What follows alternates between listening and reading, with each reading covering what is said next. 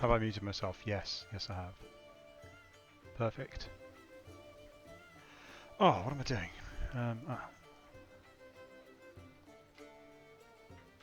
Ships.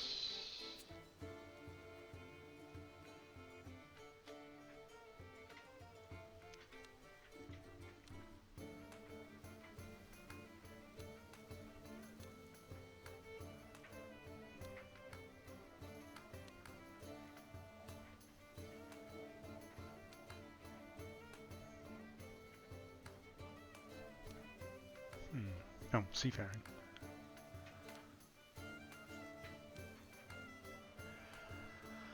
Oh! Hello, everybody. I have got all sorts. I've got the tumble dryer on and the fan on. Can you say if there's any noise on the stream?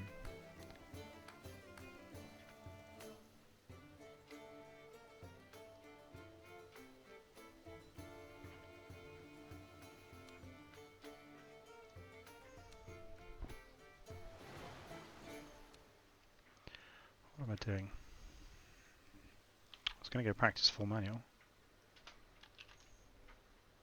I feel like I should do something else first. I'll do my rune crafting. I haven't got my presets memorized.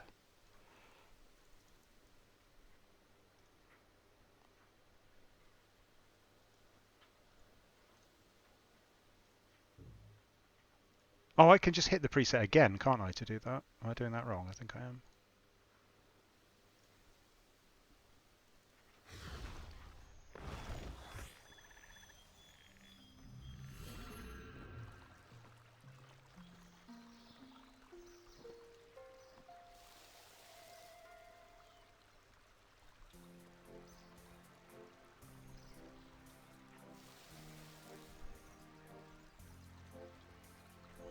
The whole rune crafting flow feels very old school. Even with the wiki doing it, it feels old schooly. Like manually withdrawing the essence feels very odd.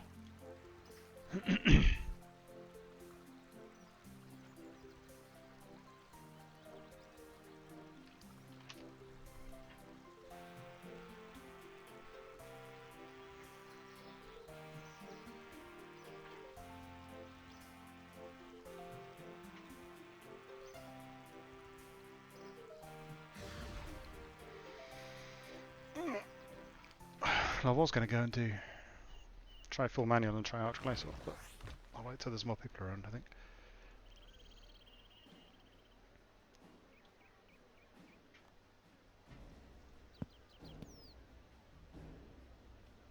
What should I do in the meantime? Wait, what's on my to-do list?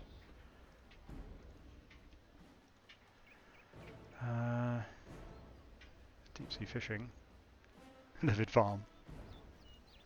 I'll go clear up my animals.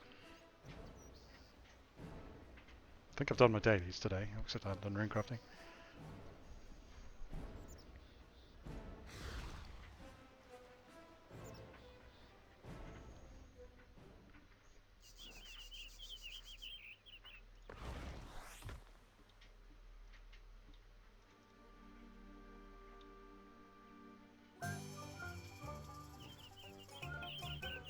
I have a feeling I'm probably doing the farm wrong in a way.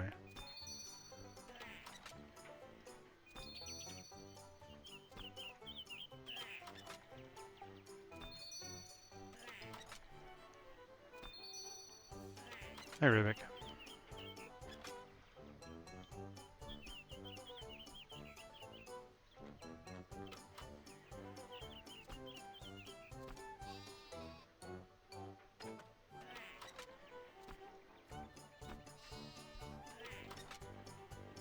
Should probably clear out that dead herb, shouldn't I? Oh, noted produce makes this flow a lot better.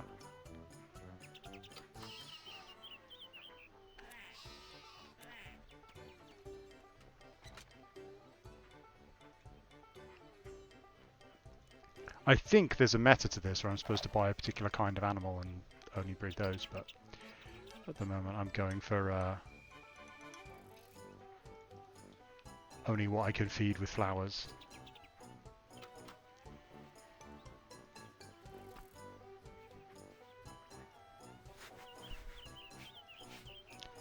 The flow of this interface is slightly awkward.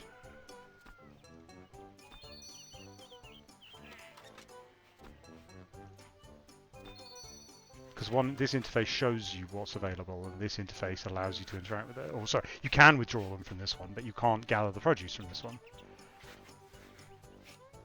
Which is a little awkward.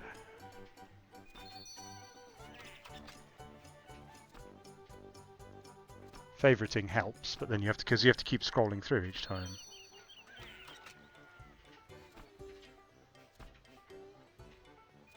Mutation and charmed. Is that better? Probably doesn't matter, does it? But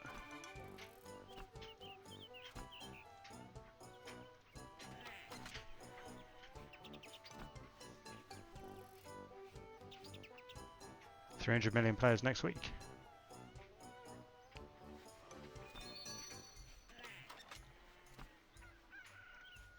Wait, didn't I just favourite him?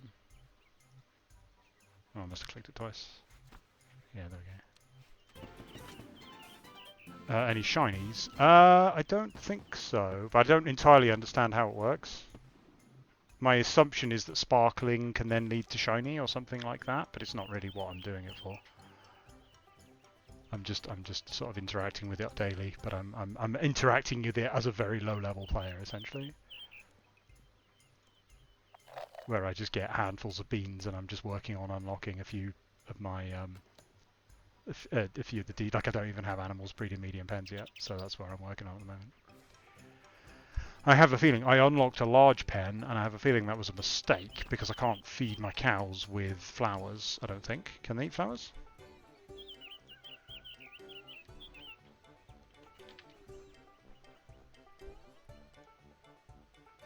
Their own farm cow.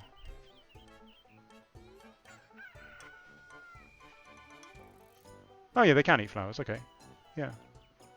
Okay, so I could do. I can and should be doing cows as well. Oh well. I need something specific to do the paddock fence. I can't remember what it was, but I didn't have any of it. What was it? Oh, you're 20 mahogany planks. I need to go make mahogany planks. Might as well do that, I guess. Why not? Hang on, can I? So I did some work with the lumber mill. The best flow I can figure out is going via the infernal source, which feels very much like not how you're supposed to do it. But I haven't looked up a better way. But if I get the archaeology journal and a bunch of mahogany, I do have some mahogany.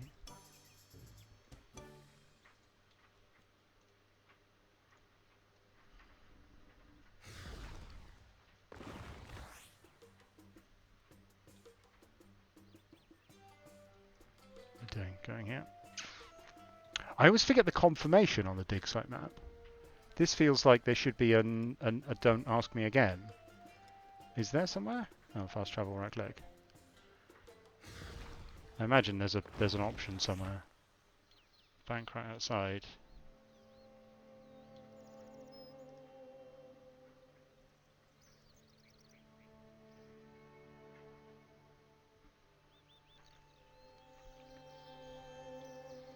This feels like the best way to make mahogany planks. There's a bank icon on the minimap.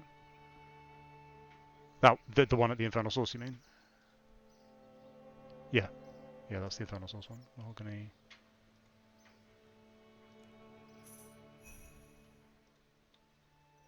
Buy 20 mahogany. Oh, yeah. Wait, it was 20. Was it 20 that I needed? I can't remember now. I think it was, wasn't it?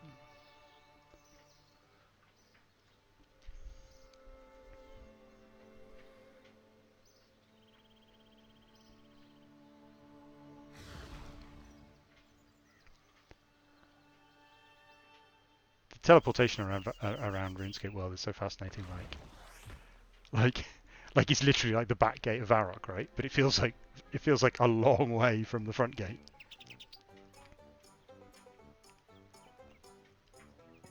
I think it was rune nails.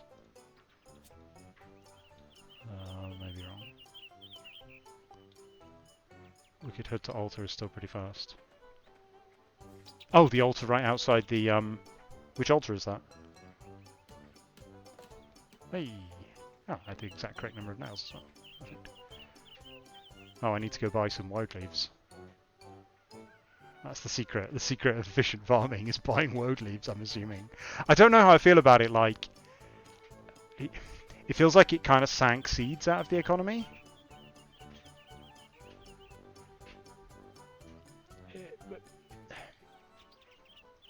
But especially because of the way it works, like because of the way food gets withdrawn even if you don't need it, right? Like food just depletes over time, right? It doesn't convert food into animal growth.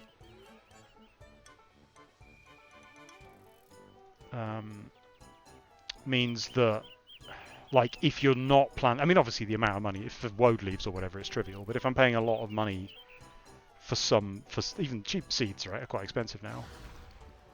Means something that can only... So, like, I was raising chickens because that's a good way to get feathers. But that's, like, the fact that you have to feed them seeds and there's no source of those seeds because it was planned to be an item sink rather than a activity that you can do in your own right. I don't know. It's intriguing. Food keeps them healthy and happy to breed better. Yeah, it does. So, like, it does something, right? You need it to do something. Where's woad leaf, man? I made the classic mistake of accidentally buying too many woad leaves, and then fed them all and ran out almost immediately. How many would I like? I don't know. How about 10,000? Yeah, love it.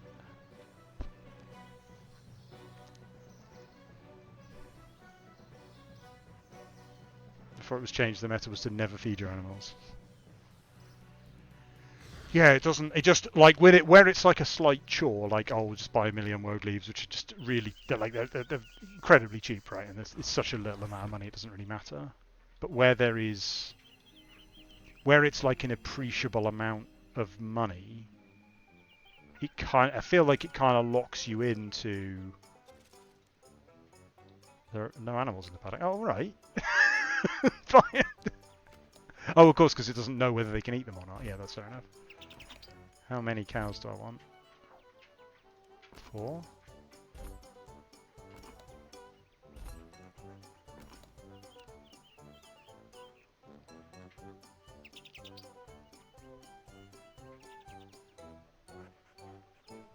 Surly, virile, and studly. Lovely. What a charming assortment of cows.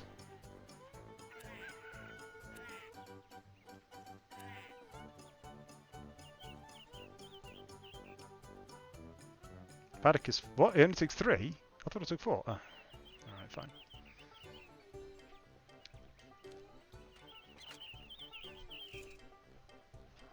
You hyped for Monday? If an animal has a high breed chance, you don't care about XP, they don't need food. Before it got reworked, the XP didn't get feed out of it.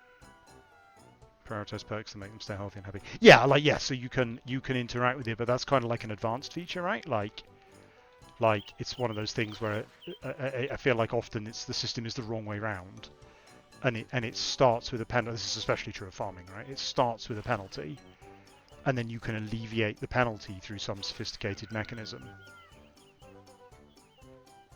But until you do that, there's like a hurdle of complex management you have to get over in order to get to that point.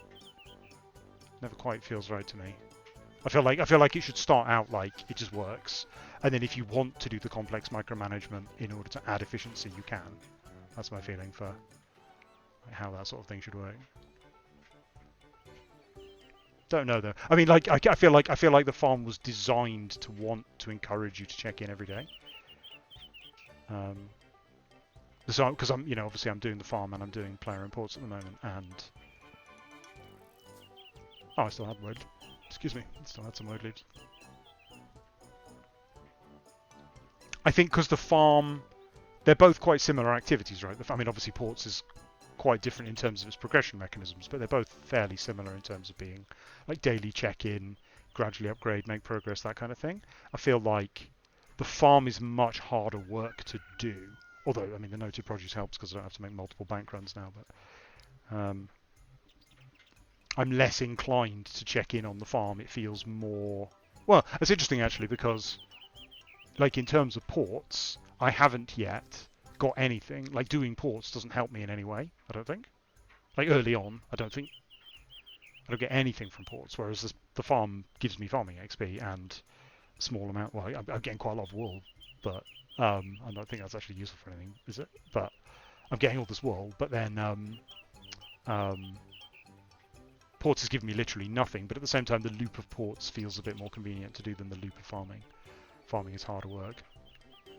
Do I need to fill these water barrels? I realised I hadn't. They look like they've got water in them. Oh, well, it doesn't matter. Right, what am I doing? What are my current stats? 57 farming. My current priority, I suppose, is getting attack to 70 so that I can use an augmented crystal halberd. I think that's my current highest priority. And then after that, range to 70 for the same reason. I unlocked Invention.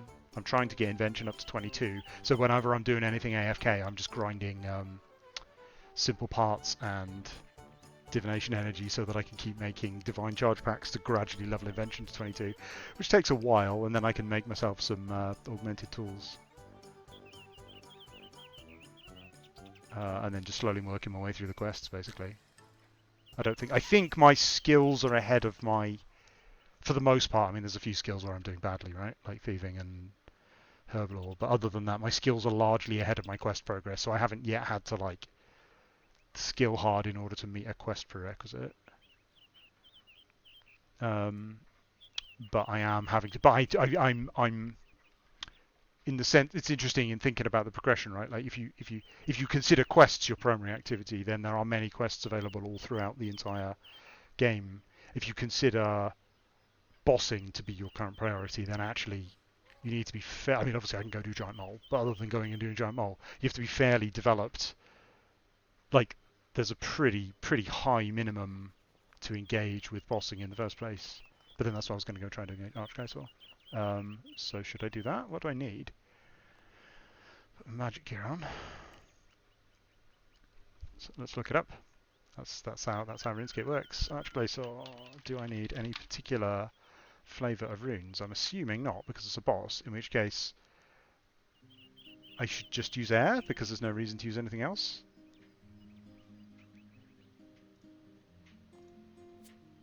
Am I missing something there? I should get some air runes. What else do I need? Nothing. A couple of mechanics potentially prefer fire. Okay, sure. Fire, no problem. Other than that, I don't need anything, do I? I need food, I guess. Probably. Let's bring some food and see how it goes. I won't try starting with manual. Let's just go try Arch-Glacor and see how it goes. Right, where am I going? I'm going to, ironically, I'm going to the archaeology dig site, right? Which I'm not going to need my bone crusher, am I? Because I'm fighting Glacors. So I might as well bring the archaeology journal.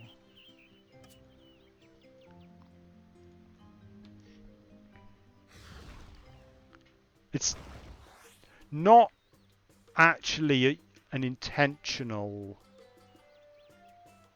It wasn't like intentional cleverness that you use the archaeology journal. Like that takes you to St. Iston. Wait, where's the door? It's around here, isn't it? For some reason, I always think the door is on the south side. I don't know why, but I've internalized that the door is on the south side, and it's not. It's on the west side. I don't know why I'm confused by that. So I have done Zamorak, weirdly. I've killed Zamorak in story mode, but I haven't otherwise really gone to St. Iston at all. I'm not really going to worry about, like, there's obviously an interesting analysis to be done here in terms of the fact that the story progression feels a little bit strange. You know, I'm nowhere near doing this story. I haven't done any of the prerequisites for it. It's worth... I guess it's like... I mean, there's a comment to be made there, right? In terms of... it's... Hey, guys. Hey, buddies. I didn't look too much, actually, at the zombies. Let's have a look. What zombies you got? Does this feel like a unified task force? Every culture and nation represented. Yeah, very good. Good on you, Americans. I was thinking, I was thinking about this problem, like, because I've spent the last like 5 years worrying primarily about law and law consistency and that kind of thing, and so obviously I'm very familiar with the problem of like, at this point in the story, I'm not here, and and all of this is gibberish, right? Like, to me as a player, I've done. What have I done? I mean, I'm going through this. I'm not strictly going in timeline order. I'm mostly going in release order, but that's roughly timeline order. And so, from that point of view, I'm doing the elf storyline, and I haven't even started the Sixth Age yet. I have completed Missing Presumed Death, but only because I completed it years ago. So in that regard, like, I'm familiar with the problem that this story hasn't started yet, and then ideally I would be engaging with the story of the period of the game that I'm in, but the content just isn't built to support that. It's a shame that God Wars 1 wasn't built in a way that does this, but it just doesn't, and there's not really anything I can do about that.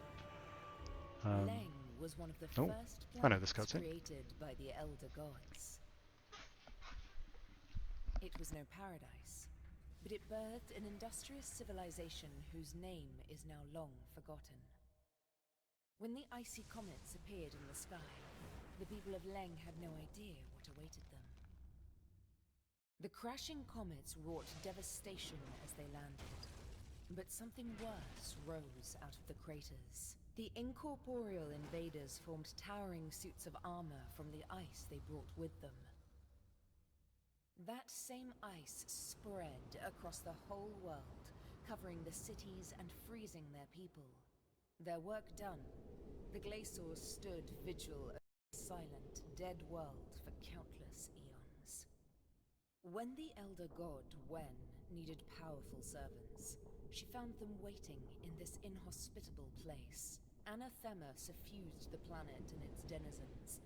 Could she really unleash them against Gielinor, the hatchery for her precious egg? Unwilling to approach such tainted beings, she opened portals for them and turned her face from the destruction to come. I intended that cutscene to be not very... It's supposed to just unambiguously clear up a bunch of stuff. But I noticed that the response to it was fairly mixed. Right, now I don't remember all the Glaciate mechanics. I did research all the Glaciate mechanics for this boss, but I've never actually fought them. I don't remember what they do. Well, sorry, I've auto-attacked my way past these ones and ignored them. But should I just run for the boss, or should I stop and fight? I think I should probably just run for the boss. Let's go, guys.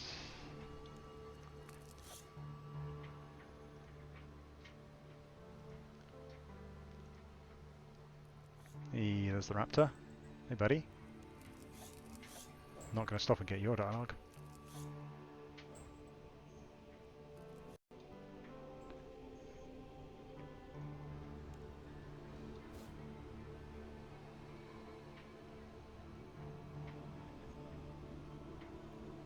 Choose the boss mechanics. Site mechanics. It's now active. I was in all the design meetings for this, but I never actually playtested it. So I'm kind of experiencing this blind.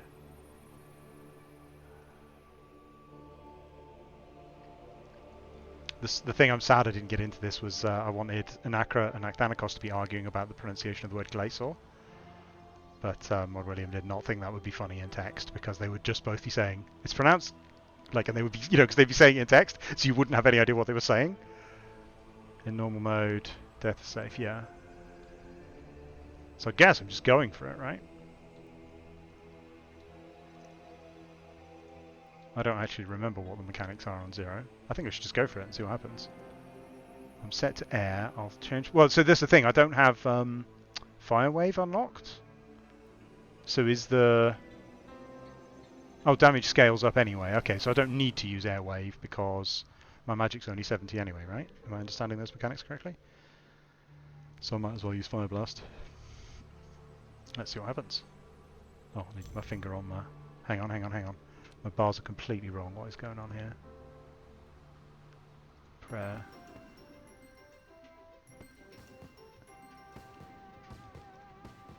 Does virtually nothing. Right. Yeah, love it. Minimum players 1. Start. Does it do less than KVD? Hey buddy, where you at? There you are.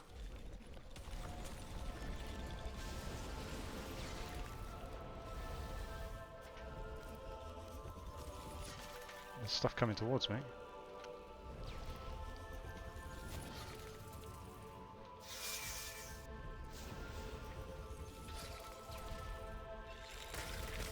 I haven't seen a damage pop up on me yet. Oh, magic. Right.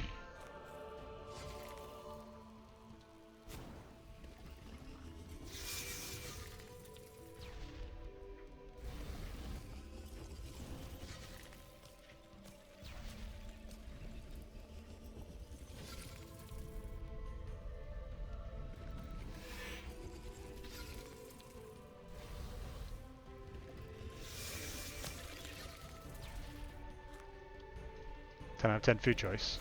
What, my Desert Souls? Yeah.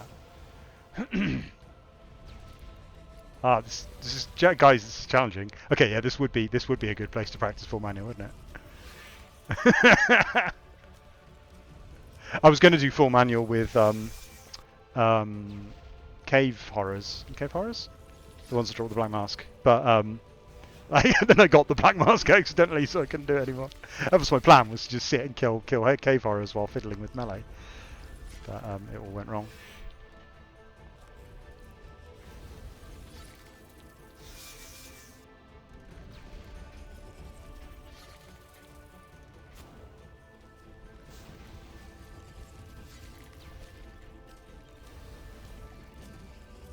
Oh, it's different. It's different. No, it's different. I had to respond to that, except I didn't actually, but coincidentally I happened to be stood in exactly the right place. I'm not paying attention. Ah. Maybe that Project Combat guy is right. Maybe combat does need to be engaging.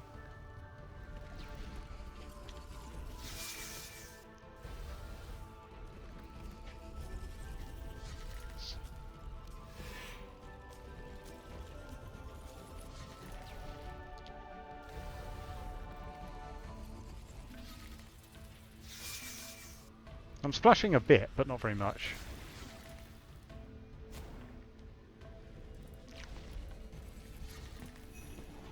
Oh, we did it.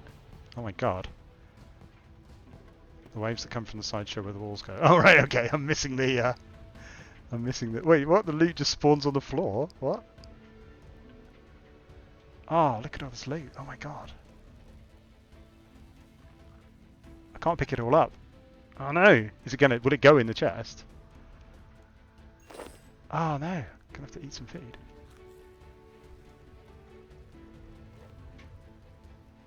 Okay, well that was easier and more rewarding than KVD, I would say. Which I guess doesn't really matter from a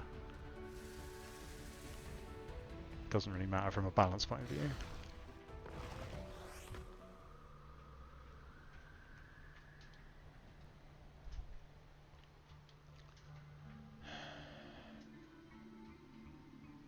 Interesting that from a... Okay, so I could be doing this through War's Retreat, presumably. Now that I've killed that boss once, I can do it through War's Retreat, but it cost me like 500k gold or 550k gold or something in order to attune the portal. I'm just thinking about, like, it's interesting that thinking about it from a, like, a experimentation and learning how to PVM, I would prefer that there were a bank chest here. Because it's not like a bank chest here would be unfair or broken in any way, because I can just do it through War's Retreat. So given that I've bothered to come here, which I would expect as a sort of novice player, I guess you could argue that we should be training people to use War's Retreat, but I'm not sure I agree with that. Does War's Retreat teleport me to here, or does it teleport me up onto the aqueduct?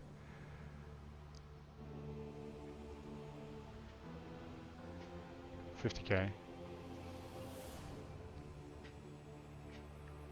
Tells me to where I am, yeah. Well, let's go try that. Hang on. Where's my War's Retreat teleport gone? Oh, because that's on the wrong bar as well. I think. Yeah. There we go. I think those bars got switched around because of mobile.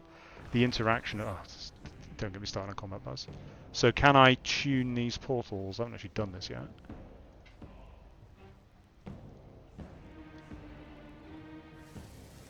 Oh yeah, he calls me Project, doesn't he?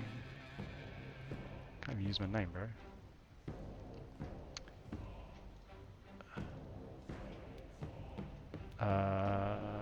Resonant armor can go there, sure. Oh, Hydrix bolt tips.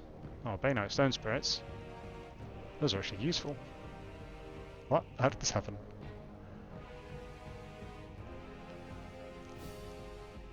Free to play swaps your bars to free to play bars.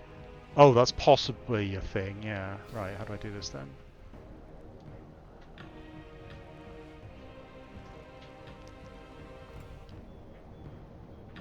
Arch-Glacor. Did that? Oh, did that not cost me anything? That's weird. Can I... Let's go get a Reaper task and see if... Oh, wait, hang on. Oh no, that's not what I wanted to do! Ah! My Reaper task is... is Dagonoth Kings. The first time is free from a blank portal. Oh, okay, so it costs money to retune it. Ah, okay. Alright, so if I go out... Can I get a new... So I got a Reaper task weeks ago. Can I get a new Reaper task now? Oh, hang on, I should send my ship off. It's very important that I do that. Don't want to miss out on any of my... any of my port's progress. Oh, what? I thought it just said it finished. Did I misread it? Apparently. Oh, it evaded a pirate ship, right, whatever. If I go get a Reaper task, it might not give Glacor. Yeah, I might as well try though, right? Like, I'm not going to go do Dagonoth Kings, so I might as well ask and see if I can get a task. Get a task. There's no guarantee the new assignment will be different. I'd like a new assignment. Barrows Brothers. Oh, I should probably try to do that anyway, shouldn't I? Alright, well I'll leave that with that. But I'll carry on with Arch-Glacor for now. Can I exit straight to wars from here?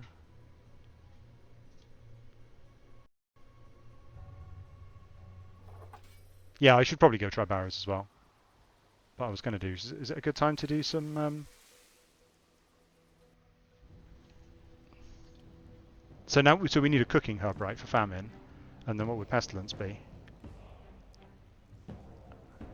I'll try with one mechanic, right? I guess I should learn the mechanics before I just spam 3. I don't know. I missed the door. Oh, was there a door? Like back next to the death statue. Right. So what can I turn on? Flurry. Yeah, sure. Let's turn that on. Flurry mechanic.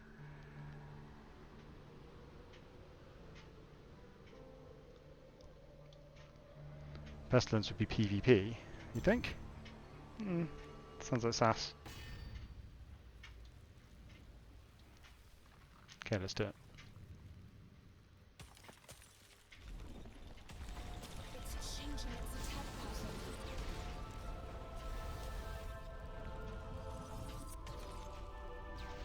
Okay, it's going to do something and I need to remember. Oh, is it that?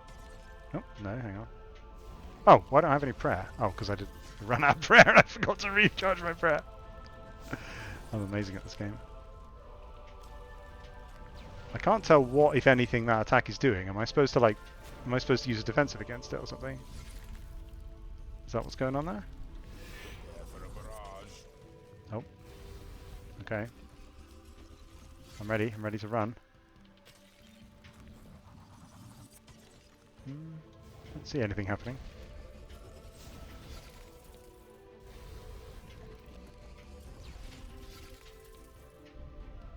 It's doing range and magic now. Oh, is that the difference? So like I have to flick now. Prepare for a barrage. Faster attacks incoming.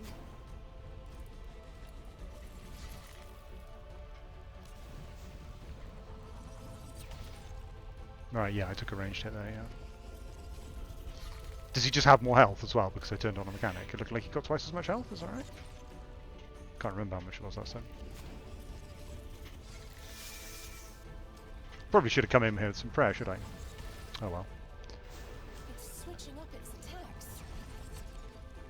Faster attacks incoming. Flurry assumes you see green, blue wind up. The ice at your feet is ranged. So ice at your feet means about to take a ranged hit. Yep.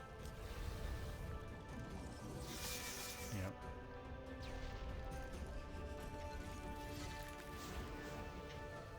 I didn't see an obvious... Okay, so no ice at your feet means a magic hit, right? Yeah, okay. React to its attacks accordingly. Sure, Ariane, I will totally do that.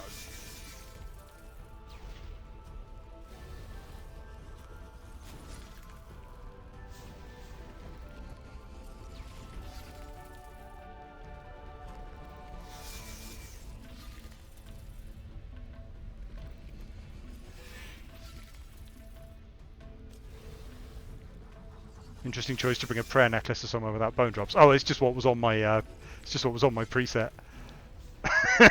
I'm not sure I even have a better necklace. I also brought no prayer points, so I'm an expert at this. I've gone for my prayer spec. I unequipped my bone crusher, so I was conscious of the fact that there was no bones, but yeah, my preset happens to have the dragon tooth necklace because then I remember to use it.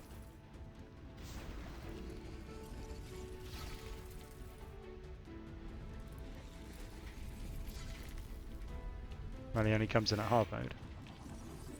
It's switching up its attacks. What does focuses its attacks mean?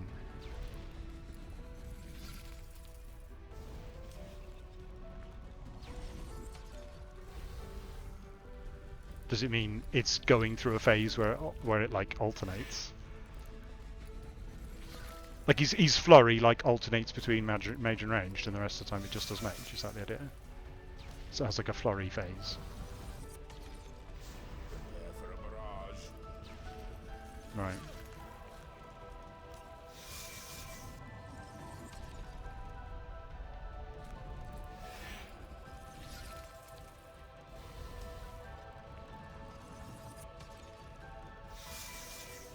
I mean, I feel like that would have been a more engaging mechanic to interact with if I'd remembered to have any prayer at all. That would have been great, right? That's going to be my next strat. Bring prayer points. I don't think I can...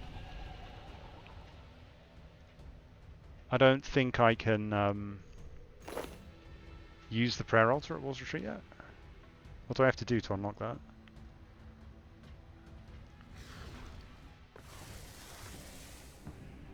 Flurry is attacking faster with random range and mage. It wouldn't do it normally the whole fight, but it's the only mechanic I have on, right? Yeah. Makes sense. So how do I need to like... How do I buy the altar? I have to kill 200 bosses, right? Yeah, of course. So what's the flow then? Like just teleport to the place with the nearest altar, which is what, Lumbridge or something? Falador. Oh, okay. Oh yes, it is, right? There's that weird one just outside. What did that used to be, that one? It feels like it used to be something else, the Falador one. But I don't recognise it at all. Unless I do this one now, yeah. It doesn't... I feel like prayer... I feel like prayer should reset on death and recharge next to a bank the same way hit points do. It feels kind of pointless that it doesn't. It was the Death of Gothic's Memorial. Was that I don't remember that event. What event was that? Was that the Butterflies one? The Butterflies event? War's Retreat is meta is weird. Yeah, right? That's how I feel like... I sort of don't mind that you have to unlock the altar. It makes sense, but yeah, it's a bit strange that...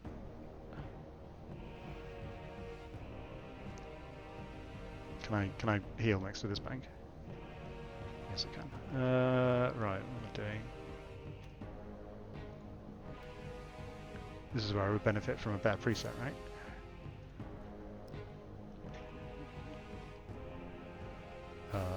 Seed. Okay, so I need a prayer potion. That's a good start. There's my prayer potion. There it is. And I need some more of my excellent food. And then I need to, what, keep buying my prayer potion? Is that a good idea? Will that... Oh, will that... You know, I should know this, but I don't know this. Will that automatically go through the different doses? It really, really should, but I wouldn't put it past it to not. If it was get kill count on the following bosses.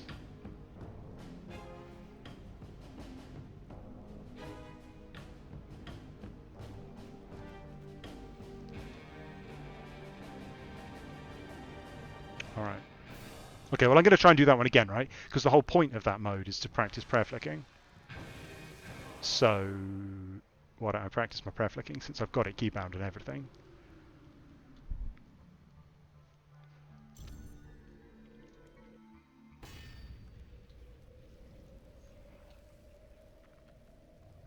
So I should default to mage, probably. Oh, right, and ranged. Did I do it? Oh, no, I switched back. Oh, no!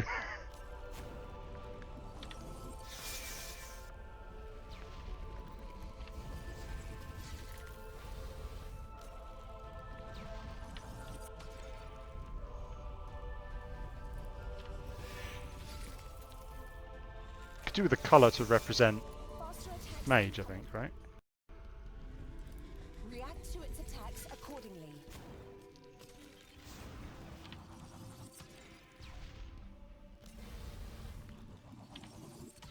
Oh, no!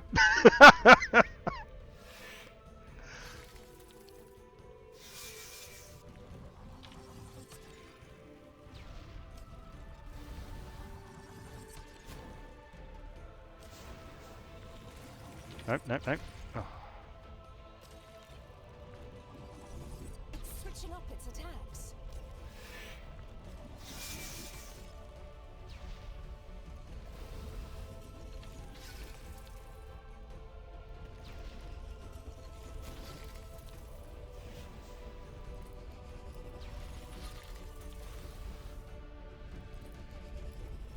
Yeah, because it's the same animation with green or...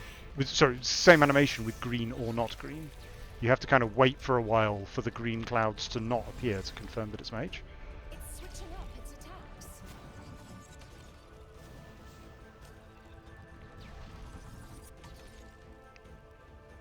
You have no idea how hard I'm focusing on this.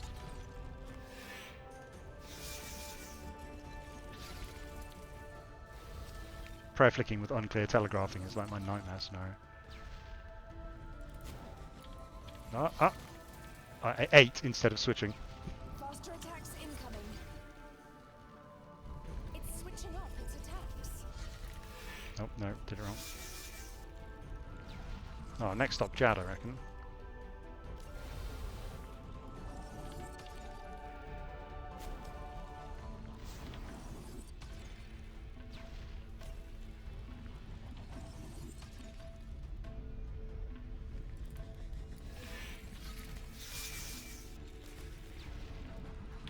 It's changing its attack pattern. React to its attacks accordingly. Can't read the chat at all when I'm doing this. Oh, no, did it wrong.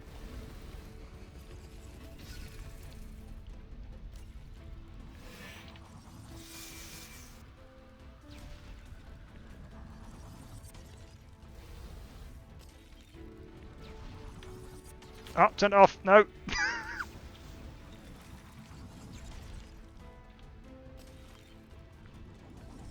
It's switching up its attacks.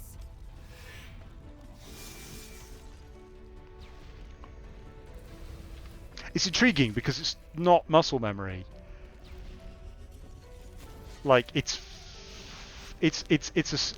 a mechanic respond to mechanic thing, but it's in an incredibly trivial way. It's context sensitive what you have to do because, like, if it attacks with ranged but you're already praying ranged, you do nothing, React to its which is attacks. kind of intriguing from a game design point of view. The idea that the boss does something and your correct response is to not do anything is quite interesting. Turns into muscle memory.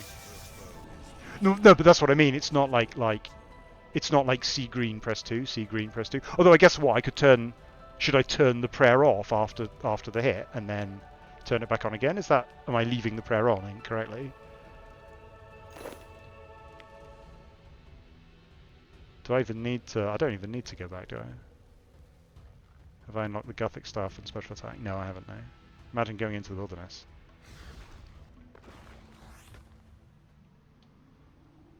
Like I'm used to the idea that with the boss, you like, you know, the boss has a telegraph and you respond to the telegraph in the correct way. That's normal boss design. I'm kind of intrigued by the idea that the boss has a telegraph which you ignore. It's arguably it's good because you have to think more, right? I don't know. Right, let's do another one. I'm going to completely collapse when there's more than one mechanic at once. Right, what do we got? Pillars of Ice. That sounds terrible. When you master it, you inflict a soul split. Yeah, that's so that then becomes more like muscle memory, right? Like button, button. Okay, like prompt, same response. Prompt, same response. Soul split is the baseline. Yeah, yeah.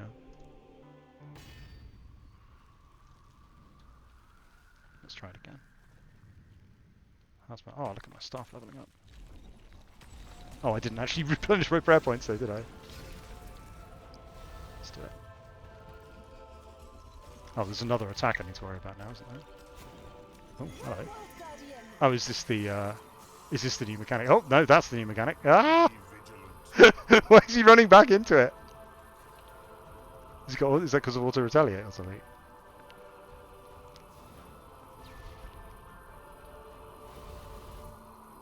Watch your step.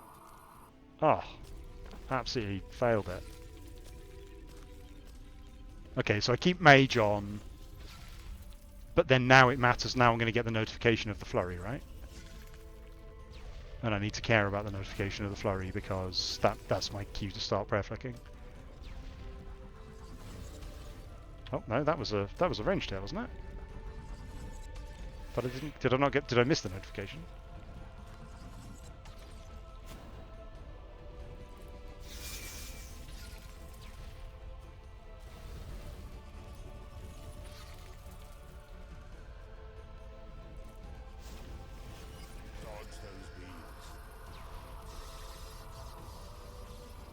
Looks like it's not super important to keep DPSing.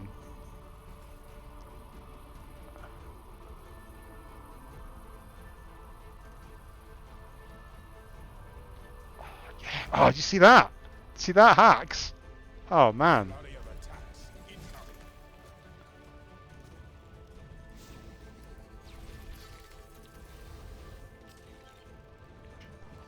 Oh, no, that one.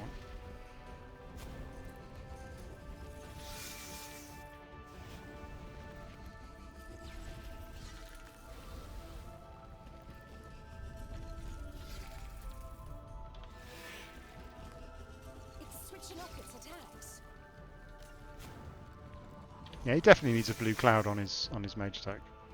That's my feedback on this boss.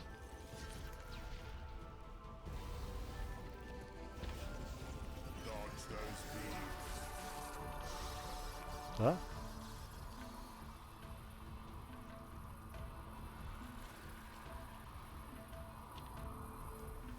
Huh? Should have brought more prayer potions. It's switching up its attacks.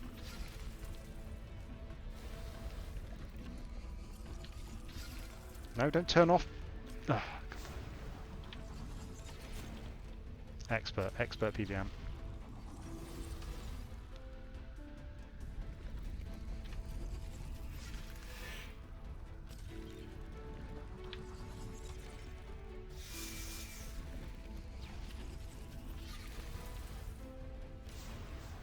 React to its attacks accordingly.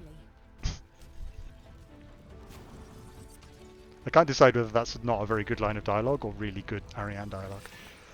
React to its attacks accordingly. It's like, yeah, sure, that's very precise, Ariane, thank you. It's honestly hard to write darks like that.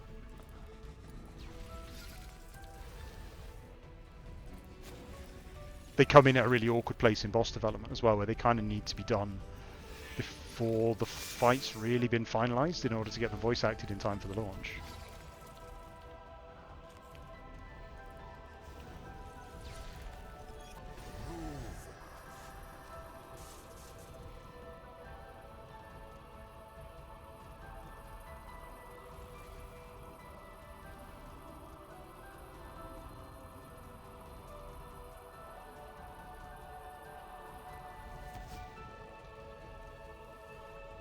It's changing its attack pattern.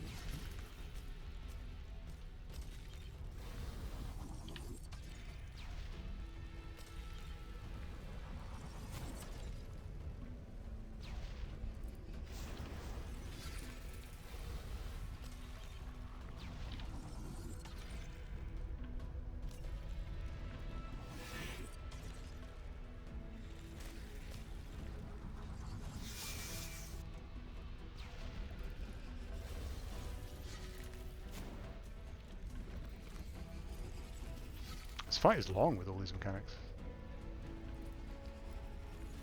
Dodge those beams. I'm assuming I'm supposed to keep attacking during this phase, but it's quite, like, by the current standards of my play, quite hard to do so.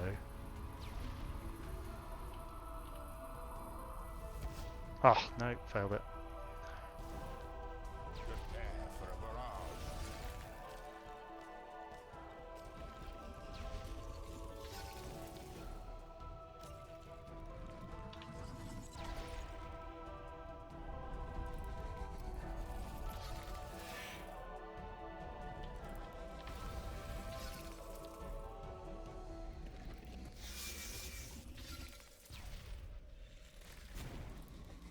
A flurry of attacks incoming.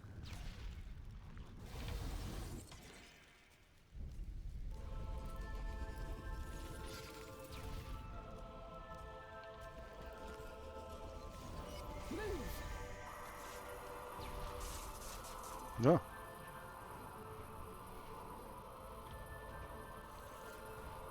I'm gonna have to make some more prayer potions. Oh, that doesn't seem fair that I got clipped by that. Robbed. It's changing its attack pattern. I'm gonna have to read back on the chat after this.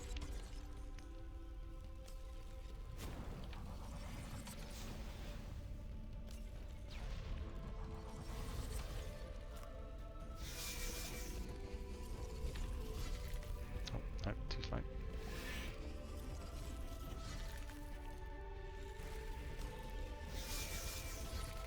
Oh god damn it.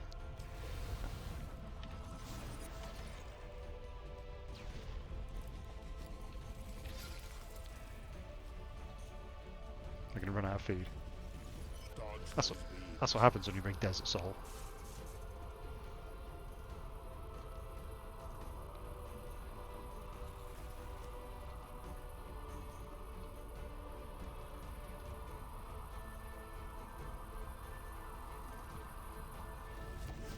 Oh, and again.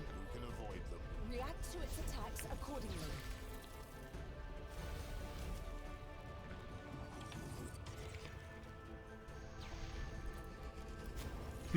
I'm not gonna run out of food and die, mate. I hope not.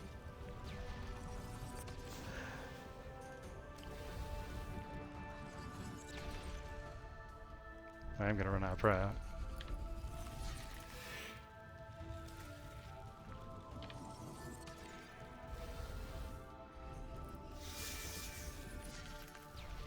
Oh!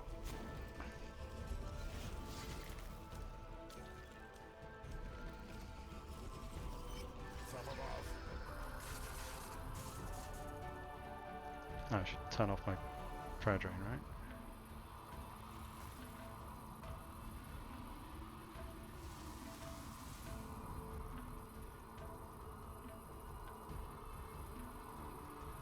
Try to avoid the No! beams. Oh. Every time. What, another? Is that another phase? Oh, God. Straight into another pillar phase, what? The air grows colder yet.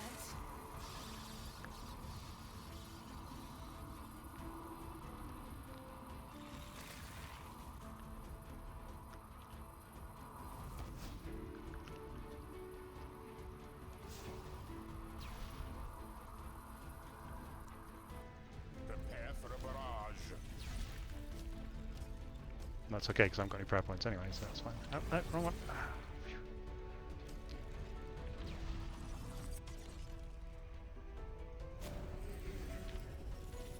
Nope. Well, it's fine.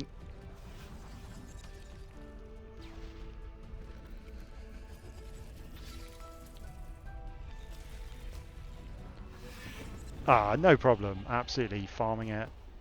No problem.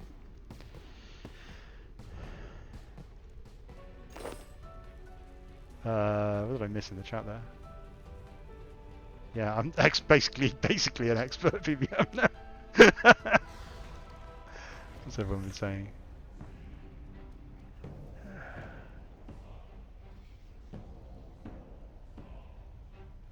Next mechanic started as the pillars finished. The mechanic changes too soon after the last time they spoke. It doesn't say anything. It blocks attacks once the beams spawn. There's a blue sparkle on the mage attack during the flurry, but it's very hard to see because the environment is blue. Yeah, you want it to be the same blue gas, right? Like, if he points at you, it's range. If he pulls his arm back, it's mage. Turn to run and wait in the right-hand corner when the pillars spawn and then surge left. Deal with the pillars and so I thought that pillar was spawning in a slightly different place. Voice acting was done, but Orion had to code word to play at what time, which is delayed by a month. Yeah, and then like you, so that's kind of the issue. Is like the voice lines were recorded, and then by that point, yeah, just voiced boss barks are just they're difficult. They're difficult to get right because like we like to like you know our I think it's fair to say that our development process is quite like, how do I put it positively? Like it's quite responsive, right? We do things in a short term. We implement feedback right up to the last minute. Like we don't like do it and then sit on it forever and then ship it later. But then that actually does interact very awkwardly with certain aspects of development, like voice acting or art.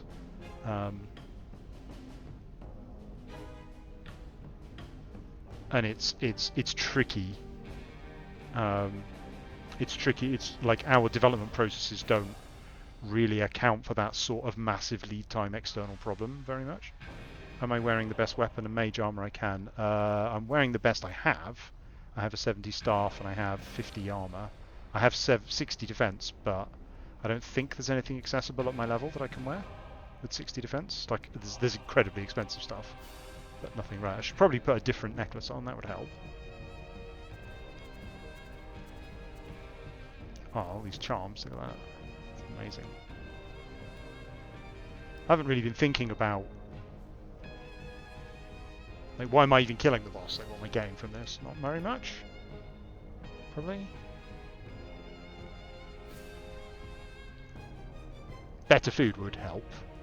I'm not sure if I can even cook catfish, actually, at the moment. But also just doing the mechanics pair would help.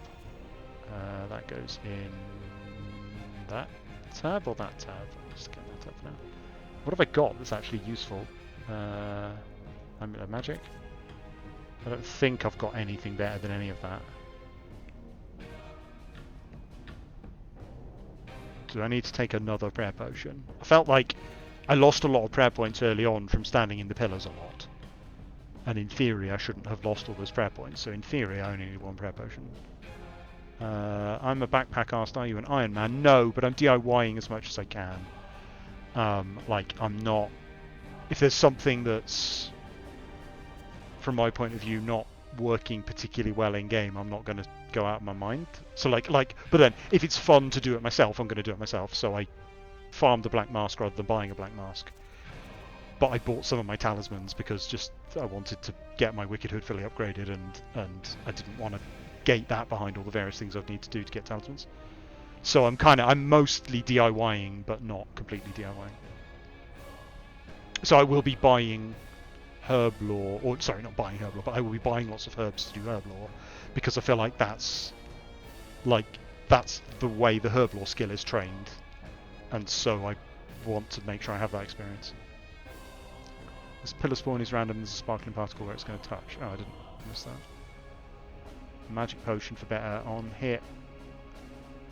Damage and accuracy would help. Yes, that's an excellent point. Where would my magic potions be? They are there. can see my my high grade equipment that I've got here.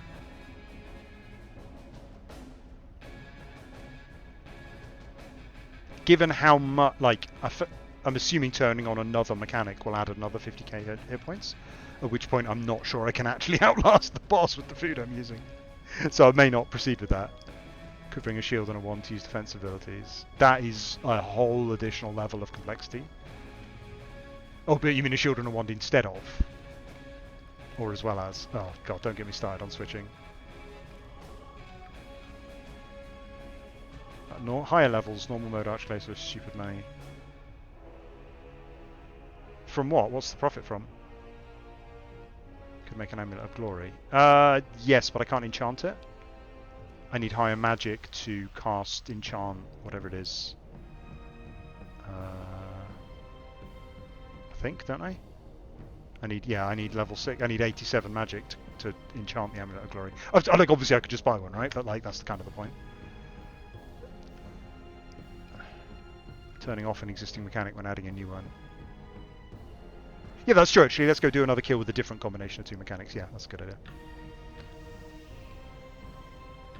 I felt like the flicking... No, actually, no. Let's leave on the pillars and turn off the prayer flicking for now.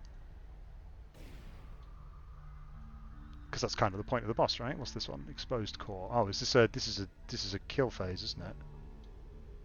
I don't think... I mean, so without full manual or some sort of special attack, I don't believe I have anything that interacts with, like, now is a good time. Is it? I think it's a kill phase. Now is a good time to do lots of damage. I don't think I have anything like that. Do I? Where I can, like, activate it to do more damage. Unless I switch up my Revo bar, which I don't intend to do at this stage.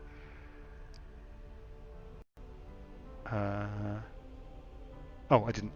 Hang on. I didn't replenish my prayer points. Oh, it does more the longer you're stuck there. You got to kill the arm. Could have one with the Gothic Staff switch. Yeah, I think this is. I mean, this is the interesting problem with Revo plus plus, right? Is like, it kind of stops you engaging with this sort of mechanic properly. Because the idea of, like, save your buff, save your resources for the DPS check, or save your buff for the DPS check, is very clear. It makes perfect sense. But in this case, it's not hard enough. Yeah, okay, I don't need to worry then.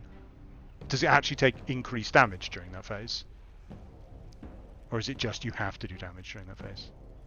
So it's more of a check than a mechanic.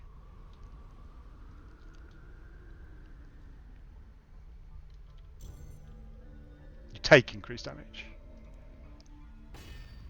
Could I rejoin my existing instance, or am I... should I have been using join there rather than start? Or, sorry, rejoin.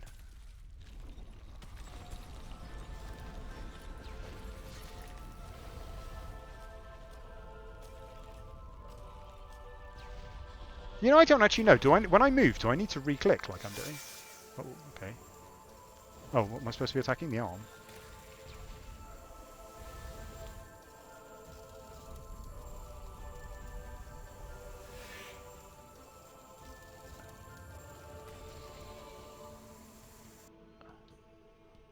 How do I see how many hit points the arm has?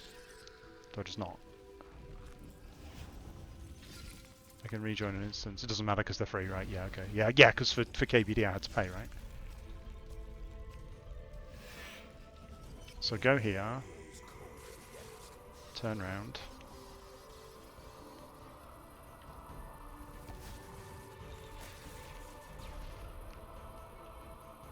Can't double surge. No! Ah! Absolute death. Oh man.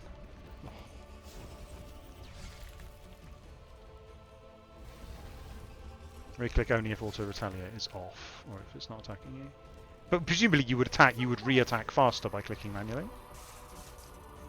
There, that spawned. Oh, okay, yeah, I see.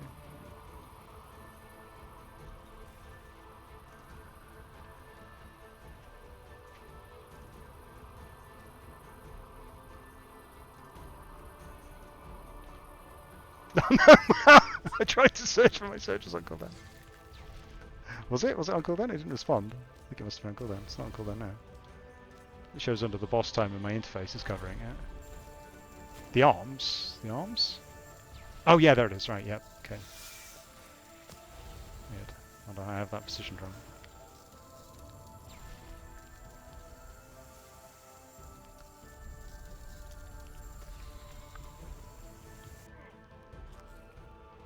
Yeah, DPS check, ShmEPS check.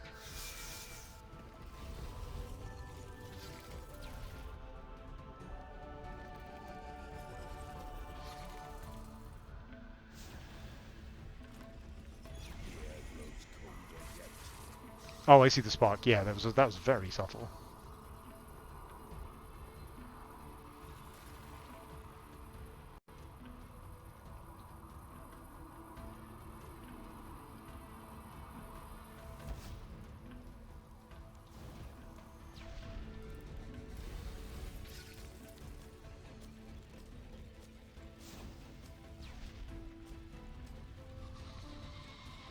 You can't be in such close proximity to its core.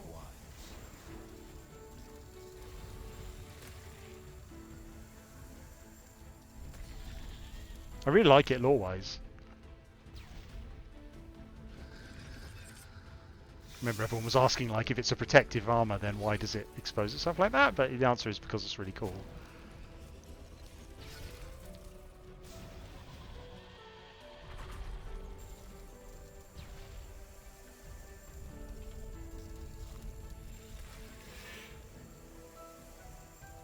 I feel like without Praying Mage, I'd be absolutely dying here. Am I doing something wrong? I feel like I'm taking a lot of damage. I guess it's just that is that phase, right? But even so, it feels like a lot of damage.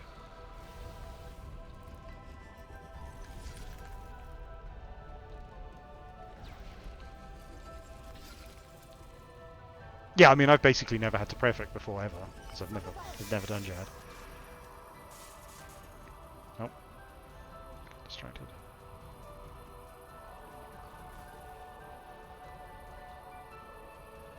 I think I remember an interesting discussion coming up of like, is it good that Glacor teaches prayer flicking because prayer flicking is kind of a thing you need to know if you're going to play RuneScape? Or is it bad that Glacor teaches prayer flicking because people don't like prayer flicking? Like, it's actually a tricky... But like, I have to say, like, given the choice between prayer flicking and avoiding moving pillars, I feel like prayer flicking fits better in our engine.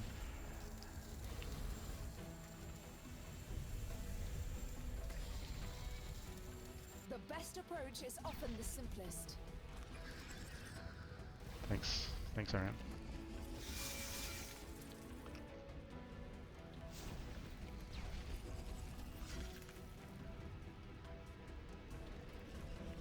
There's the spark.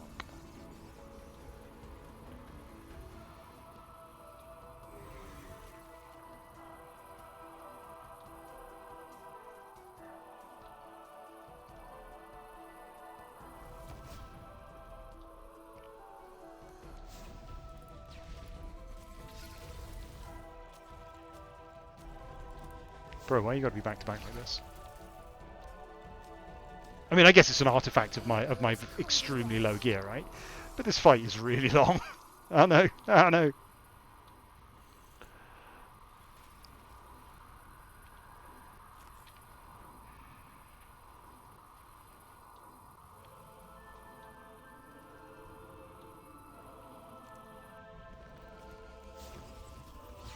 It's interesting to think about, like, what level of gear should we balance this for?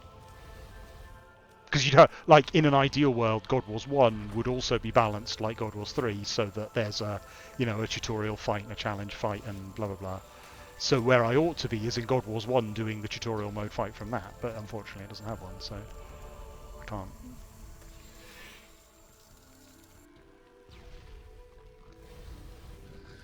I'm using a water battle staff. It's an augmented crystal staff, is what I'm using.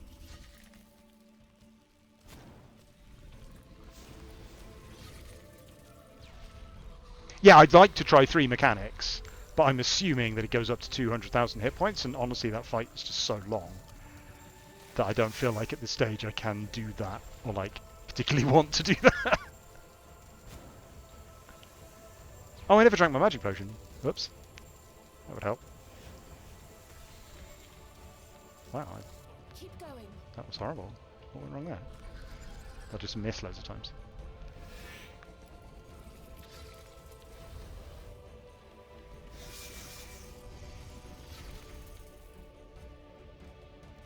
I'm assuming I can squeeze in an attack there. I haven't been thinking about it, but like... I'm assuming running a few tiles and then squeezing in an attack and then running a few more tiles is the correct way of doing it because of the way ability cooldowns work. Ah!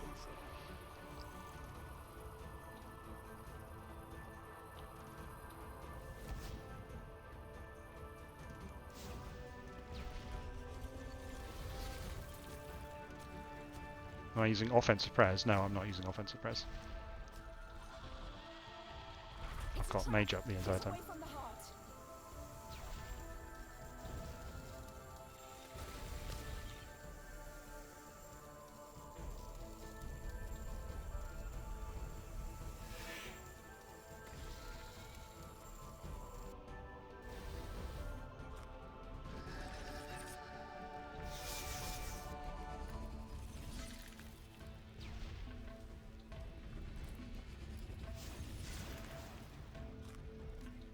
Oh, it's going down so slowly. This feels even slower than last time. What am I doing? Oh, it's because I'm attacking the arms the whole time, isn't it?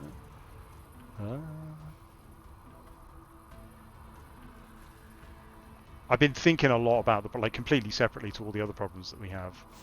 I've been thinking a lot about the ongoing... It's not power creep that's the problem, it's cumulative power creep and how long it takes to get to maximum performance and how we kind of have to balance around maximum performance. And I think we've exacerbated economic issues by taking out time gates, which I think was probably a fairly large mistake. Because various places where things were time gated limited the effect that a performance could have on the number of kills you could do in an hour. And we took those out intentionally, which I think wasn't a good idea. But it's very hard to put the cork back in that bottle, right? Because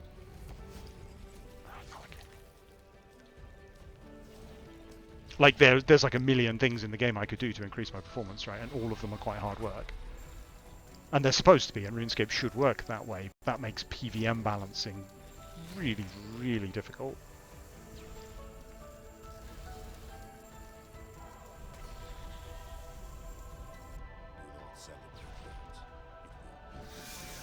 I feel like we have one of the most extreme power curves. Not like, I mean, WoW has ludicrous power scaling between levels, but WoW also extremely tightly level locks all of its content, so there's no expectation. Oh, no, no, no, no, no, no! Ah!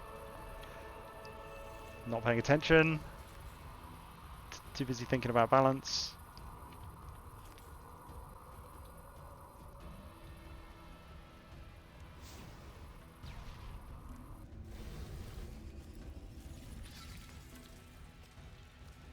Yeah, I mean, I'm not, like, obviously I'm doing the content in a way that I'm kind of not supposed to, but, like, yeah, I'm going to run out of food, aren't I?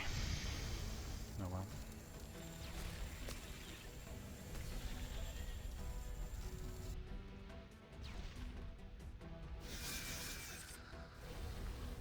Yeah, I feel like I'm doing what I'm supposed to do properly, but I'm just not. I just don't have the DPS for it, right? Like, well, weirdly, I have the DPS for the DPS check, but I don't have the DPS to actually kill the boss before I run out of food. Ah! Don't I keep fucking that up? God damn it. Those aren't beams of sunshine. I'm fine, right? I'm fine. No, I'm not fine. Oh, God damn it.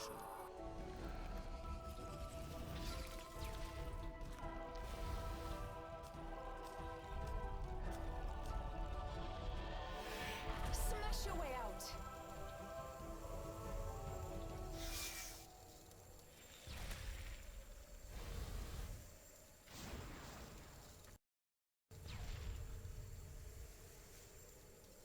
I mean, yes, I'm sure a better player could do more with the same performance. Why am I not killing this thing? What? What's going on here? Wow. Okay. What? I thought I messed up and attacked the wrong arm. What happened there? Did I just miss? Oh, it does matter which arm you hit. What? Is there any visible difference between them? So I just coincidentally attacked the right one every single time, even though it was far away from me. Range left and mage the right. Is there any way to tell that? Oh, does it match the way that he attacks during the Wow, okay, there's a mechanic. I feel like they should be quite visibly different. There's a weakness icon, like when you select them. Yeah, you don't. Well, yeah, okay. I'm not. That's arguably my fault, but yeah, there's no reason to believe that they're separate, right? Like if one of them was a giant gun and the other one was a giant magic circle, then it would be a bit more visible. The left arm. Yeah. Oh well. All right. Yeah. I mean, that feels like I don't feel like there's much point doing more of that in the sense that like to get those kills to any reasonable time is not a primary. Like I'm sorry, I could kill it faster and I could use less food by playing better, but it would still be quite a slog even if I was playing much better. So I don't feel like there's point persisting with that. I could do. I tell you what. No. Yeah. Let's do 0. Let's do 0 mechanics. Since 0 mechanics doesn't require me to do anything, and let's have a look at trying to think about what full manual would mean. I might even be able to do full manual melee. I have a feeling that full manual mage is going to confuse me a bit, but let's give it a go and see how it goes. Probably badly. Because on 0 mechanics I just pray mage and stand there, right? There's like literally nothing else.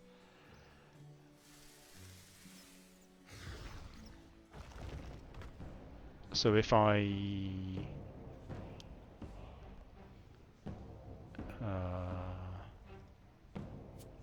oh, I didn't even need any food on normal, did I? I'll get a bit. Right, so if I was going to do full manual, so what I wanted to experiment with, and I feel like Arch-Glacor, I feel like I might as well do Arch-Glacor rather than a training dummy, basically. What I wanted to experiment with was basically trying out. Are these in order? Are these in the order that you unlock them? I think they are. No, that doesn't look right. Do you start with Rack? Hang on, let me find the mage. They are in the order that you unlock them. You really start with Rack? Doesn't have. Oh yeah, they will unlock at level 0.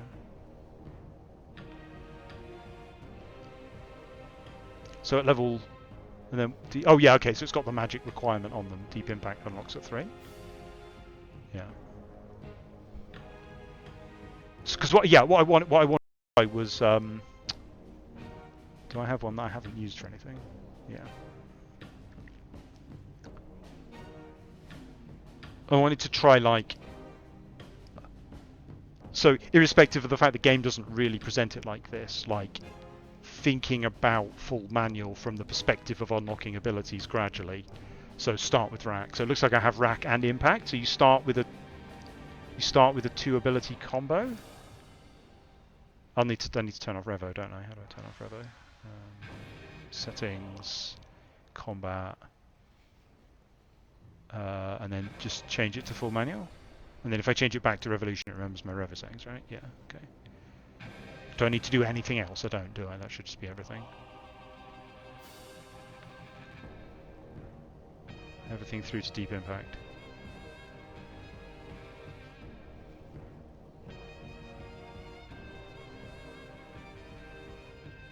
The tutorial gets you to 3 magic. Yeah, that's fair. Yeah, actually, yeah. Well, no, but it's not about like what does the player get given, because we haven't really, as the guys commented in the recent, RS Guy video, like the ability unlocks aren't necessarily laid out particularly thoughtfully. Like we don't give you Deep Impact at 3 because we think that Deep Impact at 3 is the exact correct thing to give you. So that's partly why like with doesn't melee start with just slice, or am I misremembering? Oh no, it's backhand and slice. Right, so it's the same thing, right? Impact is the stun, and then Rack is the basic spam ability that does more damage if you've stunned them. Now I wouldn't normally have a stun on 4, but let's leave it like that for long. Hang on, no, where would I? I need this one to be a different preset bar as well. Where do I name them? I name them in the presets ability interface, don't I? The action bars. No, there is a way to name them somewhere. Is that this? Oh yeah, here we go. Is there a full manual? Is that going to be one of the options? It's not, is it? Nope.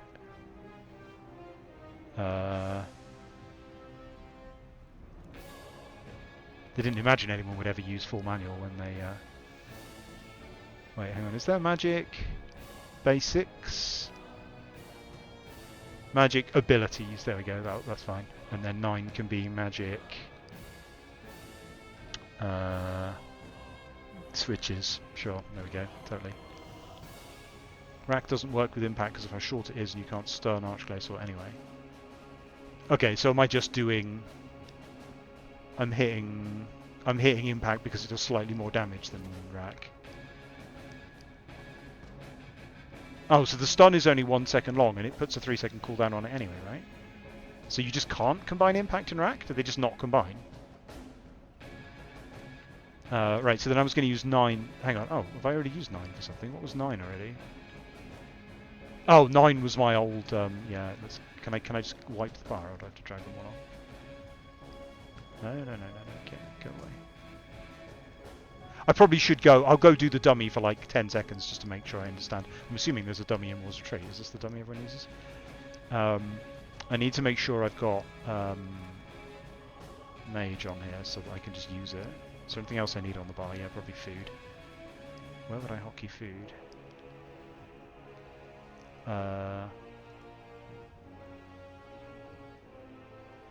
Let's put it on R for now. I can always move it to something else. Right, that gives me...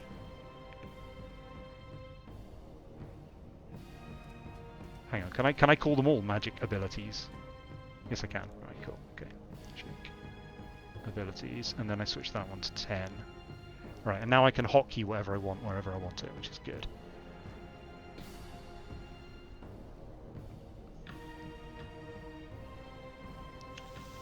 Oh, oh god, no, hang on. Except my bars are wrong, right? There we go. Because I set it up for Revo, so they should be there. There we go, right. And then Asphyxiate is worth casting. It's a channel that's worth casting. And it stuns the target for just long enough to get a rack off by the look of it. No, because is that 3.6 seconds after the channel finishes? It must be, because the stun is shorter. No, it probably isn't. It probably stuns the target and then also takes another tick, which I assume you're supposed to cancel. And then Omni Power is an ultimate that's probably barely worth casting. Where do I want that? Probably on 5. Oh, sorry, people are talking and I'm not reading it.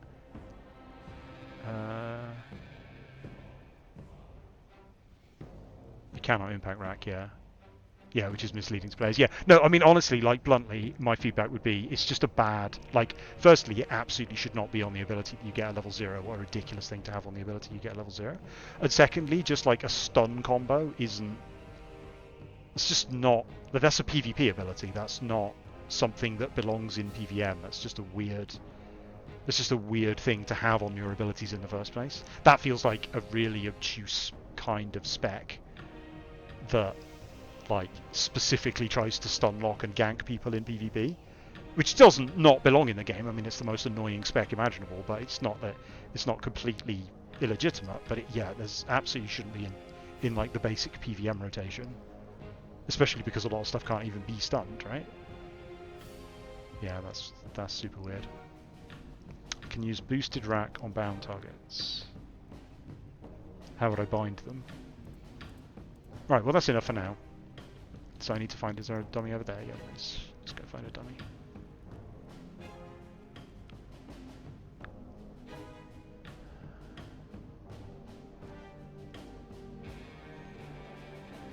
What are these? Do these just dummies do something special?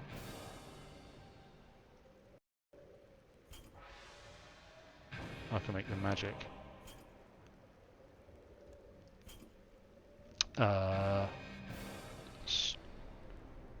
Stronger than me?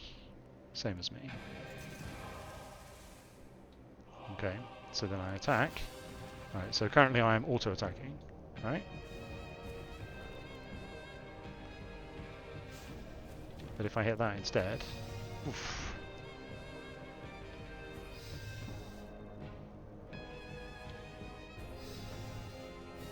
So I'm plugging my rotation with...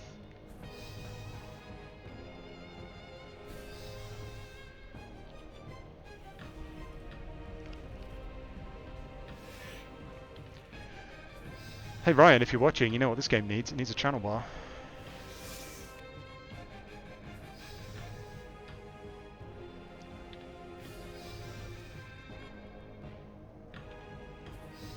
I mean, in no way a problem with our system, but obviously I am now immediately just looking at my bar and not looking at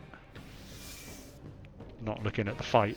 Not that there's a fight going on, but how sensitive is it to? Oh yeah, okay. If I like hammer, it doesn't disable. Okay, that's good.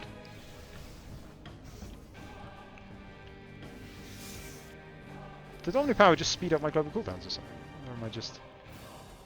Doesn't do anything like that, does it? No, it doesn't.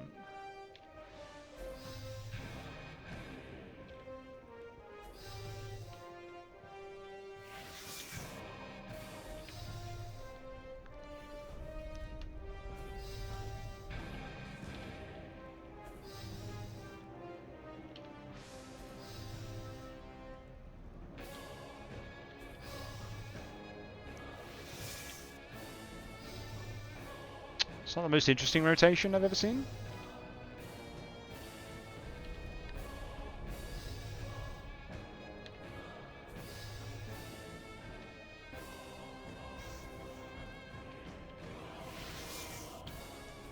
I'm assuming, am I now never auto-attacking because my auto-attack never goes off? Is that correct?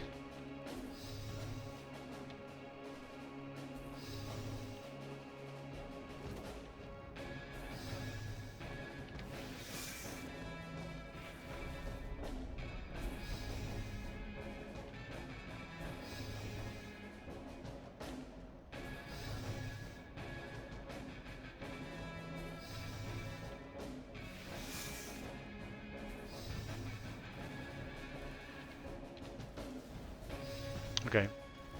I feel like...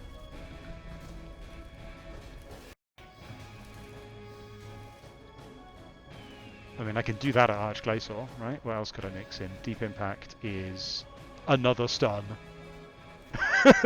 I now have... Okay. I now have 3 stuns on my bar. 3 stuns on my bar. And I'm only level 3. Sorry. It's just funny. What were they thinking? And Dragon's Breath is doing... So Dragon's Breath does more damage than Rack even to a single target. Oh, these abilities. I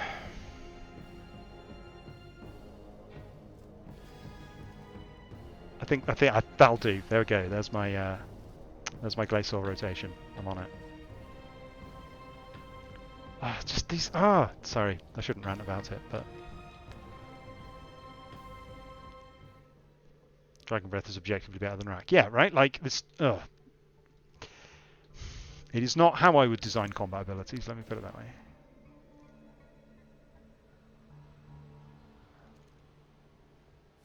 Okay, let's go.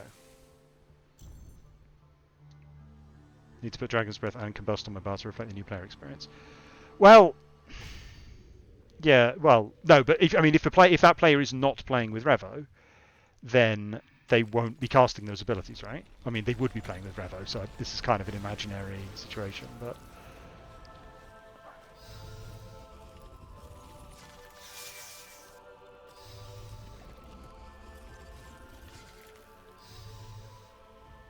in a hypothetical world where Revo didn't exist. Well, I guess that was launch, right? So this is me playing what launch EOC.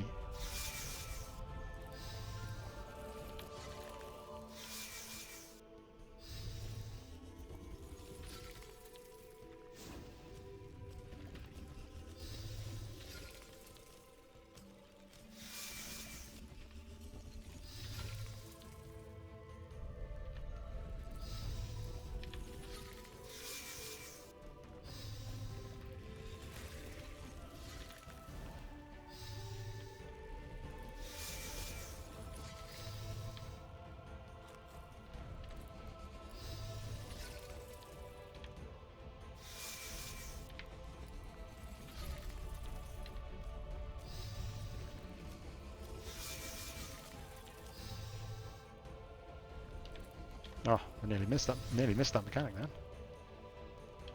Luckily, it didn't matter.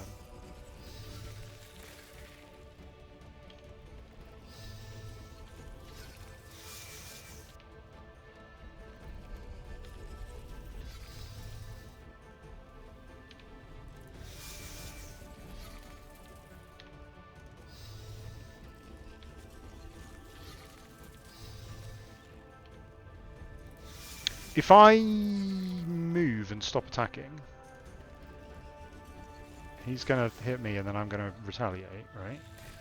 If I turn off auto retaliate and then I move and stop attacking, he's going to hit me and I'm not going to retaliate, right? But then if I do any ability, because I've got him targeted, yeah. I tried to get into the habit of like tab barging, but it didn't work particularly well. I tried putting barge, like hotkeying barge, and then like tabbing my next target and barging them, but it didn't feel like it worked particularly well. Mage potion. Oh, I guess I should mage potion, yeah. But those valuable supplies. The sound effects aren't good. Which set? You mean the sound effects of the boss, or? I should have combust and breath.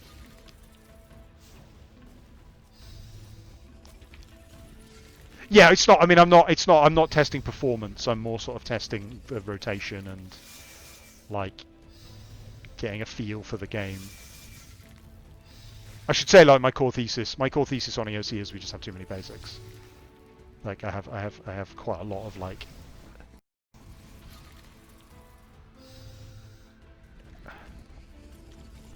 opinions on how a combat system should be designed.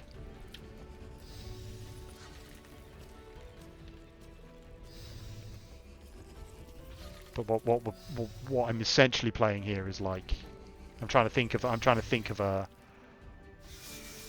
spec in another game that works like this. I mean, okay, so now I mean there's a right the ethos of Revo plus plus is that there's a priority order, right? You arrange them left to right with the highest priority, which suggests that without contextual fight dependent triggers, like you need to save a stun, it suggests that there is a correct one for any. Sorry, like if I have 50% adrenaline to spend, one of my two thresholds does more damage than the other, and I should arrange them left to right. I've actually arranged them randomly. I don't know which of these two is better. I guess I should read the tooltip, shouldn't I? 150 to 752, 40 to 200. Right, but Asphyxiate has a longer cast time, but that's okay because it's damage per adrenaline that matters in this case. Not because it's the 50 adrenaline that's the significant thing, right? I'm assuming Asphyxiate is better for that reason. And I'm assuming that I would only cast Omnipower if I have a full adrenaline bar. Well, so it may be that it's not even worth casting Omnipower at all. What does it do? 400%. So Omnipower is better than 2 Deep Impacts.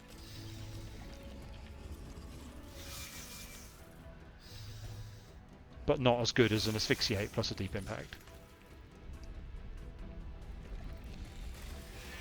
Can I clip, if I activate Rack, will it clip the end of my Asphyxiate, or will it...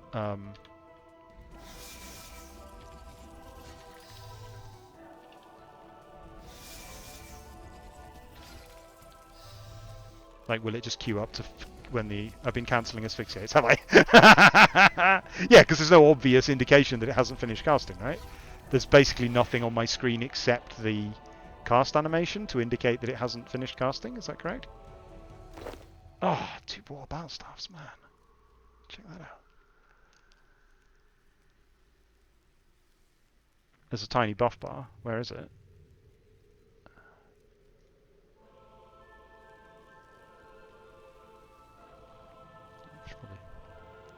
Did that cancel my teleport? Oh, I didn't. Great. You get a little Asphyxiate buff. Okay, that's not too bad. But yeah, it doesn't. There's no indication on the ability itself that it's in the process of casting, and there's no cast. But was that what Ryan showed on Twitter that he'd like? Did he show that? I think he did. Yeah, he showed a channel bar. Yeah, yeah.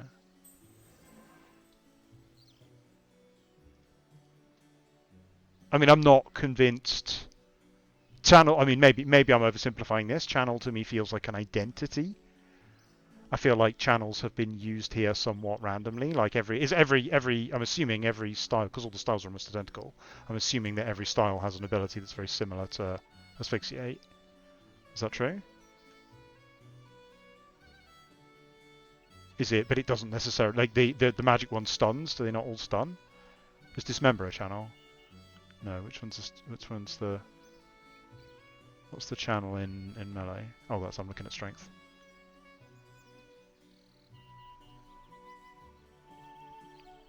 Destroy. Where's Destroy? That's higher level, is it? Right, where am I looking? Oh, because they're randomly, like, some of them are just in strength for some reason. But Destroy is dual wield. They don't feel like the channels don't feel like they give the style much identity in that sense.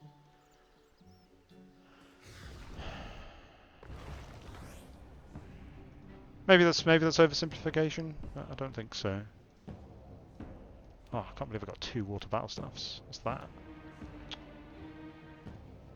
It's a summoning focus. Weird. That can go in my tab of random shit.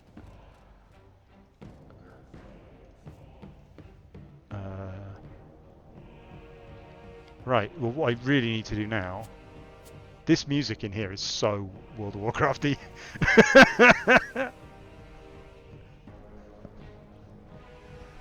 Hang on, I need to read back. I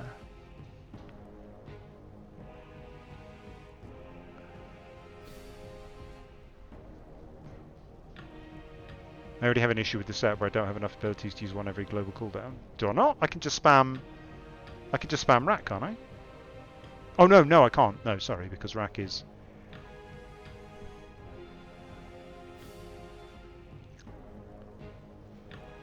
Oh, so I've got one person saying I've been cancelling all my asphyxiates, another person saying a high level play is cancelling asphyxiates. So I guess I'm just I'm just using a high level strat.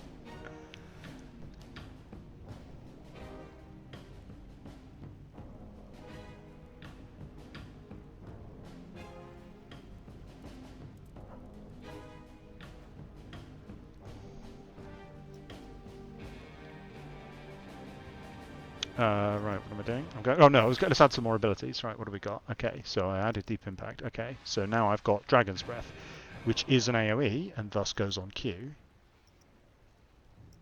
but is also part of my rotation with a higher priority than Rack and a higher priority than Impact.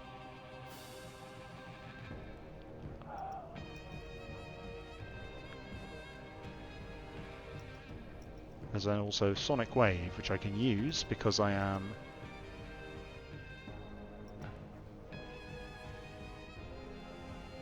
using two-handed, which also does more damage than Rack, and is also a basic. Yes. So I now have like 3 basics. What's this? Shock. Not unlocked. Concentrated Blast. Is a dual wield ability, so I'm not using that.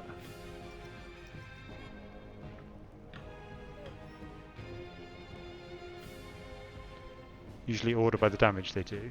Yeah, well that's the Revo logic, right? But like, what I'm trying to think about is like, assuming that I wanted to use all these abilities, then I need to keybind them in a way that makes sense. Concentrate Burst is better than Sonic Wave, because... like, it just does more damage. It does more damage, but it's a channel. So at this point, I would be doing, all other things considered equal, I would simply do more damage if I was dual wielding rather than two-handing, because I have a... Oh wait, hang on. So Sonic Wave has a 5-second cooldown.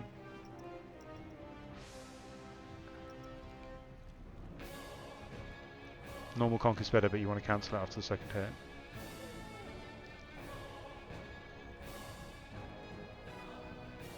And then combust.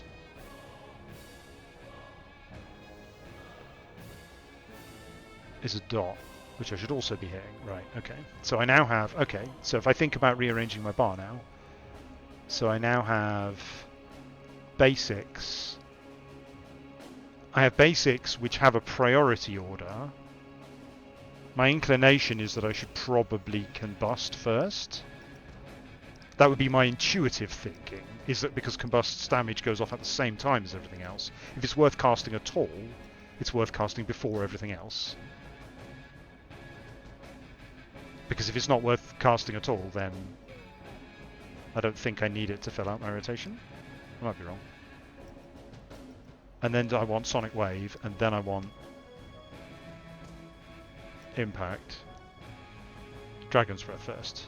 No, I haven't got Dragon's Breath yet. Oh, yes, I have. I've just put it over here. Right.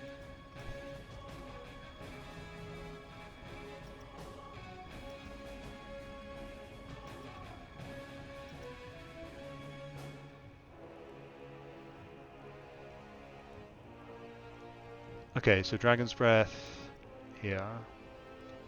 Right. So now I'm sorry. So now I have. I'm now up to, what have I done? I've equipped everything up to level 20. Right? Yes.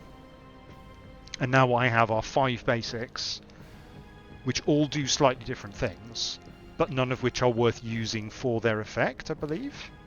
Well, so, I mean, Combust, I guess I am using for its effect, sort of. But I'm not using that accuracy to interact with anything. I'm not using the stun to interact with anything. In theory, I want to hit Rack after I do Asphyxiate. No, because Asphyxiate, the stun isn't long enough. Oh, and it can't be stunned anyway. And Dragon's Breath is an AoE, which I don't care about in this fight, but it still does better damage than anything else I have. And then I'm basically using Asphyxiate and Deep Impact, and then hitting Omnipower if and only if those two things are really on cooldown.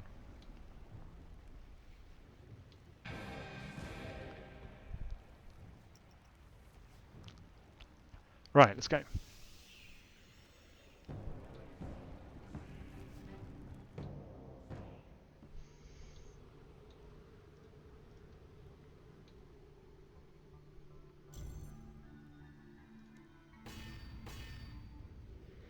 Rejoined my instance like a pro.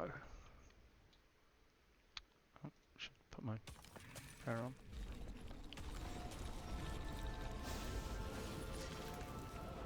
Oh, I'm not actually doing anything. Hang on. I pushed the wrong button.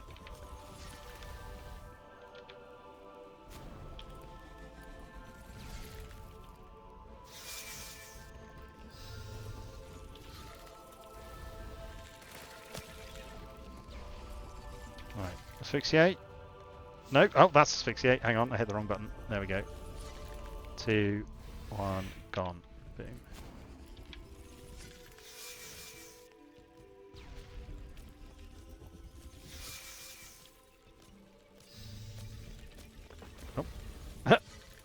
That'll teach me for looking at my rotation. 3, 2, 1.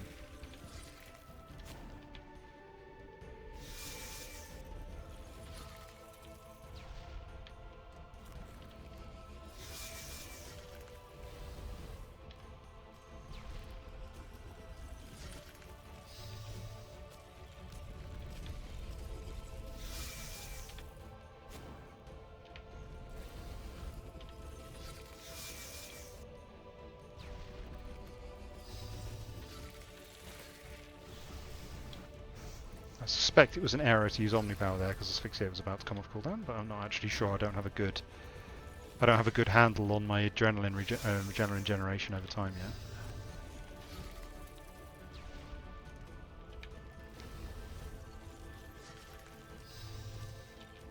yet. No, it's not too bad.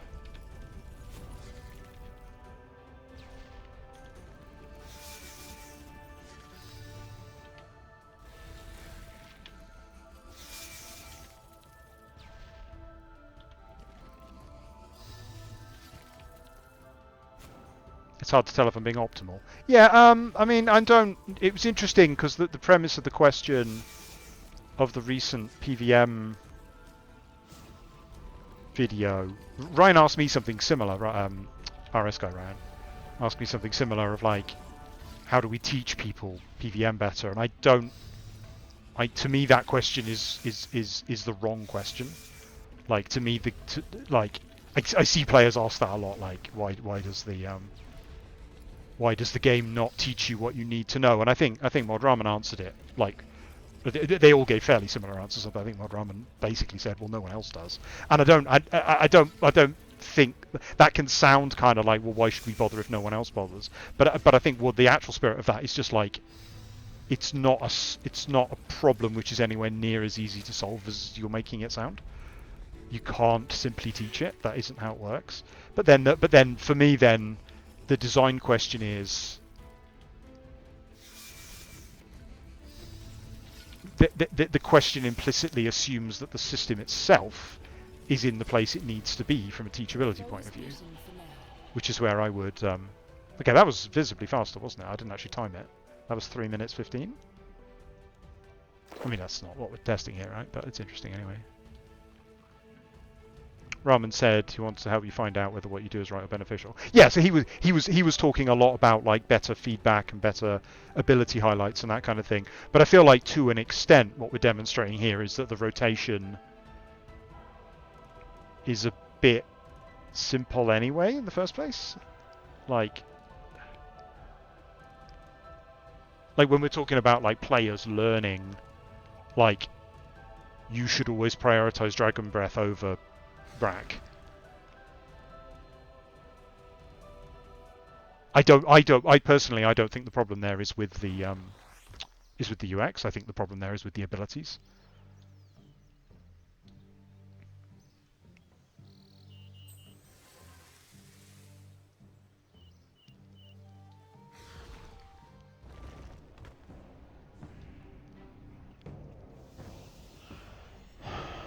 Going here, water talismans. Is that useful? Why would I want lots of water talismans?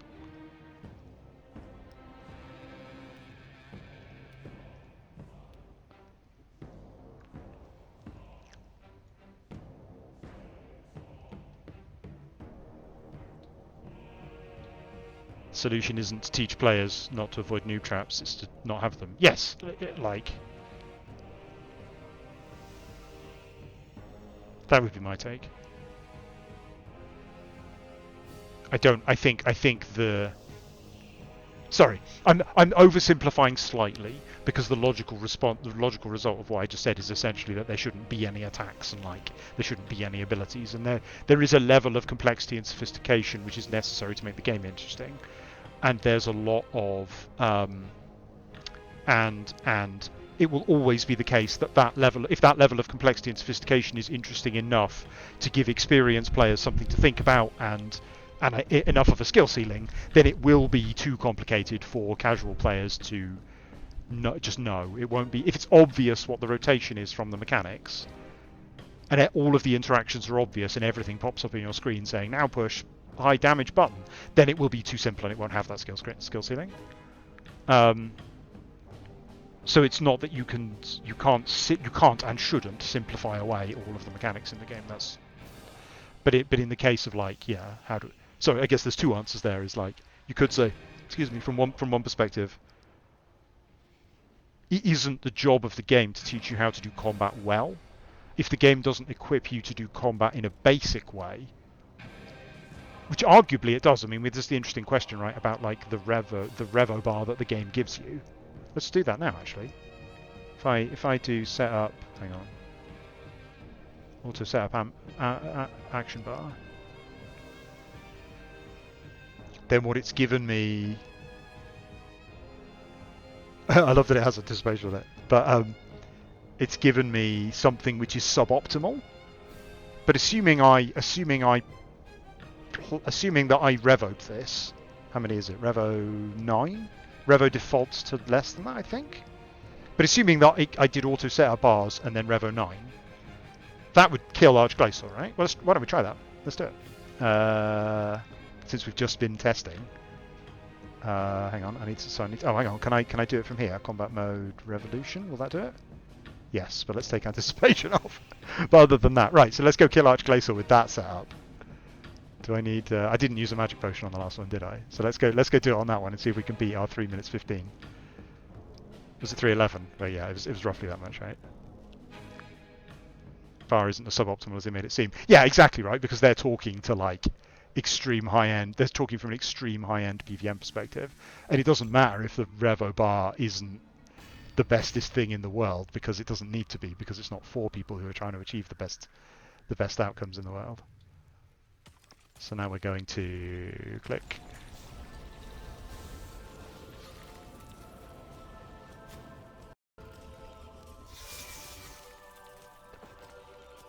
The cooldowns won't allow Omnipower to ever do anything. Yeah, possibly. Oh, I haven't got magic on. Oops.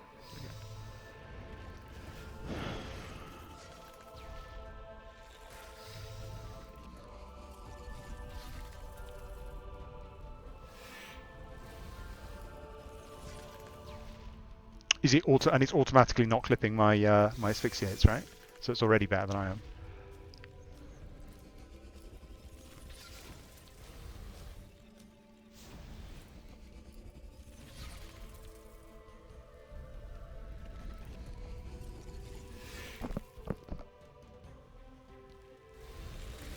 Didn't drink Mage Pot. No, I don't think I drank a Mage Pot on the previous attempt either, did I? I don't think I did.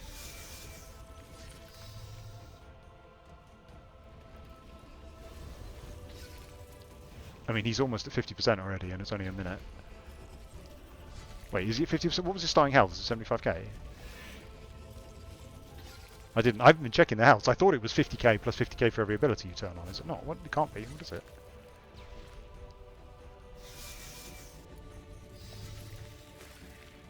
Oh, I'm so late. I'm even clicking food because that's how not in the zone I am.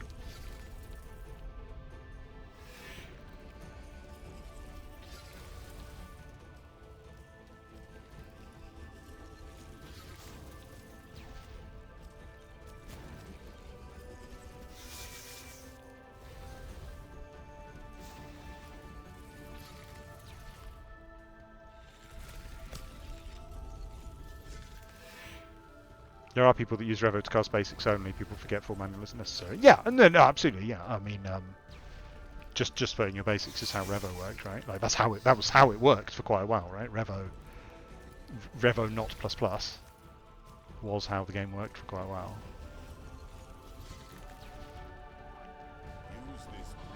Okay, so like I mean that's not like a comparison. What was that? 2 minutes 20 or something?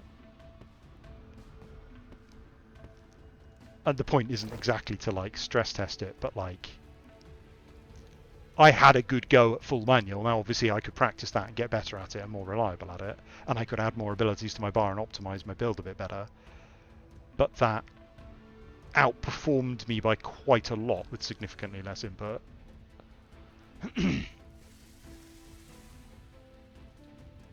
So like sorry, but so the point there I guess sorry isn't to compare the two. It's that auto bar is fine. I could just kill Arch-Glacor with it. I mean, like, it's zero mechanics Arch-Glacor, right? But I could go do any Slayer task or whatever at my level with that and not have any trouble at all. So, like, in that regard, I feel like, I mean, obviously it could be signposted better and we could, you know,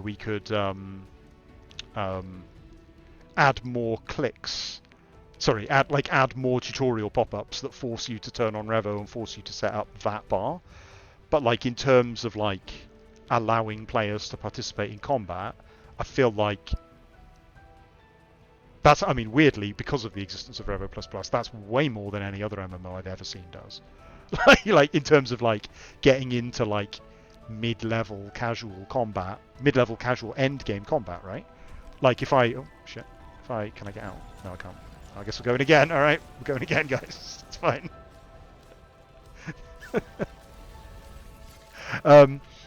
In terms of getting into mid-level casual combat, because I could probably kill, like, assuming I was well geared, I could probably do normal mode 0% Zamorak with that bar, right? Like, that's not like, that bar isn't preventing me from doing content. Sorry, I'd like, probably not solo it, but like, as a member of a group of people who had some idea of what they were doing. That's not like an anemic amount of DPS. If you get a new ability, you don't know where to slot it. Yes, I agree, but then, like, can't I just re-auto setup? Can I rerun the auto setup and have it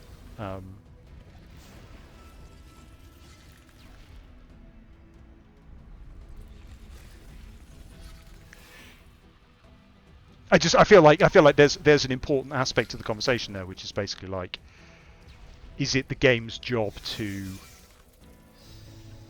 get you started, or is it the game's job to optimize for you? And the basic answer to that does it, like, philosophically you might believe whatever you want to believe, but the game can't optimize for you, because the optimum, like, a game designer, like, they kind of talked about it in the talk yesterday, right? But they said, like, for the most part we try to design tools and we let the players figure out how to use them, and like, a game designer can't build you a rotation that just doesn't use one of the abilities because it's not worth casting. Like, Omnipower's never worth casting, right? So it doesn't put Omnipower on your bar. The game designer's not going to do that, because the game designer's immediately going to be like, wait, why does Omnipower exist in this game? What's the point of it? And then they're going to fiddle with Omnipower and mess with it, right? But the players don't have that concern. They're just like, Omnipower's not worth casting, just don't cast it. Don't worry about it. Like, it's kind of two completely different approaches for looking at the game, I would say.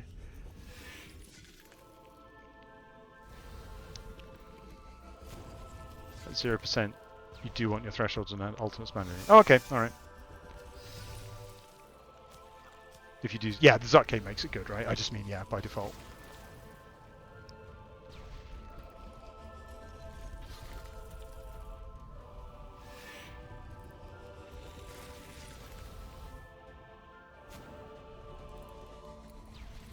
So are you saying I couldn't do normal Zamorak? Assuming I have a reasonable level of gear for it, I couldn't do normal mode Zamorak with Revo?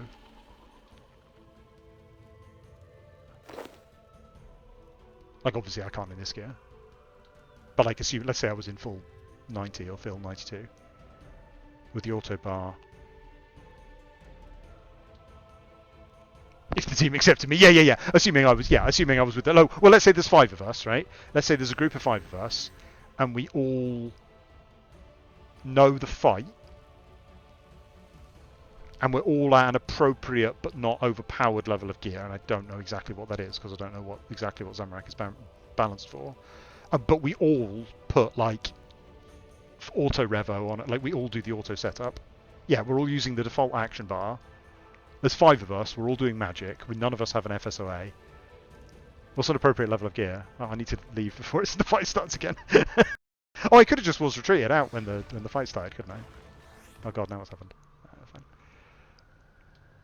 You'd manually use defensives or stuns, yeah. Sorry, yeah, I guess I'm trying to get a rough idea of like... I guess Zamorak's the wrong example, because 0% Zamorak is still supposed to be quite hard. Is 0% Karapak... Weirdly, because I've done Zamorak in story mode. I mean, obviously story mode's not normal mode, but I have at least seen the fight, and I talked to Brahman about it quite a lot. I talked to Karapak about him, but not about the mechanics in detail, so I don't understand the Karapak fight as well, and I haven't gone and done it. Yeah, so normal mode Karapak. So as a new player, and obviously I'm not new because I need to be geared, but like say I've got a load of tier 90s for some reason. Do I need tier 90s for Karapak? I don't actually know what the gear requirements are. If I showed up in full tier 90 to do Karapak, would that be okay?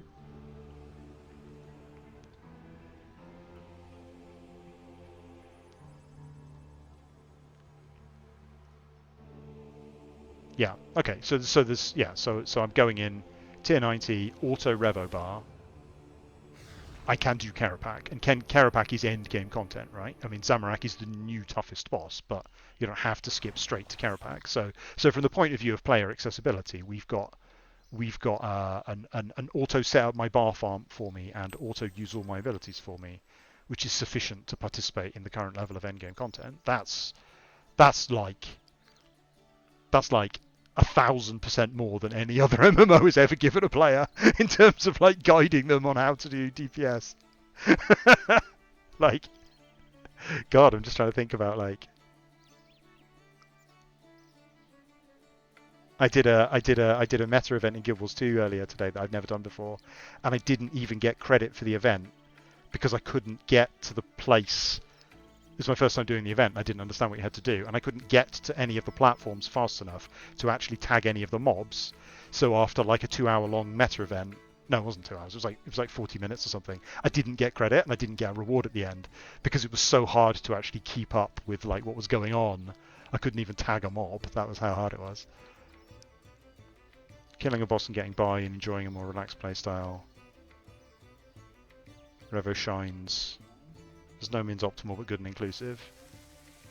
And then people want to take it and start optimizing. Yeah, that's the complicated thing, right? Is like Revo isn't very good at easing you in. There's like a gap. I was drawing. I need to do I'll do a presentation on it. I need to draw some graphs, right? Like, there's a graph of like player skill versus like pushing buttons should do more, and sorry, oversimplifying, but like the more buttons you push with knowledge, like assuming you know what you're doing, pushing more buttons should increase your performance. But actually, with Revo++, if you start trying to improve, you'll see a huge plummet in your performance. You get like a Dunning-Kruger looking graph where your performance will plummet as you are trying to learn the system, as I kind of just demonstrated by trying to do full manual. My performance with full manual is significantly worse, like twice as bad. Same with invention. Invention is mind-blowing when you unlock it. Yes, but invention doesn't exist. Like, invention has a complexity curve which you have to go through. I can't like auto invention, like auto the best. Like the equivalent of Revo for invention would be like you get all the benefits of imagine the best perk setup available. Before you have the invention skill, you get 90% of that benefit. Like the performance benefit, you automatically get 90% of passively. When you unlock invention, you lose all that benefit until you manually reapply the correct perks to get the full 100%. So for a huge length of time, you're going to be at worse than you had a second ago. Like that's kind of where the performance graph for Revo transitioning into full manual is. Yeah, well, let's try this since several people have suggested it. Let's try that. So what would we do? We would... Wait, what bar was this? This is bar 8. So what we'll do is Revo basics only and see how that feels.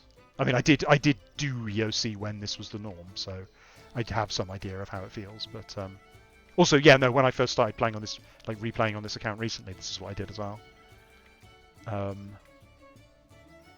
So all I'm doing is... All I'm hitting is the thresholds and the ultimates.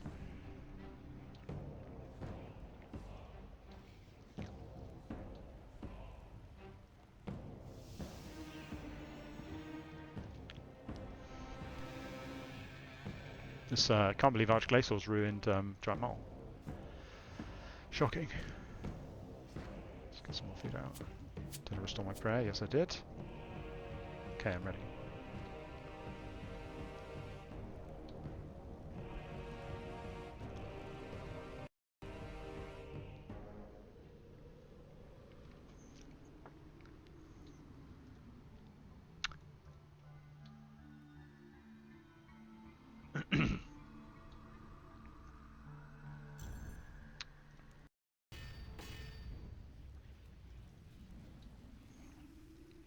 It's slightly weird that your instance doesn't reset when you rejoin it. I don't know why.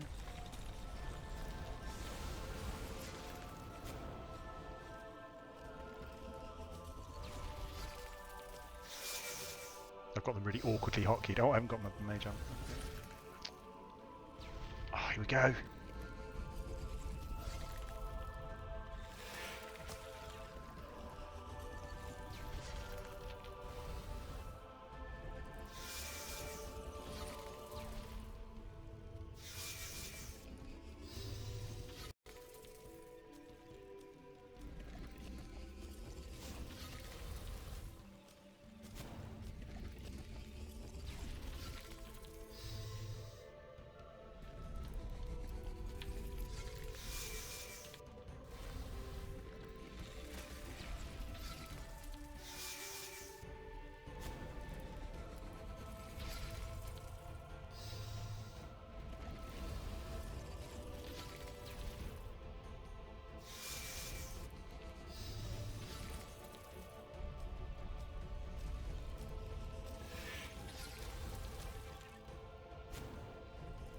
There's no selling the ice there.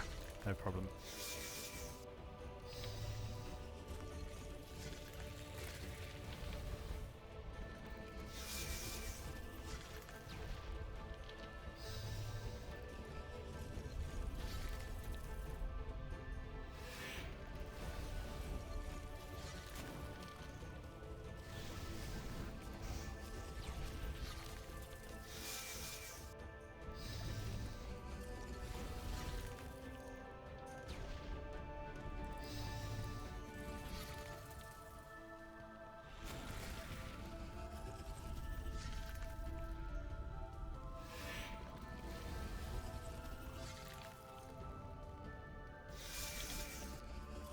taking all my concentration.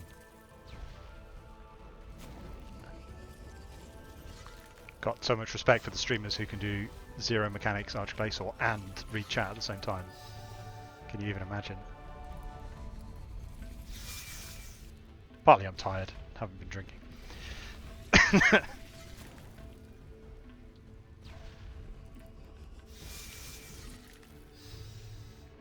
It's interesting, I wouldn't normally learn a combat system while streaming. Oh yeah, no, well I guess I did for like Elden Ring or something, but even then like, I was just killing random guys for ages.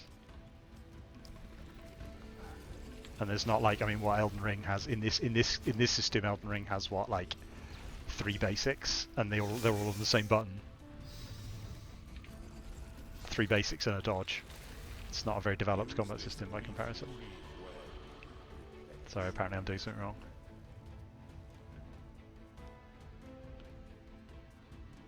Instance having timer is weird when they're free. Yeah, oh yeah, that's true actually. Yeah, it's probably just a it's just a holdover from that, I imagine. If it reset, you would use rejoin any boss for instance cost money. What do you think of instances costing money? Like, yeah, it's interesting thinking about like, I feel like we've removed a lot of money sinks that used to exist in the game. But the instance costs, like, we could put a flat upfront fee on every boss kill, and that would be an effective money sink. But I think it would just feel bad. You would just be like, ugh. Like, why are you doing this to me? This is just horrible. Like charging. I feel like if we're going to charge you 50k to fight the boss or 500k to fight the boss, we should just take that much off its drop table. Spending 100k to lock to grinding a boss. Yeah, so I don't mean paying for the instance. I mean, because originally you paid for the instance to like, because the bosses weren't instants, right? So you paid for the instance. It was kind of like there was a benefit there to go with the cost. You were paying for a genuine benefit. But now instance bosses are like the assumed default and should be. Non-instance bosses are insane. So like, it doesn't make sense. Like charging for an hour is super weird. I mean, it does sync up with your order, right? At least, but like, yeah. But if you were going to do a gold sync, you charge per attempt, right? An upfront fee to attempt the boss. Maybe you get it refunded if you don't get the kill or something, like, because you don't want it to be the death cost thing again, right? The idea isn't to tax. The idea isn't to tax failure. The idea is to tax success. But then at that point, just like lower the drop value by that much. Like that would feel better, I think. The boss should cost as much less. Sorry, should provide as much less as you would have taxed it. Someone asked, "Am I doing chilled Glacor for the day?" Sort of. I'm doing full manual. Or no, sorry, I was trying full manual. Now I'm trying Revo, like Revo minus, and just like killing zero mechanic Glacor in a variety of different ways to experiment with the combat system. What can I do next? I mean, like, I feel like. Is there a step up in complexity? What was someone saying? I don't have wild magic. Where does wild magic unlock? Wild magic, threshold. That's pretty strong. That's threshold for 380. That's better than asphyxiate. No, it's not. But it's better than deep impact.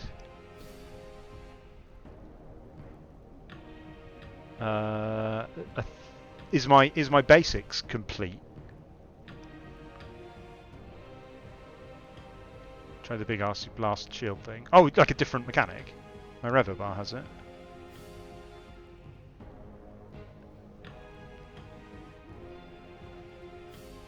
Is that the only thing? Is there another basic that I should add, or is that my basic bar? The Revo plus bar had wild magic. You think it's stronger than asphyxiate? Because it doesn't channel.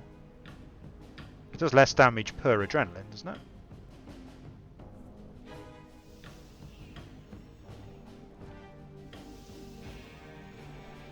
Just don't turn on frost cannon. Wild magic is better than asphyxiate. All right.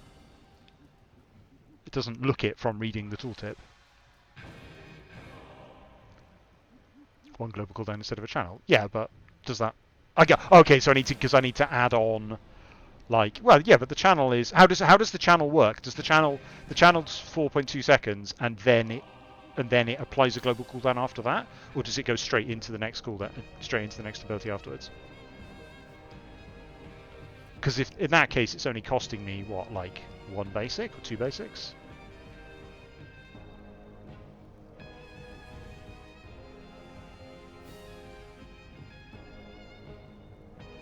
During the channel, I'm not gaining adrenaline. I could have been using other basics. All right, okay. Oh, I will trust you.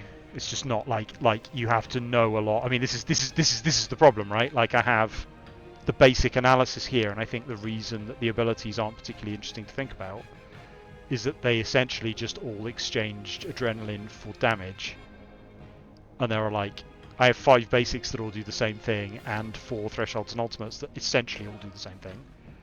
They do it in subtly different ways, but none of that matters. So that's why Revo++ is so effective, because it automates all of this.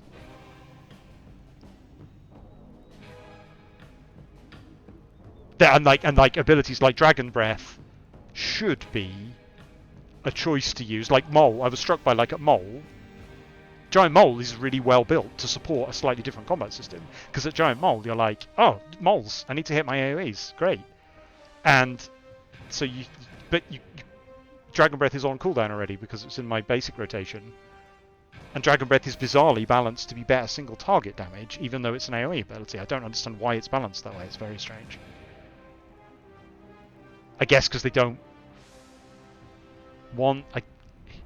I'm assuming it's so people couldn't just clear rooms full of stuff. Like most games would have like a spammable basic, like an equivalent of Rack, that does worse damage, but it's good against like 3 or 4 or 5 or more targets or whatever. Someone said if you can stun the boss, it matters to asphyxiate, but it doesn't matter to asphyxiate if. Sorry, hang on. It matters to asphyxiate because you can deal more damage with Rack, right? Like using Rack inside the asphyxiate window does matter if the boss can be stunned, but that's just really narrow.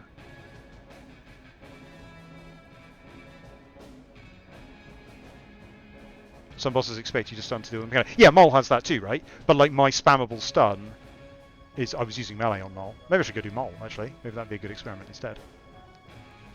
I'm a bit better geared than I was before. Yeah, let's go do Mole. That's exciting. Oh, can I set up this? Oh, I don't really want to set up. Wait, how much is it to reattune the portal? Let's click. I don't want to waste like 50k gold if I can help it.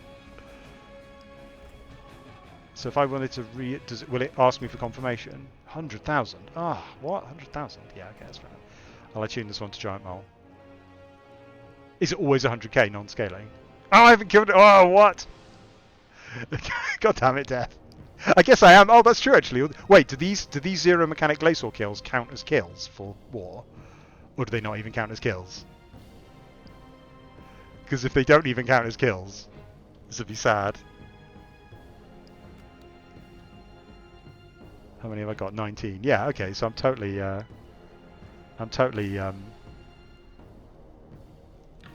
making progress here.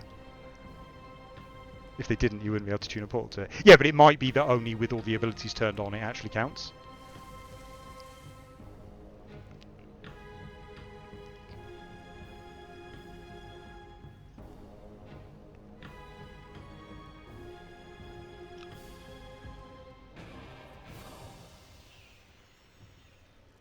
So yeah, so well yeah, let's go. Hang on, where am I? All right, have I got my need? I'm gonna need. I might need more food for Mole. Last time I did Mole,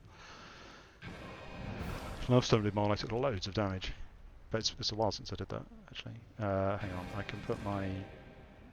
I can go back to my prayer bar actually. There. Let's try that and see how it goes. Oh, hang on. No, I'm gonna have to completely set this up again, aren't I? Thinking about it. Because the point I'm making is that Mole cares about stuns and it cares about AoEs. And it's good that it cares about stuns and AoEs, but it interacts in a really awkward way with the fact that stuns and AoEs are part of your rotation. So if I put... what's that? Revenge. That's garbage. What is that on my bar? And Bash. Oh, that was me trying to speed up my KBD kills by experimenting with shield abilities, which didn't help at all, really. Okay, I have freedom on A for some reason, but that's whatever, that can stay. So I want... Right, so on Mole, I want Dragon's Breath on Q. And I want Impact on... Oh, I don't... My mouse doesn't have my stun hotkey anymore. Where would I put... What is that? Let's open chat. That is left bracket, okay. Where do I want left bracket? I can put that up here. Can I keybind that? Yes. That is fantastic. That is a superb bit of UI design. I don't know of any other MMO. I'm sure there is one, but I don't know of any other MMO that lets you do the keybinds as elegantly as that. That's really good. Okay, so I want... Alright, I'm not at the point where I'm doing switches. Oh, someone asked me about shield switches. I think switches are like switching to a shield to activate a defensive and then switching back to your weapons again. It's absurd. That's just absurd to me. That's just ridiculous. There is an economic case for requiring the player to have a shield, which is fine because we want shields to have value within the economy, and that's great. In which case we should just have a shield equipment slot. It's bizarre the way it's currently set up. Right, sorry. So I'm taking that off, and then I'm also putting Asphyxiate on my stun. And now my basic rotation is significantly weaker because I want these abilities to be available for use. So I haven't put them in my Revo. Can I replace them in my Revo with something less good? Are there other basics I could be using instead? Combust I've already got.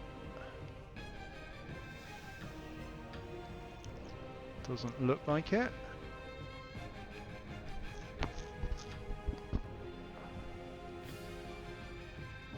Chain is an AoE. Do I have that? Oh yeah, chain. Damage up to 2 additional targets. Oh, that's right. Wait, I have 2... What? Why do I have 2 AoE basics? Do I have a threshold? Do I have any threshold basics?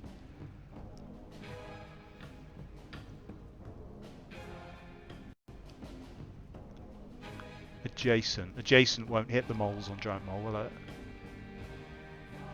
Chain is multi-target, not AoE. What? That's... I mean, that's functionally the same thing from a like what I want for the fight point of view. I've detonated threshold. Yeah, that doesn't look like it's useful. Yeah. No, I understand the difference between the two, right? But if I'm being swarmed with ads, I would use both of them. They're both like... so in precise terminology, yes, it's not an AoE, but it is a multi-target attack that kills ads, which is what I want it for. Tsunami... Would that work? Would Tsunami kill ads? Let's stick it on the bar and see what happens. Never cast it. Right, let's go. It's fine. Let's go. It's great. No, it's an ultimate. Can't use Tsunami. Oh, then I've got High Enough Magic. Oh yeah, I don't have an High Enough Magic anyway, yeah.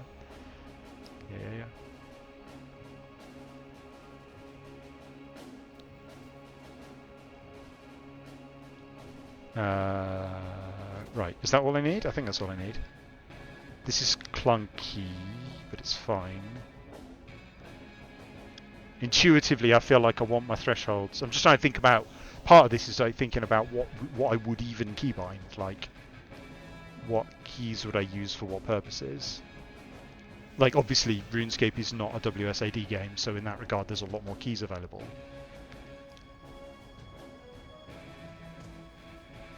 And so having so many keys available, but then having, like, the thing I need to press most frequently on Shift 1 is a bit awkward. Oh well, it's fine. Let's get on with it. Right, where am I going, Faldor?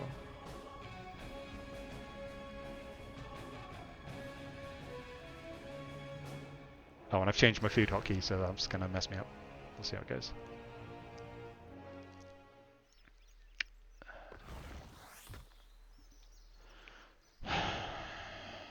Alright, I am quite a lot better geared than the last time I did Giant Mole. I think I did it when I had like... I can't even remember now. Must have been in 40 or something. 40 something. So we'll see how it goes.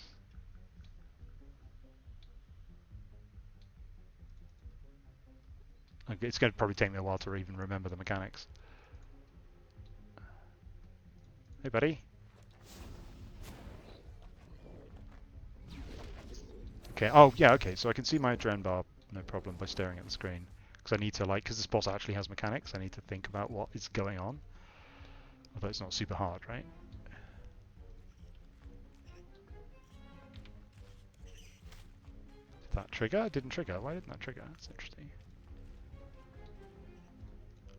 So you couldn't tell the difference between some of the abilities. Oh, it triggered then.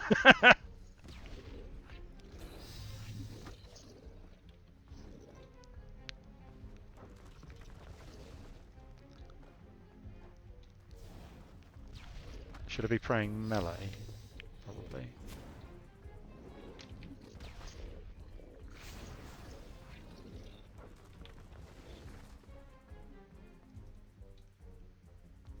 Oh, I'm just killing this too fast now. Like last time I was here, this took a lot longer to actually clear through the phases, but this is just going down so much faster.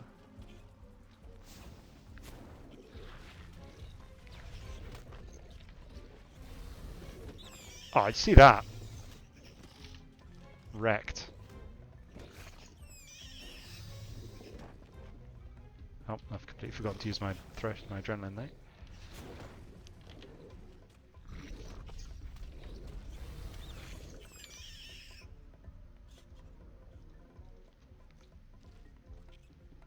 Okay, yeah, I'm not learning a tremendous amount here because the fight's a bit easy now.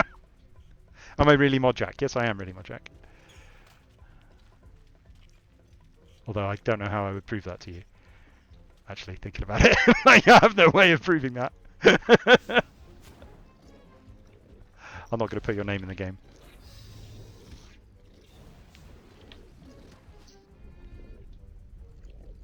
Did I just interrupt my... Oh yeah, now this is the one I really sucked at, because I'm supposed to hit freedom, aren't I? And then I'm supposed to use anticipate for the next one. Is that correct? I think that's correct. This is the mechanic I struggled most with. Oh, one. Alright, fine. Are we going back to the middle, or are we going here? Wait, it didn't give me the pop-up for this room. What's the pop-up for this room? In this chamber, all periodically becomes enraged. Ah, yes, I have a stun for this. Stun! Did that work? I think it did. I'm adrenaline capped. Oops. I don't feel like the mole can now be stunned is the right way to phrase that. I think it should probably be the mole must now be stunned.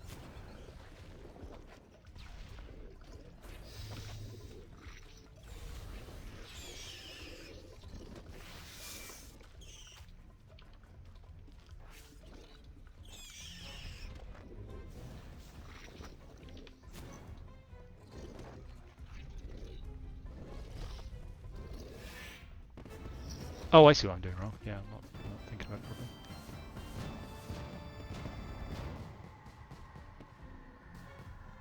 You meant to use a stun preventing ability. Wait, sorry, which? You mean on the... Oh, what have I got here? It's a mole claw! And I need that mystic cloth. Wait, what's this? I don't actually know what's worth picking up from here. Oh, hello, back again. Oh, I didn't bring my my bone crusher. Oh my god. Wait, what is it? What is it the mole skin is triggering as like valuable? Mole skin's not valuable, is it? Is it? No. Numbing root. Is numbing root valuable? Is it actually valuable? 20k. Yeah, that's alright. Oh, I can't believe I didn't bring my bone crusher. I can trade these with the guy outside for birds' nests, right? Is that right? Weird. Except that Arch-Glacor ruined birds' nests, so what's even the point? 20k each, yeah. Absolutely. I do want to leave. How hard is hard mode? Is hard mode like incredibly hard, or is it just a bit harder than that?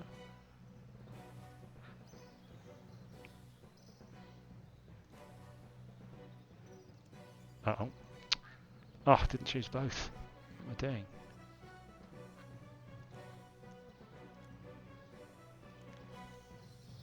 Can't believe it. Hard mode just changes all the mechanics. Is it like, am I like geared for it? Because I didn't feel like I got to really test my setup there because I just DPS through every phase. I guess I could just equip a worse staff. That would do, right? Like if I just find a worse staff and use that instead. Like I'll dig out my Mystic Air staff and oh, you guys saying try hard mode? Nah, let's get a Mystic Air staff out. Where is it?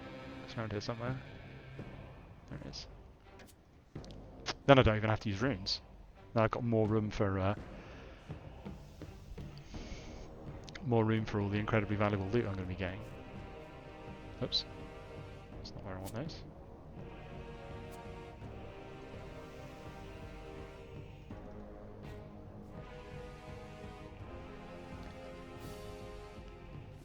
You can't use Anticipate to block the stun. On hard mode, the mechanics are scaled up. My band staff is great mid-game. Yeah, well, I've got an augmented staff now. I don't want to use the... Well, hang on, what tier is the I-band staff? Or is it? That one. 850, 628. Now, let's use this one, see how it goes. Oh, although does the auto-attack damage scale up with my magic level? Not with my staff. My staff increases my accuracy, so I splash less. But does it actually increase the damage I deal? I guess because I could scale my damage down by just using a lower level airstrike, right? It scales with all three. Okay. Well, let's try that and see if it just kills. What I want to do is just kill it a little bit slower, so that I feel like I'm trying out the mechanics a bit better. That's all I want, really. Also, I'm just grinding my way towards unlocking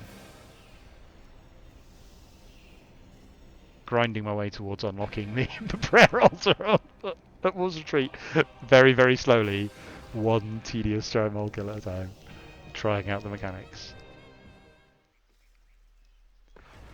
I mean, Marty, that's kind of what I meant in terms of like, ultimately it does always come down to, like the ads spawn, so I hit Q, and I didn't kill them all, so I hit E. I guess I did try to reposition a little bit so I could do a forward cone. I would tentatively suggest that forward firing cones probably aren't a great fit for RuneScape's engine, because the maneuvers you have to make that work are a little bit unpleasant, and a PPAOE blast would probably be better, but ultimately it's just like Giant Mold demonstrates this, right? But sorry, and I don't mean this as a criticism. I mean this is just kind of how action bar combat works. Like the boss does a thing, and then hang on, I'm on the wrong bar. That one. The boss does a thing, and then you push the button in response to that thing, and that's basically just how it works. But that's better than not doing that.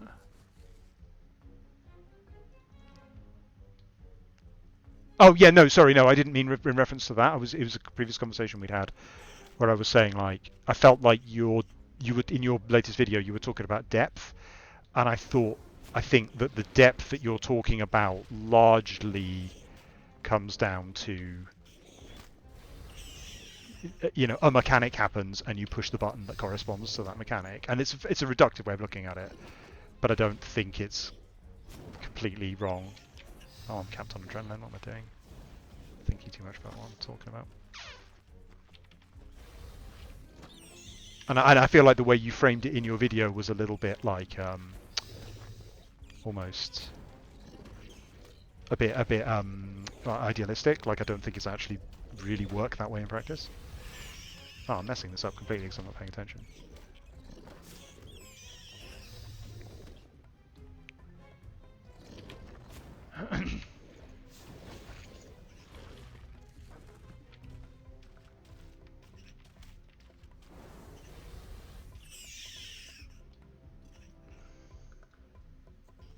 But I think it's true. It's not. I don't mean that as a criticism of RuneScape. I think that's just true of essentially everything, right? Like, I mean, you can make it more complex in terms of like I mean, like the primary, I was streaming Elden Ring for a while ago, and like the primary way Elden Ring accomplishes that is with just incredibly unclear telegraphing. Like the reason that Elden Ring isn't just boss telegraphs thing, do correct thing, is because it's not at all clear from the way the game presents it whether this is an attack that needs to be dodged or an attack that needs to be blocked. It's essentially random. So you just have to learn. And sometimes the boss just telegraphs extremely badly in general, and then you just have to learn. Oh, okay, when he flicks his left finger slightly, that means he's about to do a massive unblockable attack. So I need to retreat, and I can't dodge it. I have to just get out of the way of it, you know.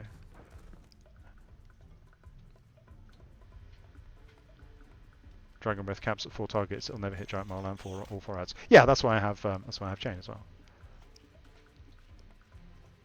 But it was when there were like 6 of them attacking me that I felt like I'd really made a mistake. So this is the one where I'm supposed to freedom it, right? So I hit freedom there, and then I run. Did that work? I still took quite a lot of damage. I don't feel like I could have hit freedom significantly. Oh, and I should have not stood in it. But this was the ability that annoyed me the first time round, because it's actually like when you're quite low level, it's a lot of damage, and it felt slightly arbitrary that I couldn't. Like freedom didn't feel responsive enough for how narrow the window to use it was, and then the amount of damage that you take. It felt very, very different to the other abilities to me. Stun. Honk. Did that actually work? Does the green glow going away mean that he has been correctly stunned?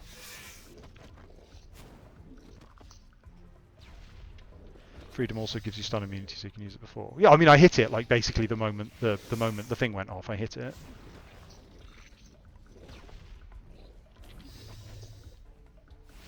It's a shame I can't practice just that phase. Is there no? There isn't any much accessible content, is there? Is there something that like only does a phase where you respond using freedom? Does Arch-Glacor have a mechanic like that? That would be really helpful. Like that requires you to use freedom on it.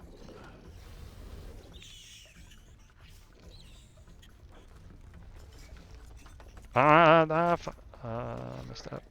Arch-Glacor doesn't have that.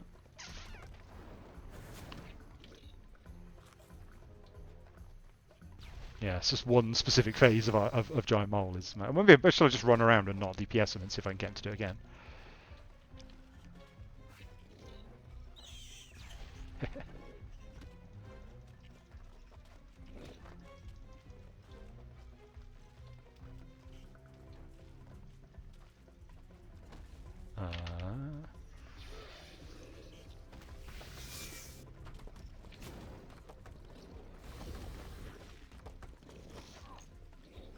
No, I should probably eat as well. maybe eating is a good idea. This is me using up my value. Why didn't I bring my Bone Crusher? Oh my god. This is like the perfect situation to have the Bone Crusher and the Dragon Tooth Necklace. Get overwhelmed with ads now, aren't I?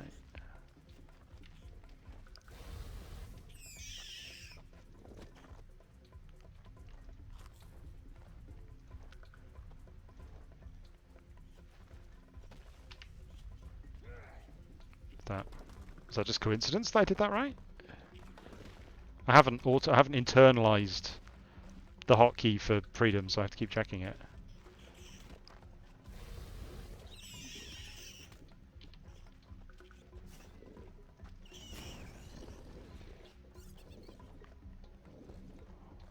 This is how you learn bosses, by the way. Run away from them and don't hit them.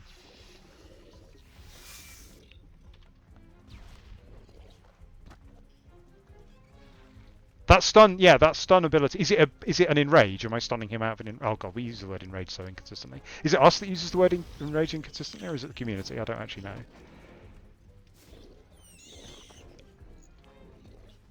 If you're around, don't use abilities, I'll not be on global cooldown. Right, yes, that's true, yes. Okay, so I'm totally not getting a realistic impression of how the fight works. Oh well.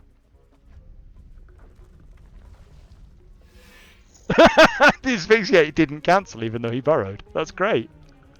I love it. Oh man, 600 pure essence. So Sometimes I'm using attacks that makes freedom have a delay on your next. Yeah, that's the problem I'm having, right? It's like it's on global cooldown. Is that so? If,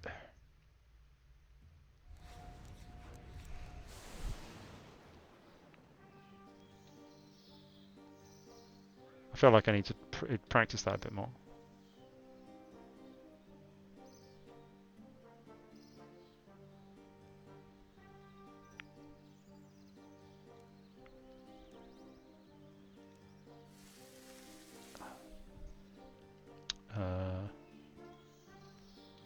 Anticipate and freedom can be taken off. Yeah, that's what I'm wondering. Like they seem to be on the global cooldown. Do they need? Is it important for balancing purposes that they need to be? They seem clunky to use because they're not, but I don't know if there's a good reason why they have to be.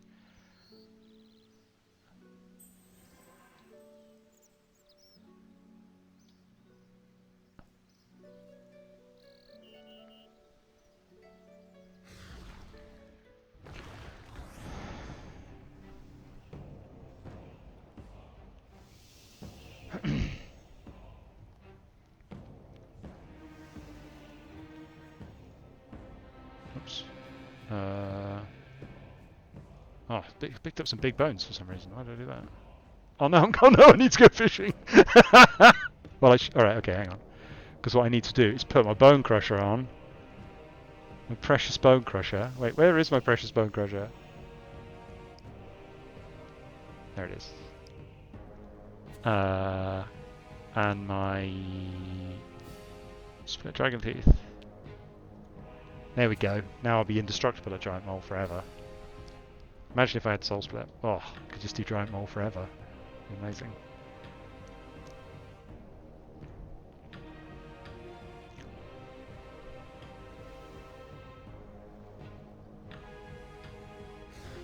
Well, that's what I'm trying to work out, whether it's just me being bad at the fight, or like, because obviously Giant Mole is its own kind of thing, and not much attention has been paid to Giant Mole because it's not crucial end-game content that the whole game is balanced around. So in that regard, like, but it feels to me like the gap to use Anticipate before the ability there. I don't know how long it is, but it feels like it's about two ticks.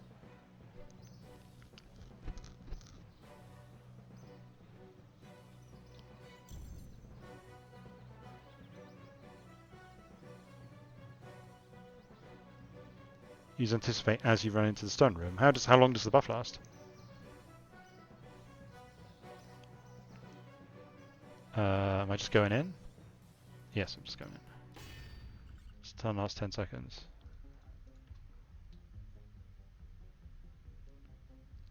You anticipate. Yeah, okay, that makes sense. Yes, you're trying to get. Okay, yes, right. I mean, I don't necessarily agree with that, but it does make sense. That like the whole point is you like predict the timing of the ability and use it before the boss does it rather than when the boss does it. I feel like, because I had a bit of an argument with you, Marty, like, about like the predictability of Raksha is an intended feature, not a bug. And so in that context, it sort of makes sense. It's a reward for learning the fight well and knowing it and understanding it well.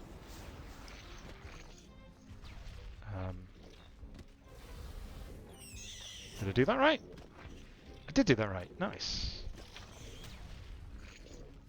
Except I'm adrenaline capped, but other than that. I feel like my thresholds are not using 50% adrenaline. Am I doing something wrong? What am I feel like my adrenaline bar is not going down by 50% when I use the threshold. What am I misunderstanding here? These 15 that require... Oh, what? Have I just totally misunderstood how thresholds work?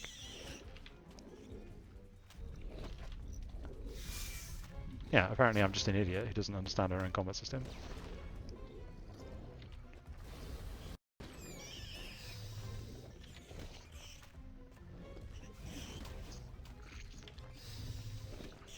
Although, to be fair, yeah, that is ludicrously unintuitive. Does it say anywhere on it that that is the case? It doesn't, does it? You just have to kind of know that. You would notice it by observation.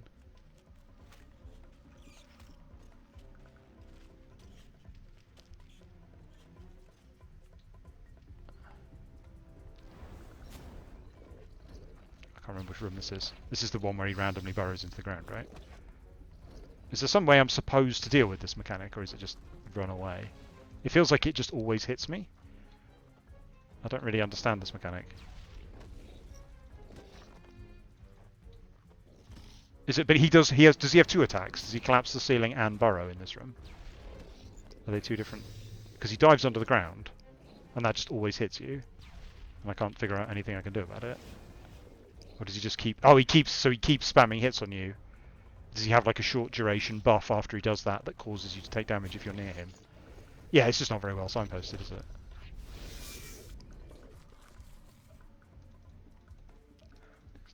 Okay. So then, right. So this time we're trying to fake out when he's going to use his ability. Yeah. No. Okay. No. I think that's a fair. That's like.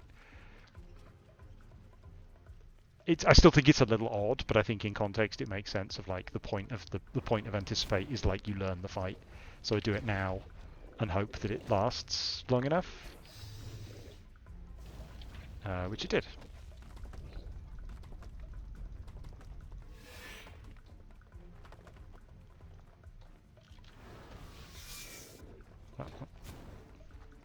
That one didn't. What? Did I not just not get told about that one? That's confusing.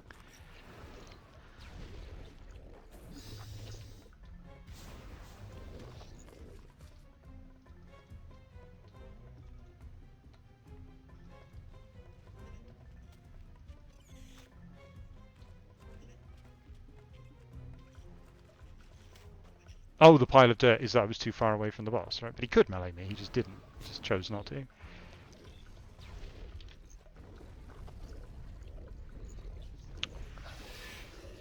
Oh, I should try hard mode, shouldn't I? Now I've got my split tooth necklace. I'm all about hard mode.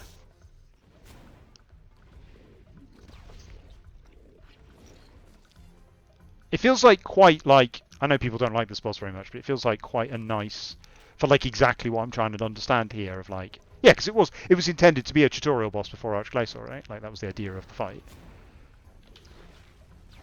It's hard to balance to be worth your time to bother learning. That's really hard to get right.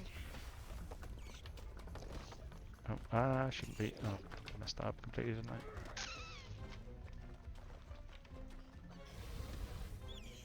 Yeah, because you can see a similar design approach here to Arch-Glacor, except that all the mechanics turn on in the final room, and it's actually quite overwhelming, to be honest. And the Arch-Glacor approach works better. But also, like, I feel like Arch-Glacor's awkwardly balanced. I feel like we could apply. I wonder. I don't know. I've been thinking a lot about this. Oh, I should be paying attention, and I'm not. I've been thinking a lot about this problem of how we balance content so that it's possible for the target audience, but also not rinseable for people who are higher level. And my understanding is that there's a bit of a problem with Arch-Glacor's drop table at the moment. And I wonder if we could fix that sort of by like just setting not minimum kill times, but minimum, like, you know, you just can't fight the boss again 10 minutes until 10 minutes have gone past, or 5 minutes have gone past, or whatever we consider to be a reasonable kill time for the target audience, allows us to make it rewarding for that audience without being like killable at 10 times the rate for everyone else. And I feel like we've gone out of our way to avoid doing that. I'm not using any thresholds at all here. At least I'm getting to see more of the fight. Just completely forgotten how to use thresholds.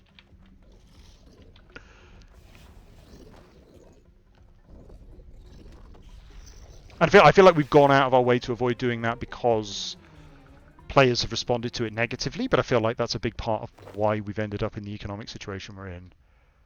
Because not just because people can rinse Arch-Glacor, but also because Arch-Glacor's kills per hour sets a minimum level that the harder content has to beat in order to be worth bothering with, which means it kind of has a double effect. Not only is the content itself too rewarding, but all the other content is even more rewarding to compensate.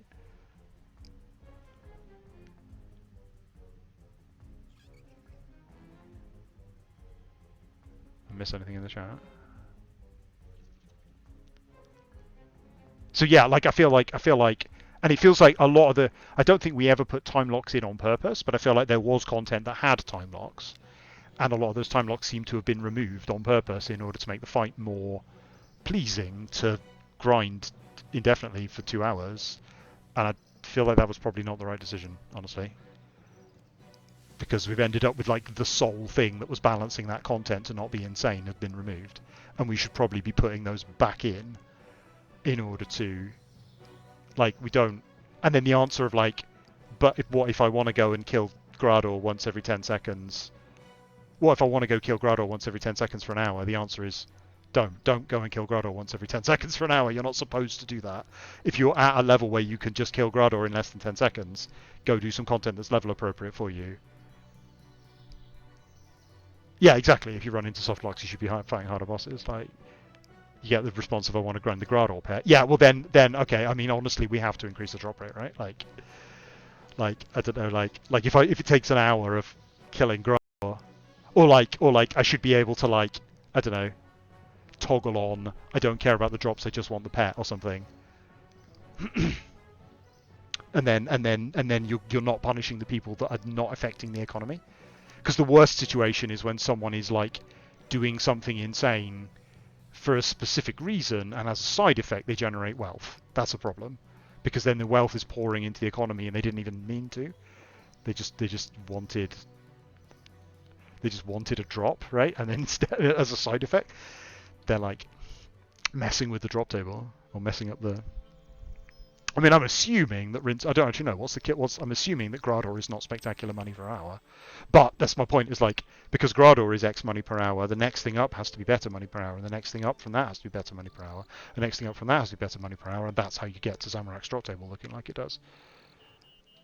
And so, and like, I feel like the only way we can attack that is to start at the end and start at the bottom.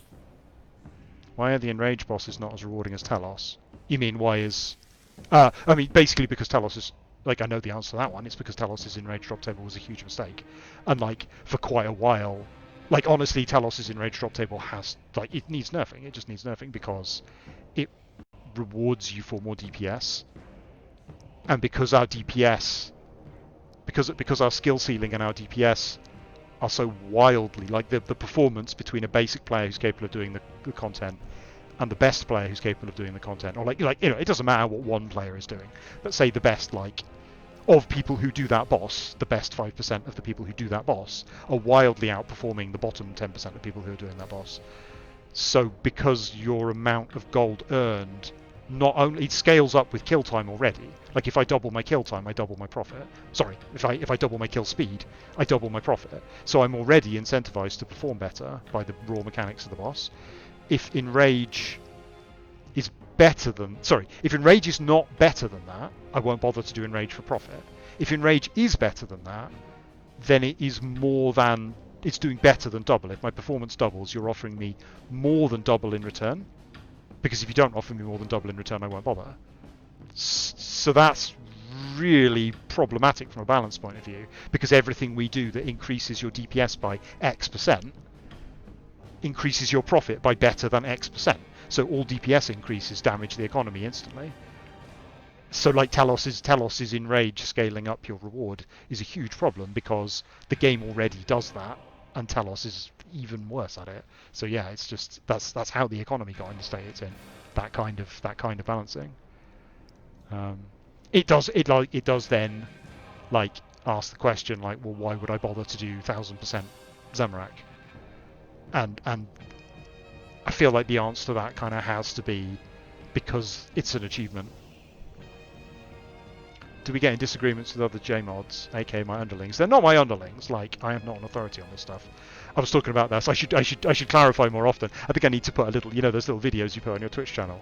I think I need to have one explaining my philosophy. Like, I have opinions on stuff, and my opinions are not policy, and my opinions automatically become updates because other people, like, I gave an example last time of, like, it's my opinion that party hats should be accessible to people and not cost 50 billion, but at the same time, the fact that party hats cost 50 billion is kind of a sink for inflation in the economy, and thus party hats being inaccessible might be doing more good than harm. So it's more complicated than just, well, this is my opinion, so we should implement it. So, like, I can have strong opinions on something, and it might not be practical to implement that, or someone might disagree with me and convince me I'm wrong, or someone might disagree with me to the extent that I'm like, well, I don't agree with you still, but it's obviously a complex This is obviously a complex problem that requires more discussion, and we shouldn't be like knee-jerk changing something. So like I've just discussed, like, well, maybe freedom should be off the global cooldown, and I wouldn't just like go in on Monday morning and be like, I want freedom to be off the global cooldown, and if anyone doesn't do that, they're fired. Because that's like, no, that's actually like there are people who understand the system a lot better than I do, both developers and players. That's a big, complicated change to make. It could be absolutely fine. It could hugely disrupt things. You ask because you can imagine Modraman going against a lot of my points. Yeah, we disagree about stuff all the time. I have an ongoing weekly debate with Mod Ryan about discussing like combat. We have a weekly meeting on Tuesdays, which at the moment is basically Mod Ryan and Mod Jack talk about combat. I have another one with Timbo where we talk about the economy. Like I've tried to schedule like catch-ups with everyone because we're not in the office. Normally, like in the office, we would just sit and chat. But because we're not in the office, that kind of organic chat doesn't really happen. What did you think Ramen would specifically disagree with? He might be listening. He's lurking about sometimes. Did I see your tweet? No, I did not see your tweet. I do not think I follow you on Twitter.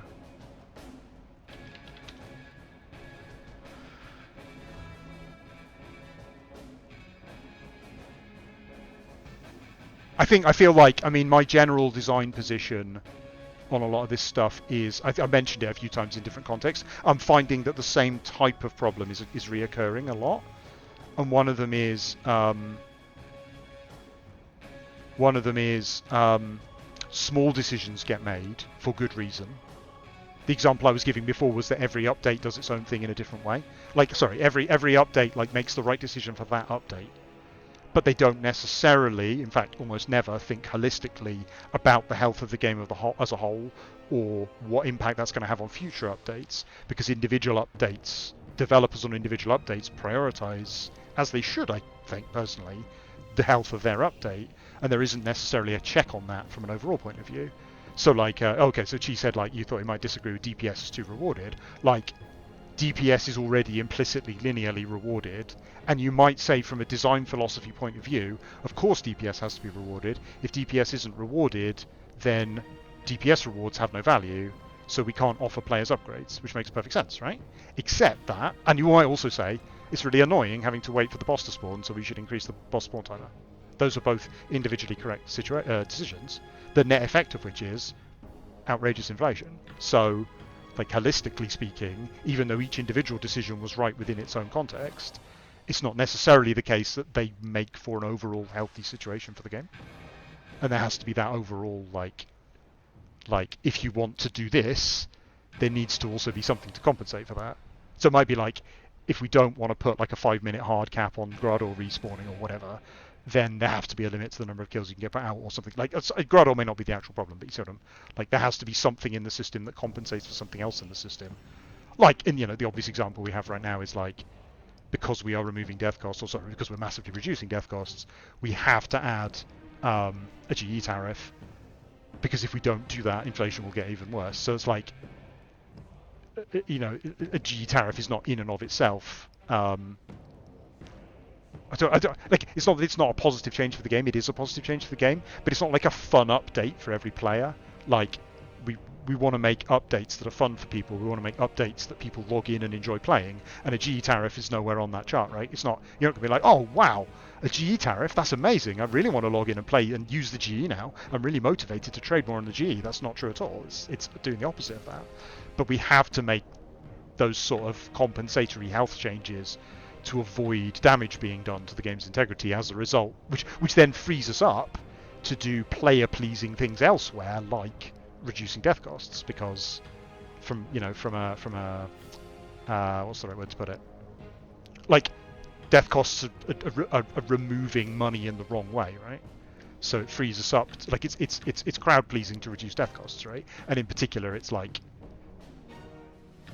it feels like it's targeting the right people there, right? I saw RSBNB referred to the GE tax as regressive, which I don't think I agree with, because it's not a flat tax. because the tax is... Sorry, I shouldn't say tax. It isn't a tax, and people respond really weirdly to the word tax, but everyone just calls it GE tax all the time. Like, as soon as we announced it, everyone just started saying GE tax, GE tax, GE tax. I try to avoid using the word, but obviously because that's just how everyone refers to it, it's hard to avoid the term. Because it's a 1% tariff that scales up. I may be misunderstanding, but I don't think it is regressive. It applies to everyone equally. If you're trading in the hundreds of gold pieces, then your fee is in the ones of gold pieces, and if you're trading in the tens of billions, then your fee is in the... Sorry, if you're trading in the hundreds of billions, then your fee is in the billions. So in that regard, it scales with the amount of trade.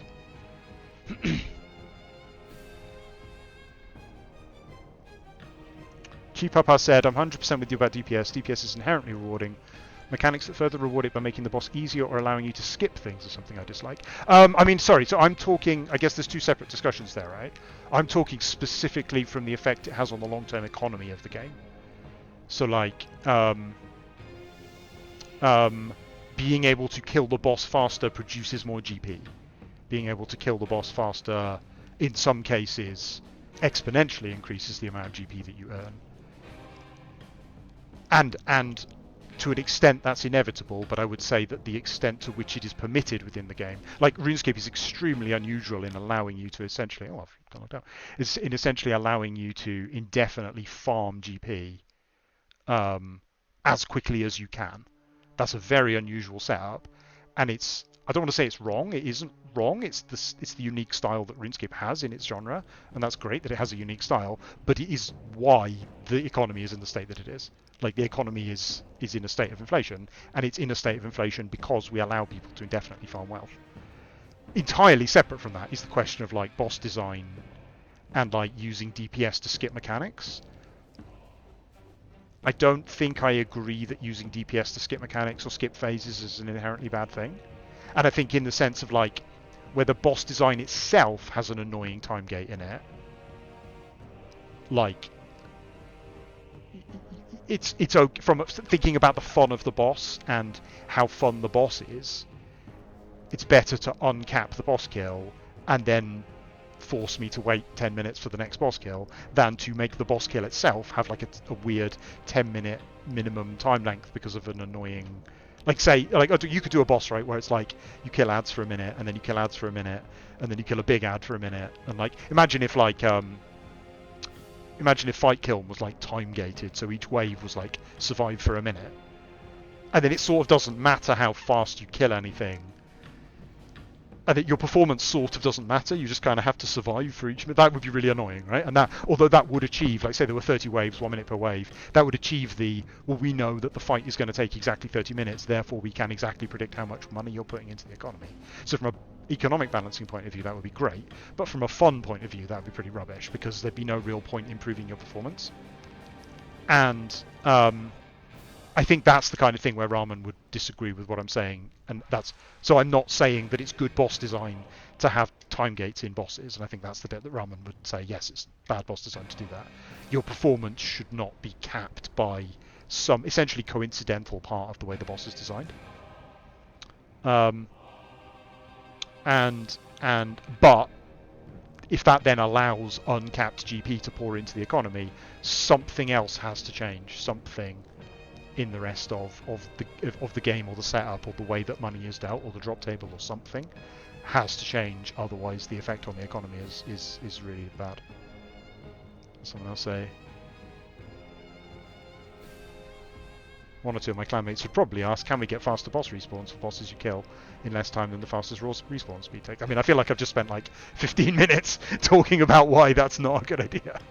So I don't understand the Virago mechanics well enough to comment on it, but I understand that, yes, it was time gated, and, like, it can be the case that the boss is not an enjoyable experience. Yeah, that's the distinction I'm getting at, right? It's like the question of whether the boss is an enjoyable experience can and should be addressed correctly to make the boss more enjoyable, but it does need to be taken into account what negative impact that might have on the economy, and that needs to be addressed somehow as well. What am I doing? It's late. I should probably stop. I think I've had enough of bossing. Is there anything more? I mean, like, I feel like in terms of learning full manual, I guess like I would keep doing what I was doing on Arch-Glacor and gradually turn on mechanics. So what I need to do is full manual enough to learn my rotation so that I do on autopilot, which would take me normally a couple of days, and then I can then start turning on mechanics, and then I'm able to then I'm able to do my full rotation while also paying attention to the boss mechanics. Hi, Kochi. Thank you. I am having a lovely gaming time. Except I'm just sort of standing here. Have I lost? I haven't done my ships, have I? Oh, I'm so bad at remembering to do ports.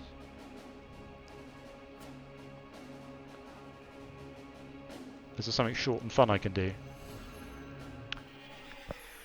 I guess I could just go do a casual Slayer task. I'd like to do a melee task. Can I force a melee task? I've got all the Slayer masks. Whoa, what? A crewman died? What? What? Did my captain just... What?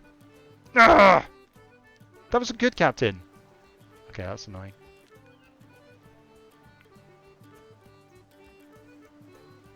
Oh, man.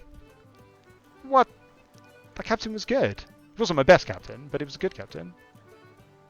That's my best captain there. He's pretty good. I don't like that the captains get better. I don't... I've kind of got used to the idea of the crew getting better. It's not the way I would have done it, but I kind of get it. But I feel like the captains should be like people. I'd probably have made the people, what are they called? The missionaries, the adventurers, whatever they're called. Where do I see those? Can I see them somewhere? Are they in here? No. Oh. Focusing. Oh, right, okay. Oh, neat, okay. So I could focus the skull. I've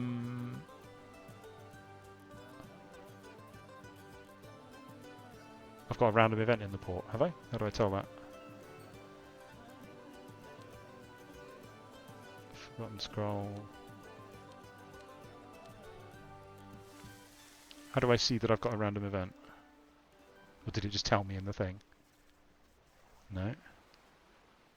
Yellow dot on minimap. Oh, the little thing. Alright, oh, okay, cool. Hello. Is that like some minigame thing? Is this going to be... I did the one with the assassins in the barrels. It was quite quick. Is this like a little fast thing? I'll do it then, I guess. Oh, I don't think I've done Meg this week. Help. Umi. I don't know who this character is. I don't think I've been introduced to her. Have I? Maybe I didn't speak to the barmaid. Probably the barmaid would have told me about her or something. A mischievous person has messed up the storage room. Speak to the warehouse workers to get the clue and search the barrels and crates to find the item it describes. Do you think... Okay, so it's like a player question. Like, this kind of feature feels like... We struggle with this kind of stuff because it's like... It makes the update feel more full-featured, right? Ports was quite... What's the right word? Like expansive. Ports was a big update. It wasn't like just the interface. It also came with a zone and a whole load of NPCs and a whole load of cutscenes and that kind of thing. Does this sort of little minigame... Is it like... I guess my question is like... Dev time was invested in making these little minigame things which improve the sense of grandeur of the update, but the time was not spent like on the core systems of the update. Would it be better to do one or the other? Bill Drop asked, do you like working at Jagex? Would you change Runescript if you could? Yes, I do. Would I change Runescript? That's a good question. I actually changed something in my scripting stuff to make it work, because I used to work on like BioWare modding, and I used to do all my dialogue in the BioWare mods way, and I actually changed it to work the way that Runescript dialogue works quite differently to BioWare dialogue, and I adapted the way I do things to the way Runescript does things because it's actually better for the style of dialogue I write. BioWare's system is very tree-based, and I don't really write dialogue trees very much. And actually, honestly, BioWare don't really write dialogue trees very much. And actually, the RuneScript system is better for long strings of conversations, like linear conversations between NPCs. Sorry, so RuneScript itself isn't that big a deal. When you said is RuneScript spaghetti code, it's not RuneScript that makes it spaghetti code. It has some idiosyncrasies as a scripting language. It would be easier to hire devs if we used um, Python or something, but it wouldn't be that. It's not that big a deal. It's not that hard to learn. Like in the trial I did when I started, like you basically get 20 minutes to like learn RuneScript, and then you have to like do a coding challenge, and it wasn't hard, right? It was like, here's how the language works. Sure, here's the syntax. Ask any questions if you need help. That's not that difficult to do. I should say I'm not like I don't program in my job normally. I need to get RuneScript. I don't actually currently have it installed on my work machine. I need to get it working so I can mess with stuff. But I don't currently have it working because I'm a designer, not a content developer, and it's content developers that mostly are working with the scripting language. But yeah, it's not. It's just a scripting language. Most of the stuff that we're lacking is like there are features that we lack that RuneScape isn't really set up to enable. So like in that sense, like if we were building like a completely new engine with a completely new scripting language, then yes, I would support better data structures and floating point maths. I think we still don't have floating point maths. They may have added that now. I'm not actually sure. This is sad. It's been a while since I did it. Well, cutscenes on the scripting language, like we can't play full FMVs in engine. They don't call FMVs, are they? But you know what I mean. Like pre-rendered, pre-recorded cutscenes from any source. We aren't able to display those in our game, but that's not because of the scripting language. That's the engine doesn't support them, not the scripting language. If the engine supported them, there would be a script command that was just like play cutscene name. Just open YouTube in a browser. I asked about it actually, and the response they gave me was a reasonable one, which was, well, if we're going to have all these pre-rendered cutscenes, how does that interact with like data? Because RuneScape has quite a light client, and RuneScape is quite data light still. I mean, our texture sizes have expanded recently, arguably not necessarily great, but like our texture sizes have expanded, so our data is creeping up, but we're still very, very light. I mean, I don't know what does Black Desert Online. Black Desert Online is probably like 90 gig to install or something like that, right? And then and RuneScape's like a fraction of that. And if we started using video files, they would be very large by comparison to anything else that RuneScape does. So that actually changes the way that we think about data delivery on mobile and that kind of thing. So yeah, it's interesting. That is a feature I would like, but yeah, that's not a scripting language feature. That's an engine feature. So I guess maybe that's included. Also, you asked if it's spaghetti code, and again, like the scripting language doesn't make it spaghetti. It's the way it's written and the content that is written and the way it was written that makes it spaghetti.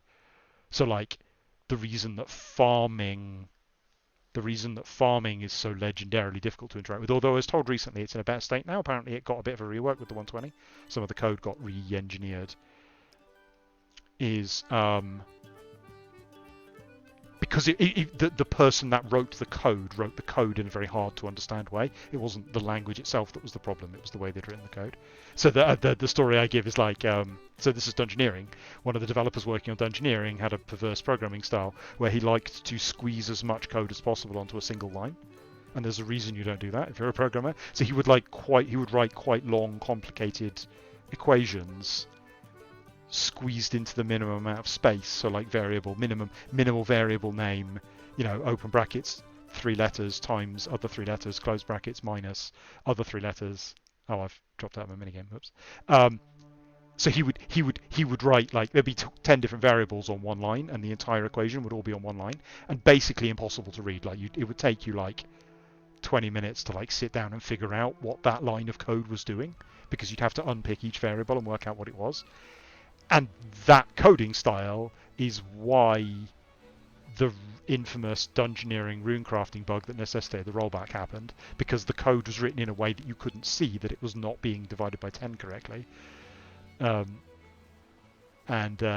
like spaghetti code happens because of programmers, not because of the scripting language. I mean, you can write a scripting language which produces bad code, which I think Ruby is quite infamous for, but and JavaScript. is legendary for producing horrible code. But RuneScript isn't. I mean, you can write bad code in any language, right? But there's nothing about RuneScript that kind of leads to you writing bad code automatically just because of the way RuneScript works. It's actually fairly clear. What was it doing anyway?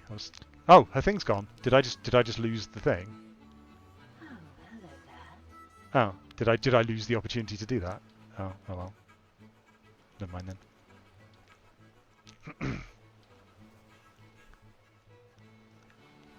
Oh, it was amazing. I followed your advice, and while I did encounter a few problems, I brought you back a share of my treasure. Yes! Oh, Meg. Amazing. What have you got me? Crystal Triskelion fragment. Can't remember what that is. It's a Priff thing, isn't it?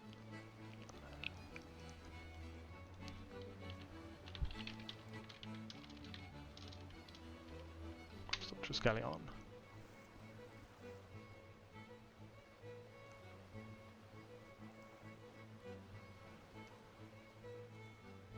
It's a loot chest when you get 3 pieces. Was it added with Priff though? It looks very priffy. Oh no, it's just a little rare drop thing. That's cool. This happens to look like elven technology for some reason. But hang on, like.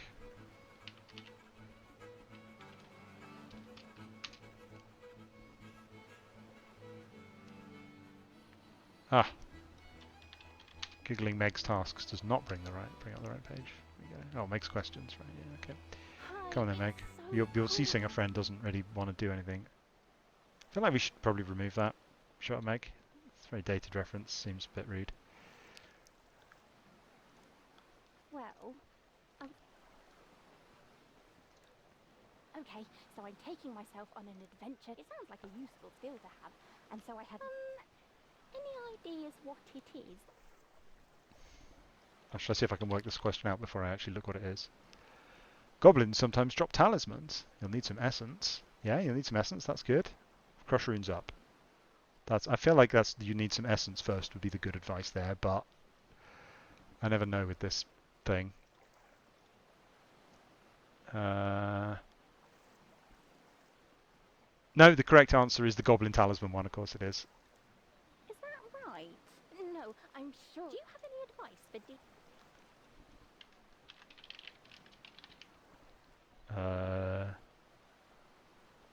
Magical traps. Good idea. It's not So I really a bet thing in this that's game. Powerful demonic force. A demonic force. Most demons can be banished. It's generally true in RuneScape quests. Look for a binding spell. True in high level summoning and archaeology. Probably not what Meg should be doing. But also not true at the time. Not true at the time of this content coming out. Or just be strong in your faith. Let's look it up. Demonic. Most demons can be banished, yeah. Thanks for the advice. You're the Cool. So what did I lose out on doing? What did I lose out on by not doing that C-Singer thing? It's a bit annoying. Oh, I should actually send my... Oh god, what am I doing?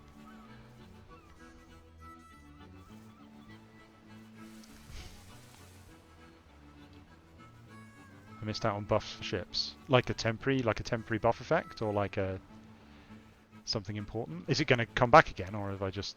That feels very much like that's not how that should work. 10% bonus seafaring consumable, yeah, whatever.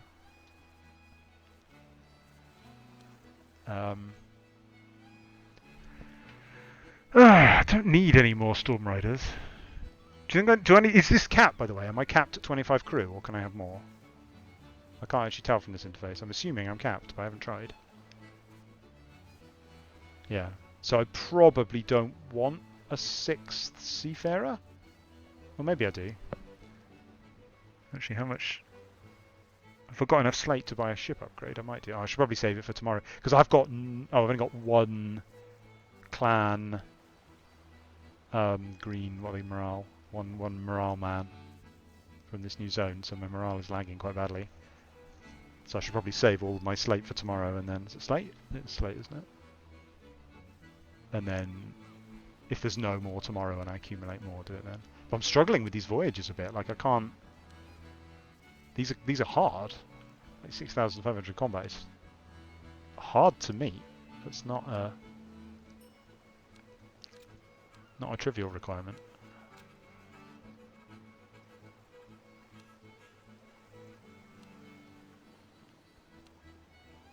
Is it worth using the merchant? I feel like the fact that my captain just died indicates to me that losing success chance isn't a very good deal.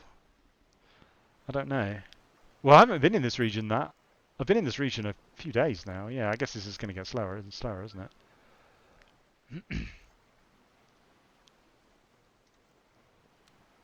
It's all right. Like it's nice to have that feeling of gradual, like mastery over time. 6,000 for what? 6,000 morale for gunpowder. That doesn't seem like a good deal.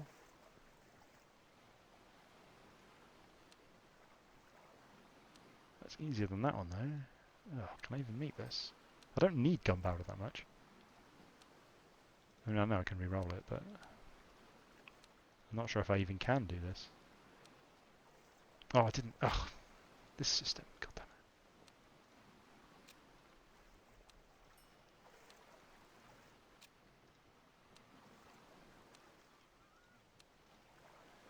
Entirely too many clicks. What, 3 clicks per thing? No good.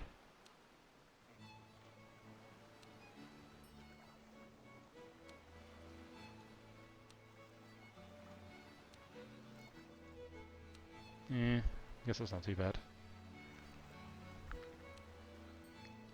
The gunpowder's not useless. What else can I do with my time? I should probably stop really, it's quite late. Oh! After you get a lifeboat, almost all Mathel merchants is worth it. Oh, okay, so I wanted to do that for a chance at a lifeboat. So will it respawn just randomly another time? I just missed an opportunity to do it, but I could have just missed it by not logging in today.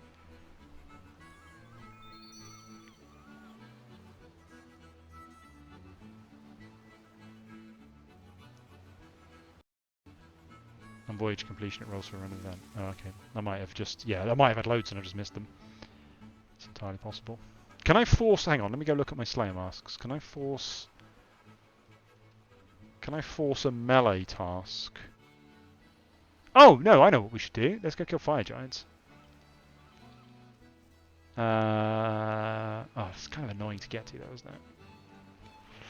I want to train melee. I did get my halberd. I could go and do some Shattered Worlds with a halberd. I think Shattered Worlds is fast XP.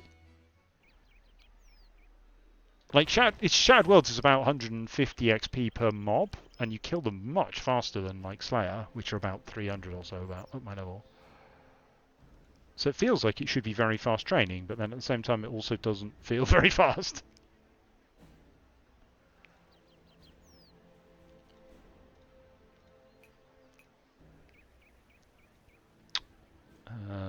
Oh, I need to go do some more fishing as well because I'm out of Desert Soul. I need to do some cooking, don't I? What? And does it equip me with the right stuff? Shattered World scales, so if you KO quickly, it's high XP. Yeah, right. Like it seems like a good. Oh, see, the reason I asked earlier about whether it uses the correct prayer potion on your hotbar is because, of course, Ring of Wealth 4 is a different item to Ring of Wealth 1. So when it equips my Ring of Wealth, it equips all of the Ring of Wealth 4s before any of the Ring of Wealth 4s. Where's my Ring of Wealth 1 gone? I've got one somewhere. I guess it doesn't really matter because you just take all of them down to the thing anyway, but I don't know. Honestly, I don't like...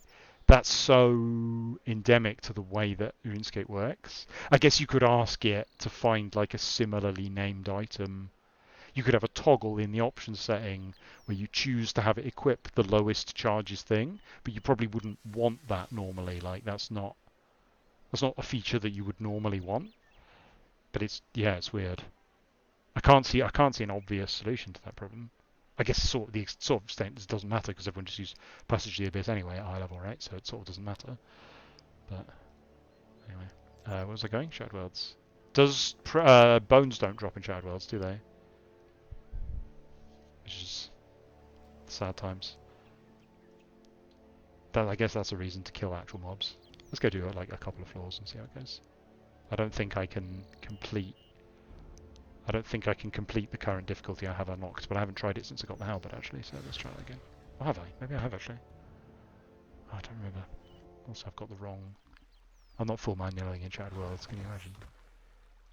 Movement. There we go.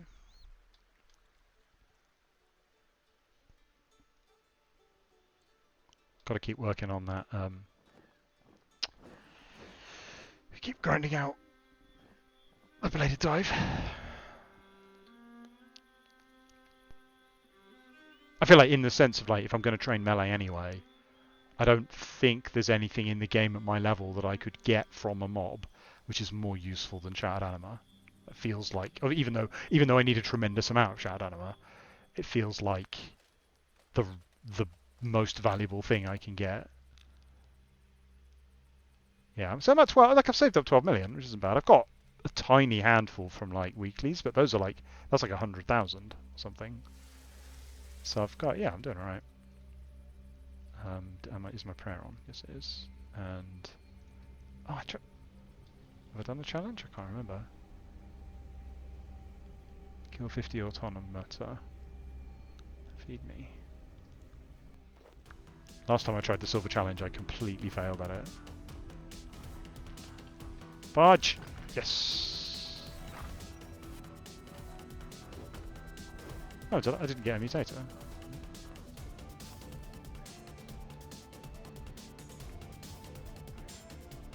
Did not nerf ED3.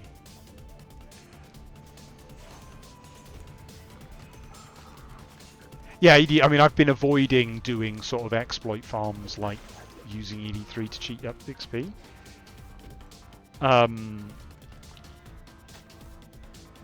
It's the kind of thing where I do like it would be interesting to be carried once to see what it's like, because I can extrapolate from having done it once to having done it like 20 times. So in that regard, it would be interesting to have that experience. But then again, I got carried through Lord of Chaos, so it's like I'm not like I don't know how that feels. I died on Zamorak because I was tabbed out. And they were like, Tim, what are you doing?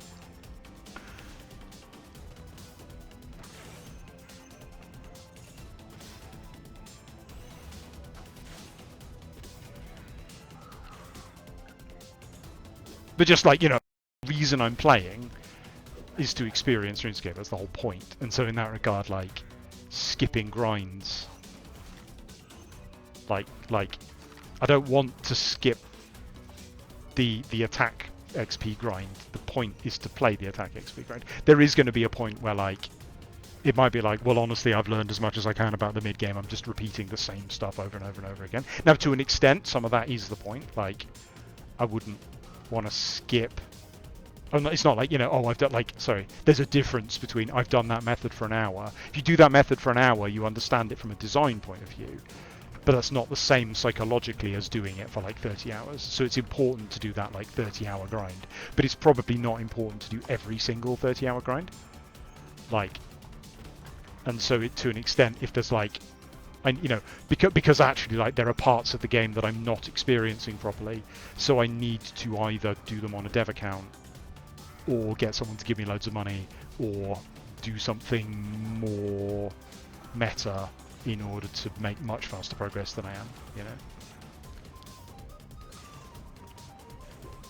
Am I being immobilized or something? What's happening here? Why am I... I should be praying magic, shouldn't I?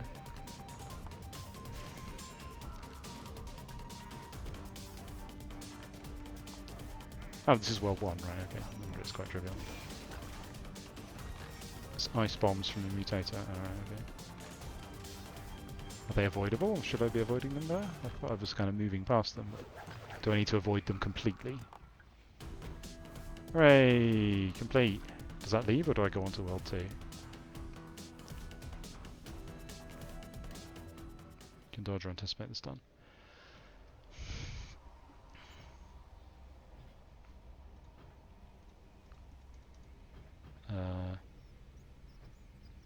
I don't think I can do the silver challenge, but I should probably try.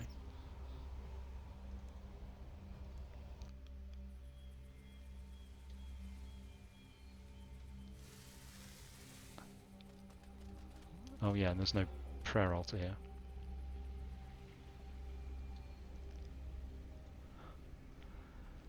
One of the things I've been struck by recently, and I've been using as an example for people, is I've seen people argue that War's Retreat is not the right thing for the game, because War's Retreat is kind of extremely focused on convenience. I don't think I necessarily agree with that. I think War's Retreat is almost like the apotheosis of like a player-focused design ethos of like make the game more fun to play by giving the player what they want, as opposed to make the game is not more fun if I have to lodestone to Falador to click the prayer altar and then go to then teleport to the boss. That's not making the boss more fun, the game more fun. In a similar style to like what I would say having to switch to the shield to use the shield ability and then having to switch back is not making the game more fun. It's just additional clicks. There is a reward space being created there, but I don't think. And you could argue that War's Retreat gives out its reward space too easily. Could argue that, and again, I'm not sure I necessarily agree. But regardless, whether or not you philosophically agree that War's Retreat was or wasn't the right thing to do, sort of doesn't matter. It does exist, and in that context, like it almost sets the standard for what content in RuneScape kind of has to be like. Someone was saying to me, I think it might be Newton of like the correct way to train. Was it crafting? I was like, there's no bank nearby, and you're like, there's a bank in War's Retreat. So use the bank in War's Retreat, right? So like at that point, there's now a minimum distance to a bank, all skills, as long as you've killed Giant Mole 10 times. Mighty said War's Retreat isn't very different from what's standard in other MMOs. I mean, most MMOs don't have. My mic makes it sound like the people who vape and just hold their vape in and speak. That may be my fan. I don't know. Sorry, I can't tell how it sounds. If there's a problem, let me know if there's a problem with the sound quality. Might just be my voice. The most games don't have the mechanics that War's Retreat automates away, like having to recharge your prayer first. There are mechanics like that in some games. But it's rare. It's rare that there's a sort of like busy work you have to do between fights. Trying to think of any equivalent in WoW. Not really. You carry all your buff items with you. You have to, when you die, like fairly common in MMOs is like you die, you have to run back. Fairly common in MMOs is like at some point your equipment breaks and you have to repair it. That's not in all games, and some have removed it. But that's fairly common that every so often, like in WoW, it's like every 10 deaths, you have to go and to a repair vendor, and then there is a reward space in like portable repair vendors and that kind of things. Sorry, what am I trying? Yeah, my point is that the existence of War's Retreat sets a standard for like how inconvenient things should be in the game. And so in that respect, it feels like a slightly conscious decision to not have an altar here. That feels like something that was probably done consciously. I doubt they forgot to put an altar in here, especially given the religious overtones of the area. But given the existence of War's Retreat,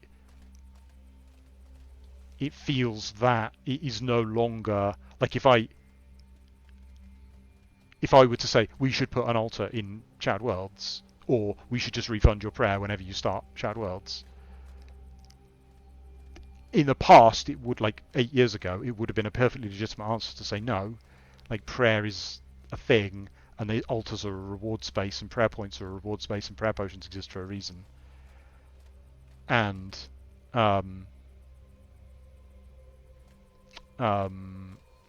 I don't think that is true anymore. In a post-Wars Retreat world, I don't think that way of thinking about the game makes sense.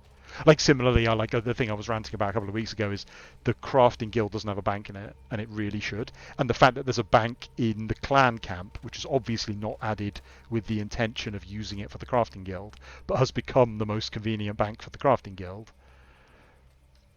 is kind of crazy, and the crafting guild should just have a bank in it. But it's just been interesting thinking about, like, because over my time at Jagex, the way we think about balancing and reward spaces in the game is just so different. Old School has a bank in their crafting guild. Well, it's kind of typical Easyscape. What? Imagine not even having to run to the clan camp. Is it locked behind elite tasks, though, or something? I bet it is.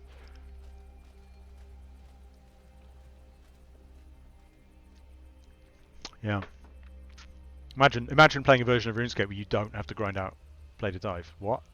Like, what kind of easy mode game is this? Anyway, what am I doing? I'm supposed to be doing this. Feed me. Honestly, I guess in this case, yeah, the correct solution would just be, let me write that down actually. We should just refund your prayer points when you start Shattered Worlds. Like, there's no reason for it not to. It just doesn't. Yeah, like, and by the same logic, should it not just refund your player points whenever you go through the portal into a boss? Like, whenever you use the boss portal, it should refund your player points. I guess maybe that stops you from doing like certain like 0 prayer challenge kills or something, but like I don't know, it doesn't seem like that big a deal. I don't know, I guess there's an attitude there, like you could argue that's one step too far. Like a convenient altar still feels like RuneScape automatically refunding your prayer points.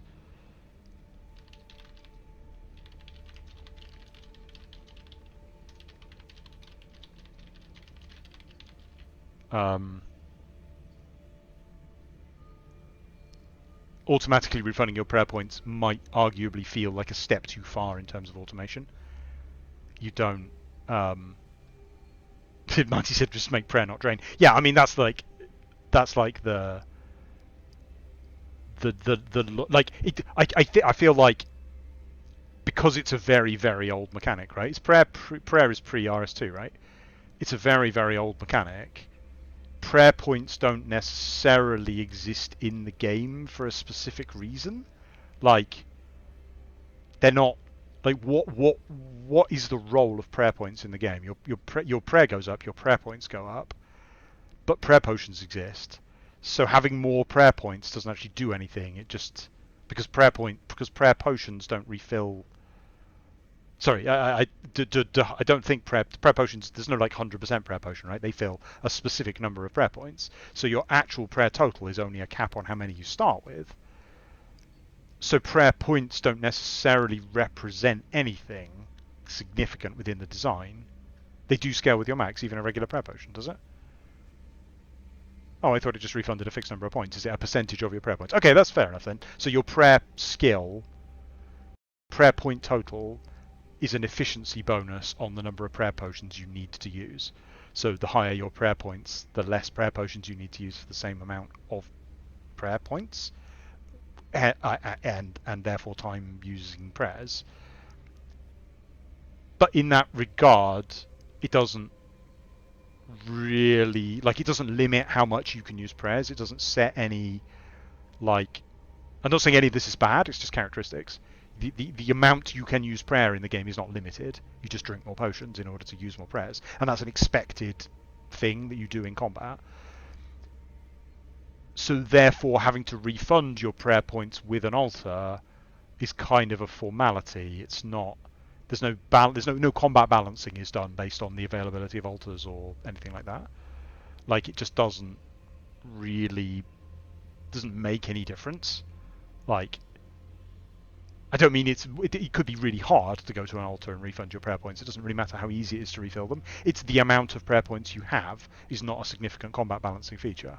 Like in some games, like your mana is actually a limiting factor in how much you can do within a fight, because it's not, you can't just get mana back. So mana is kind of like caps the length of the fight, the length it can go on for, or something like that. I'm trying to think about, like, because in like Final Fantasy, you just drink more mana potions, right? So like Final Fantasy has a similar sort of old school RPG design where health doesn't really matter because you just drink health potions, and mana doesn't really matter because you just drink mana potions. They don't really limit you in any way. But in other games, like the rate at which you deplete mana and the rate, like the equivalent of mana in RuneScape is adrenaline. Adrenaline depletes and restores in a very specific way that limits combat performance. But prayer doesn't work that way. Like prayer you just have in, yeah, sorry, I'm rambling, but yeah, like I don't feel like the availability of prayer really matters. Right, and what am I doing? Going to try to kill 50 elves. This is going to be a disaster. I'm going to completely fail this. Let's have a look. Let's pray ranged.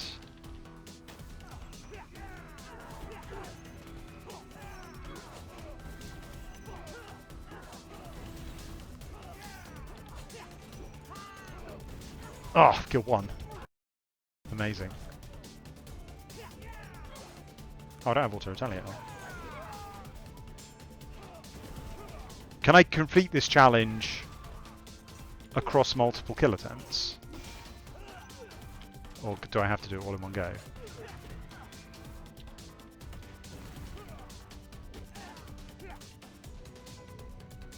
Right, I'm never going to do this then. Used 8 food on the first fight. Wait, what's that much barrel? Or can I not use prayers? Is that a mutator? No? Oh, because I'm hitting shift 2 instead of 2, that's why. Ah. Is it this? This is just another melee unfriendly mutator, isn't it? Where I'm like just having a horrible time because I'm trying to melee.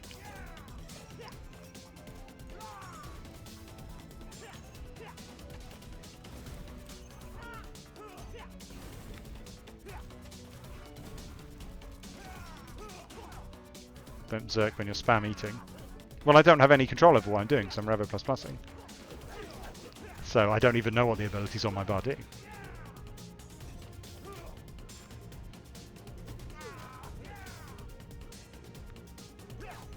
But hey guys, I've had a really good idea for like an ability to give to the style that has the hardest time avoiding damage. We should give them an ability that causes them to take more damage. It's interesting that Berserker in game terminology has become code for like deals more damage and takes more damage, because that's not what Norse Berserkers, their whole thing was that they went into combat naked and believed that because of their like enchantments and rage and stuff they wouldn't take damage. That was their whole thing. So it's really interesting that Berserkers in games traditionally take more damage.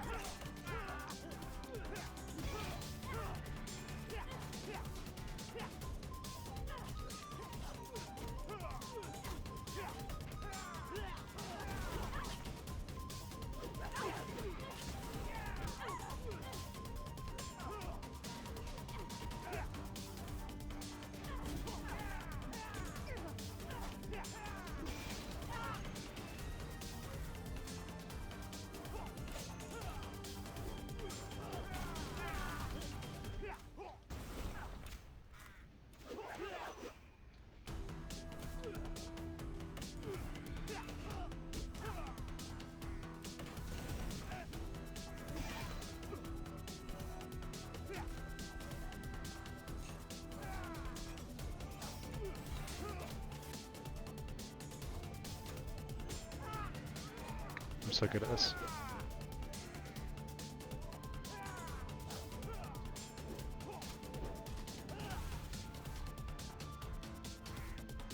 I mean, the good news is I'm not running out of prayer points. I think the obvious change we need to make to Shared Worlds is to just add bones. It's the obvious thing it's missing.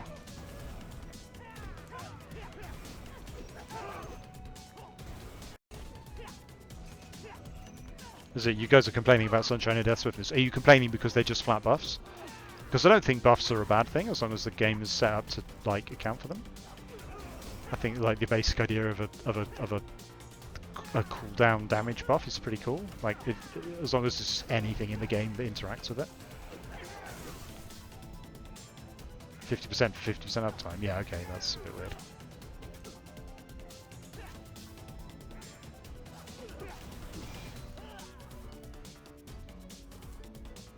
Ah, there's some Dark Lords up there. Ah. Yeah, no Dark Lord. Oh, this is going to be closer than I thought it would. Oh, there we go, we're out of feed. Ah, 40! Okay, I probably could do this with magic, right? Like, if I was just using magic, I could complete this. Probably shouldn't I? I should probably come back with magic and complete it.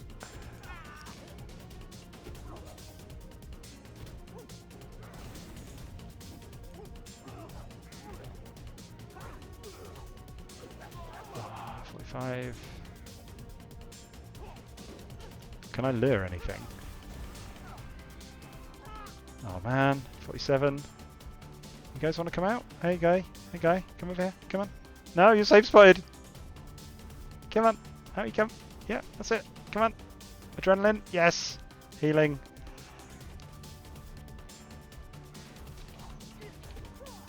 Pray melee. You can do this.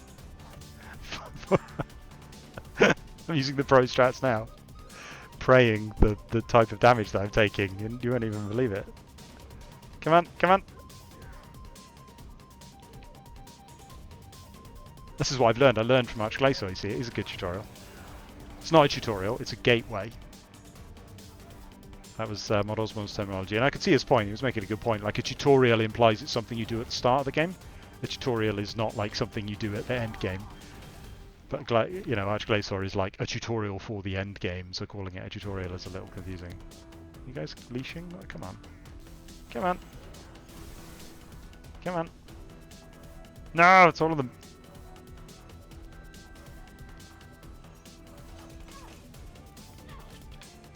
Ah, no, no, no.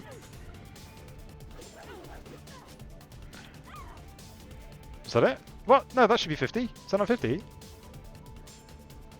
Ah, there we go. Yes. Do I actually need to complete the floor, though?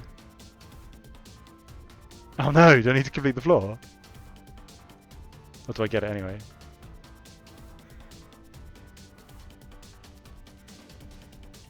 Oh man. This isn't going to happen, is it? It's awarded now. Oh, okay, cool.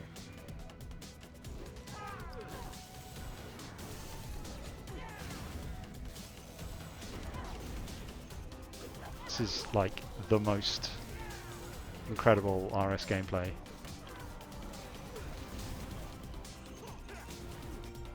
Oof. So I got my 1 million. Yeah, cool. Oh, amazing.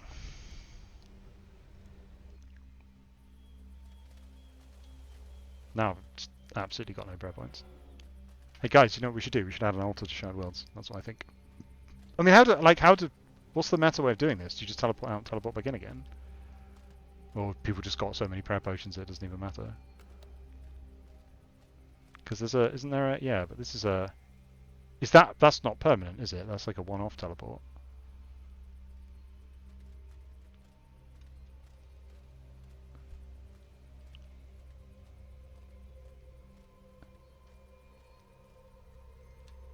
I should just buy I should just buy the Night Override. I do like the Abyssal Night model. I think it's really cool.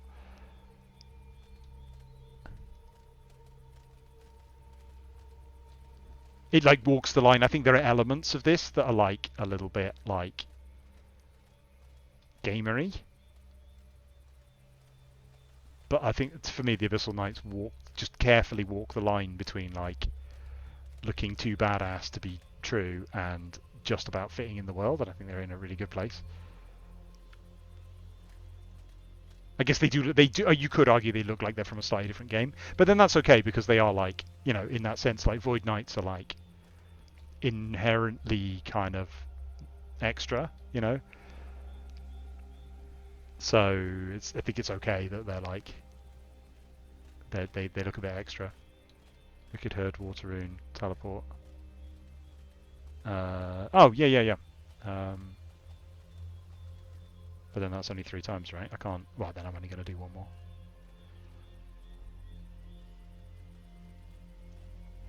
I mean, that's an example of like, it's interesting, isn't it? Because like RS is a very small, quick to navigate world.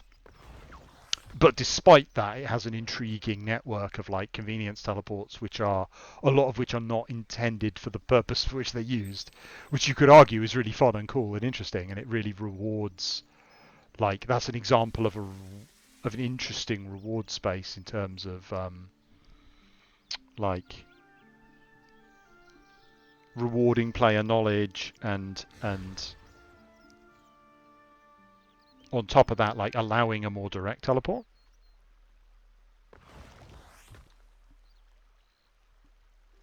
So, like, I mean, if that, like, I mean, hypothetically speaking, if there was a lodestone in Shattered Worlds, but then that's kind of what I mean about War's Retreat, though. Again, right? Like War's Retreat War's Retreat sets the standard that content is extremely accessible. And Shattered Worlds does not meet the same standard. So what Shattered Worlds, I feel like that's some of where like I feel like there is a little bit of angst within the community about PVM and PVM balance and that kind of thing. And like, obviously a lot of that comes from the economy, but I think War's Retreat contributes to that because it's, and I don't mean in a bad way, I mean in the sense of like it sets an example for convenience, which, you know, to pick the same example again, the Crafting Guild does not meet the same standard of convenience. And it's almost like it's operating under a slightly different set of rules. So what the game is signaling to me is that Arch-Glacor is convenient, grindable, fast content that I should do a lot, and Shattered Worlds is awkward, inconvenient content which is intentionally difficult to get to. Even though, I mean, it's placed extremely close to a hub, right? It's not that inconvenient to get to, but it's a little bit the loop. I mean, I guess if there was an altar here, I'd have no reason to go anywhere else, right? I could sit and do Shattered Worlds all day. And it's just the fact that there's no altar that it's a problem. Right, 36, world 36. Can I do that? Let's find out. I don't think so. Bleed Anima. Heal. I think I need that one to survive. This is why I didn't end up doing it last time, I think, because melee, like I wanted to train melee, and I wanted to train melee in Shattered Worlds, and it's like, yeah. Oh yeah, but no, but that's why I went to do Regicide to get this dragon outlet.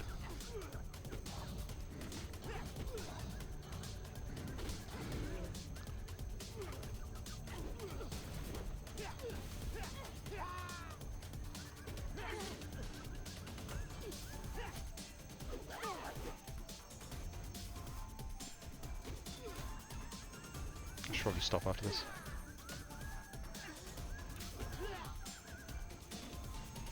Got to get into Shattered Worlds before I start talking. Was I just, sorry, I lose track of what I'm doing. Was I just rambling there for a while before I even started? But then, see, I'm focusing now. I'm absolutely laser focused on what I'm doing. So I don't have the mental capacity to talk about anything. Dragon Helper has an AoE special. Oh, yeah, how do I... Actually, yeah, I haven't even tried that. I don't even know how to hotkey it. Where do I get it from? Is there an ability on my spellbook for it? Not my spellbook, my ability book. Brain melee.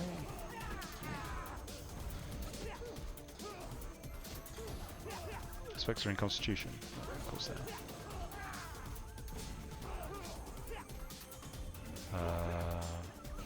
And I can't revo them, is that correct?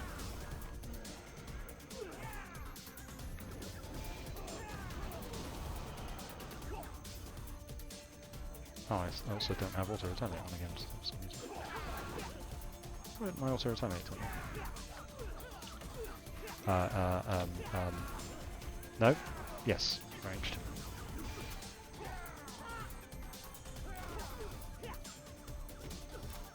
Cannot reverse specs. Let's try it out.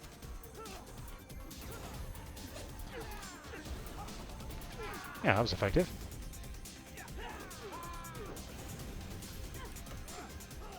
It cost me... Okay, so now, right, so does it cost 30 adrenaline? It requires 30 adrenaline, does it also cost it?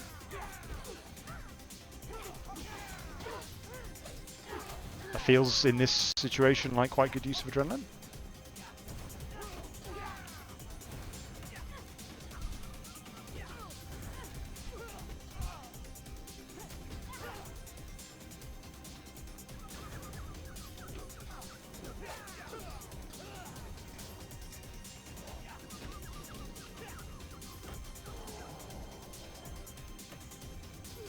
Oh, I actually need to ration my prayer here.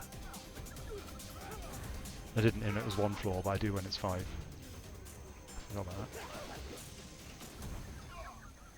that. Now, I think I've probably taken the wrong...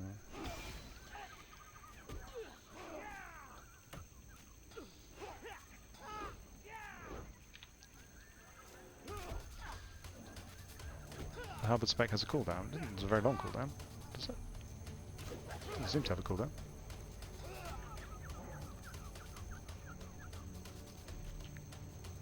Can't figure out barge. My barge just never seems to work. I am clicking barge quite frequently, but it doesn't... Well, not clicking, but pressing barge.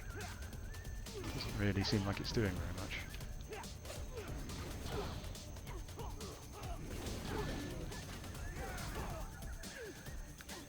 Yeah, that spec is wrecking them.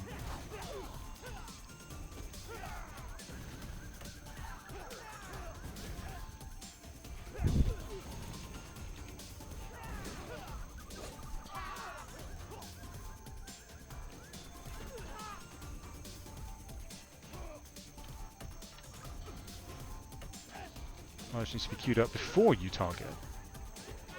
What? Right, so I definitely need the restoration here, I think.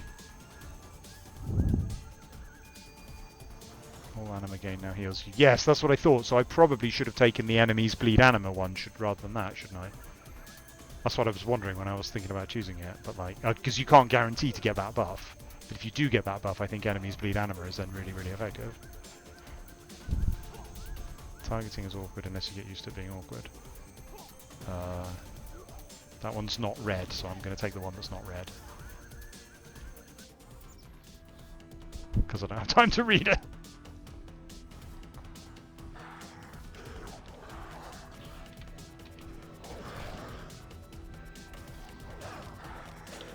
Huh?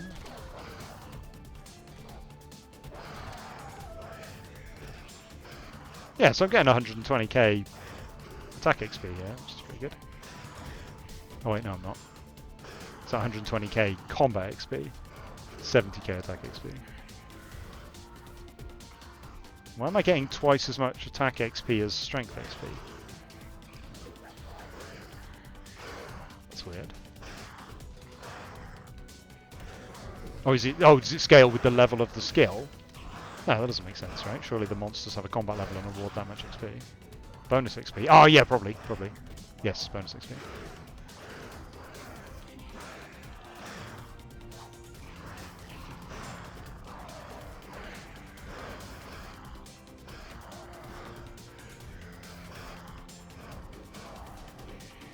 So what? So you Q barge and then click an enemy? Is that how you do it?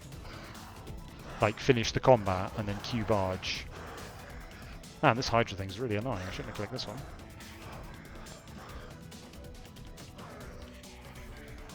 Like that? Oh, there we go. Okay, right. Alright, that's a bit easier. I feel like barge should charge an enemy if you have it targeted.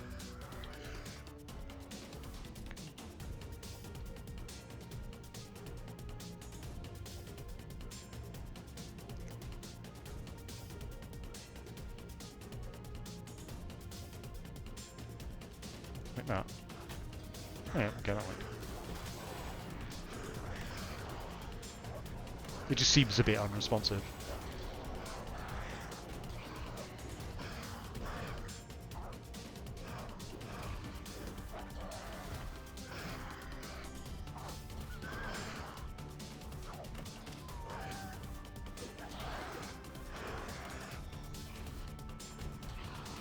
Might need line of sight range, etc. Right, yeah, I mean, it clearly does work sometimes, but...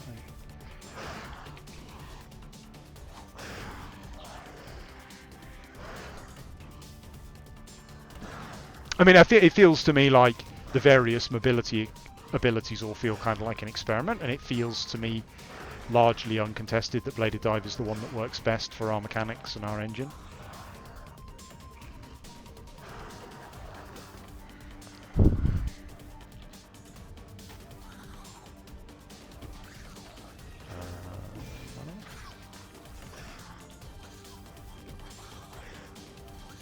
Oh, this music's exhausting.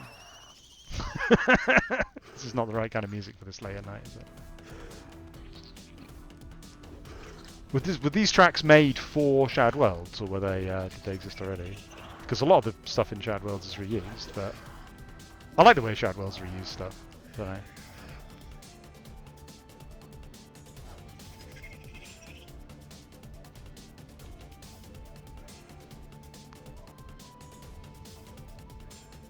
Remixes, but were they? Yeah, were they remixed for Shared Worlds? Sorry, is what I mean. Yeah, because they're like dance remixes. Is this what they were made for? Oh, is this where the Arise Legend Trance remix comes from? Because I love that. It's like my favourite bit of RS music. That's kind of what I mean about it being like a little bit gamery, right? Like there's almost like an aesthetic to this. It's not Shattered Worlds is not pretending to be part of a medieval fantasy world. I don't think is an unfair comment.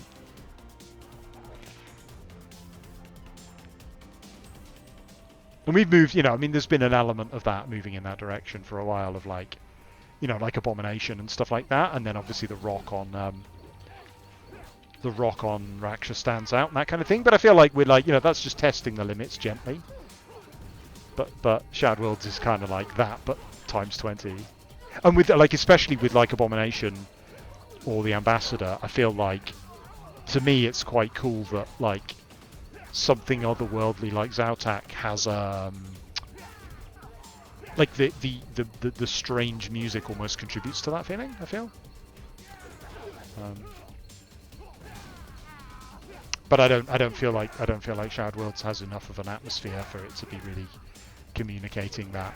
It's very like yes it's set in the Abyss, but that feels very much like a thin contrivance rather than a serious narrative point.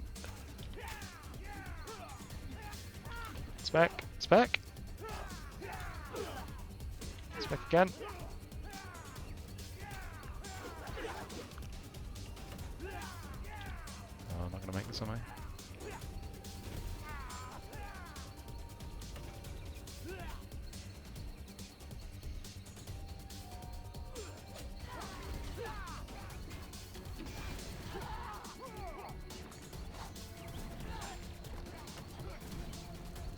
I mean, I'm not sure how representative this is, but I feel like I understand the they took weapon specs away complaint a lot more now, in the sense that this weapon spec is a lot more interesting to use than any of my combat abilities are. Kind of feels like what combat abilities should do. Like be buttons that you push that do impactful things depending on the tactical situation.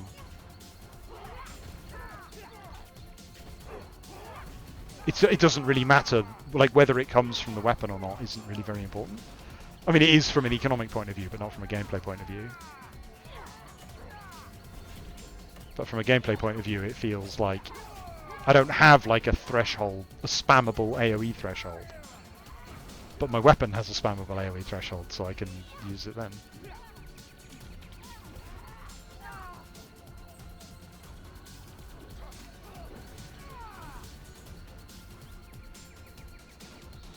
Out. That's not the final world, is it? No, it is not. Oof. Oh, I've skipped a world. Ah, it's well 40. God, what is it? Kill the boss. No chance. Alright, let's go.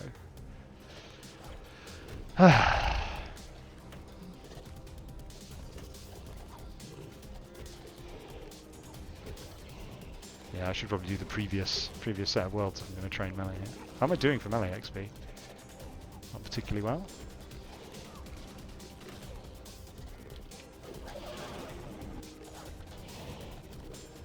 It's not a massive amount of healing, is it, that healing? Better than nothing.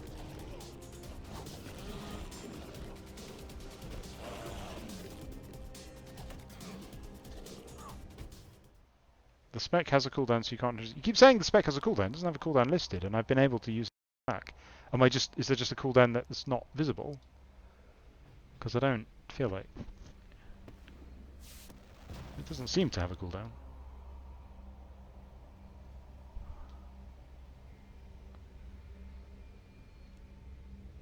It's the same hotkey for weapon spec, right, regardless of weapon.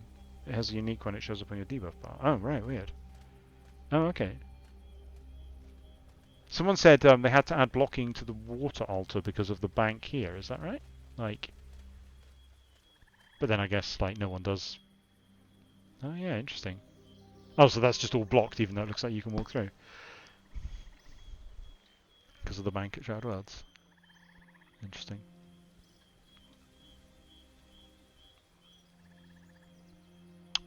Still, 7 seconds is shorter than like I can use most of my thresholds, right? Like, and I don't have a spam ball threshold otherwise. Right, I should probably leave it there. I've rambled about combat for long enough. Ugh. And I should get to bed, really. Oh, good night, everybody. Thank you for listening to my rambling. I don't know when I'll be streaming again. I'm streaming tonight because the kids are away for a night. Oh, actually, I'll probably have some time next week, but I shouldn't stay up too late because it's a work week. So I'll try to stream. I'll try to do some shorter streams in the evening next week, maybe later next week. See how it goes. Probably won't be streaming tomorrow or Monday, but yeah, I don't know. All right, good night, everybody.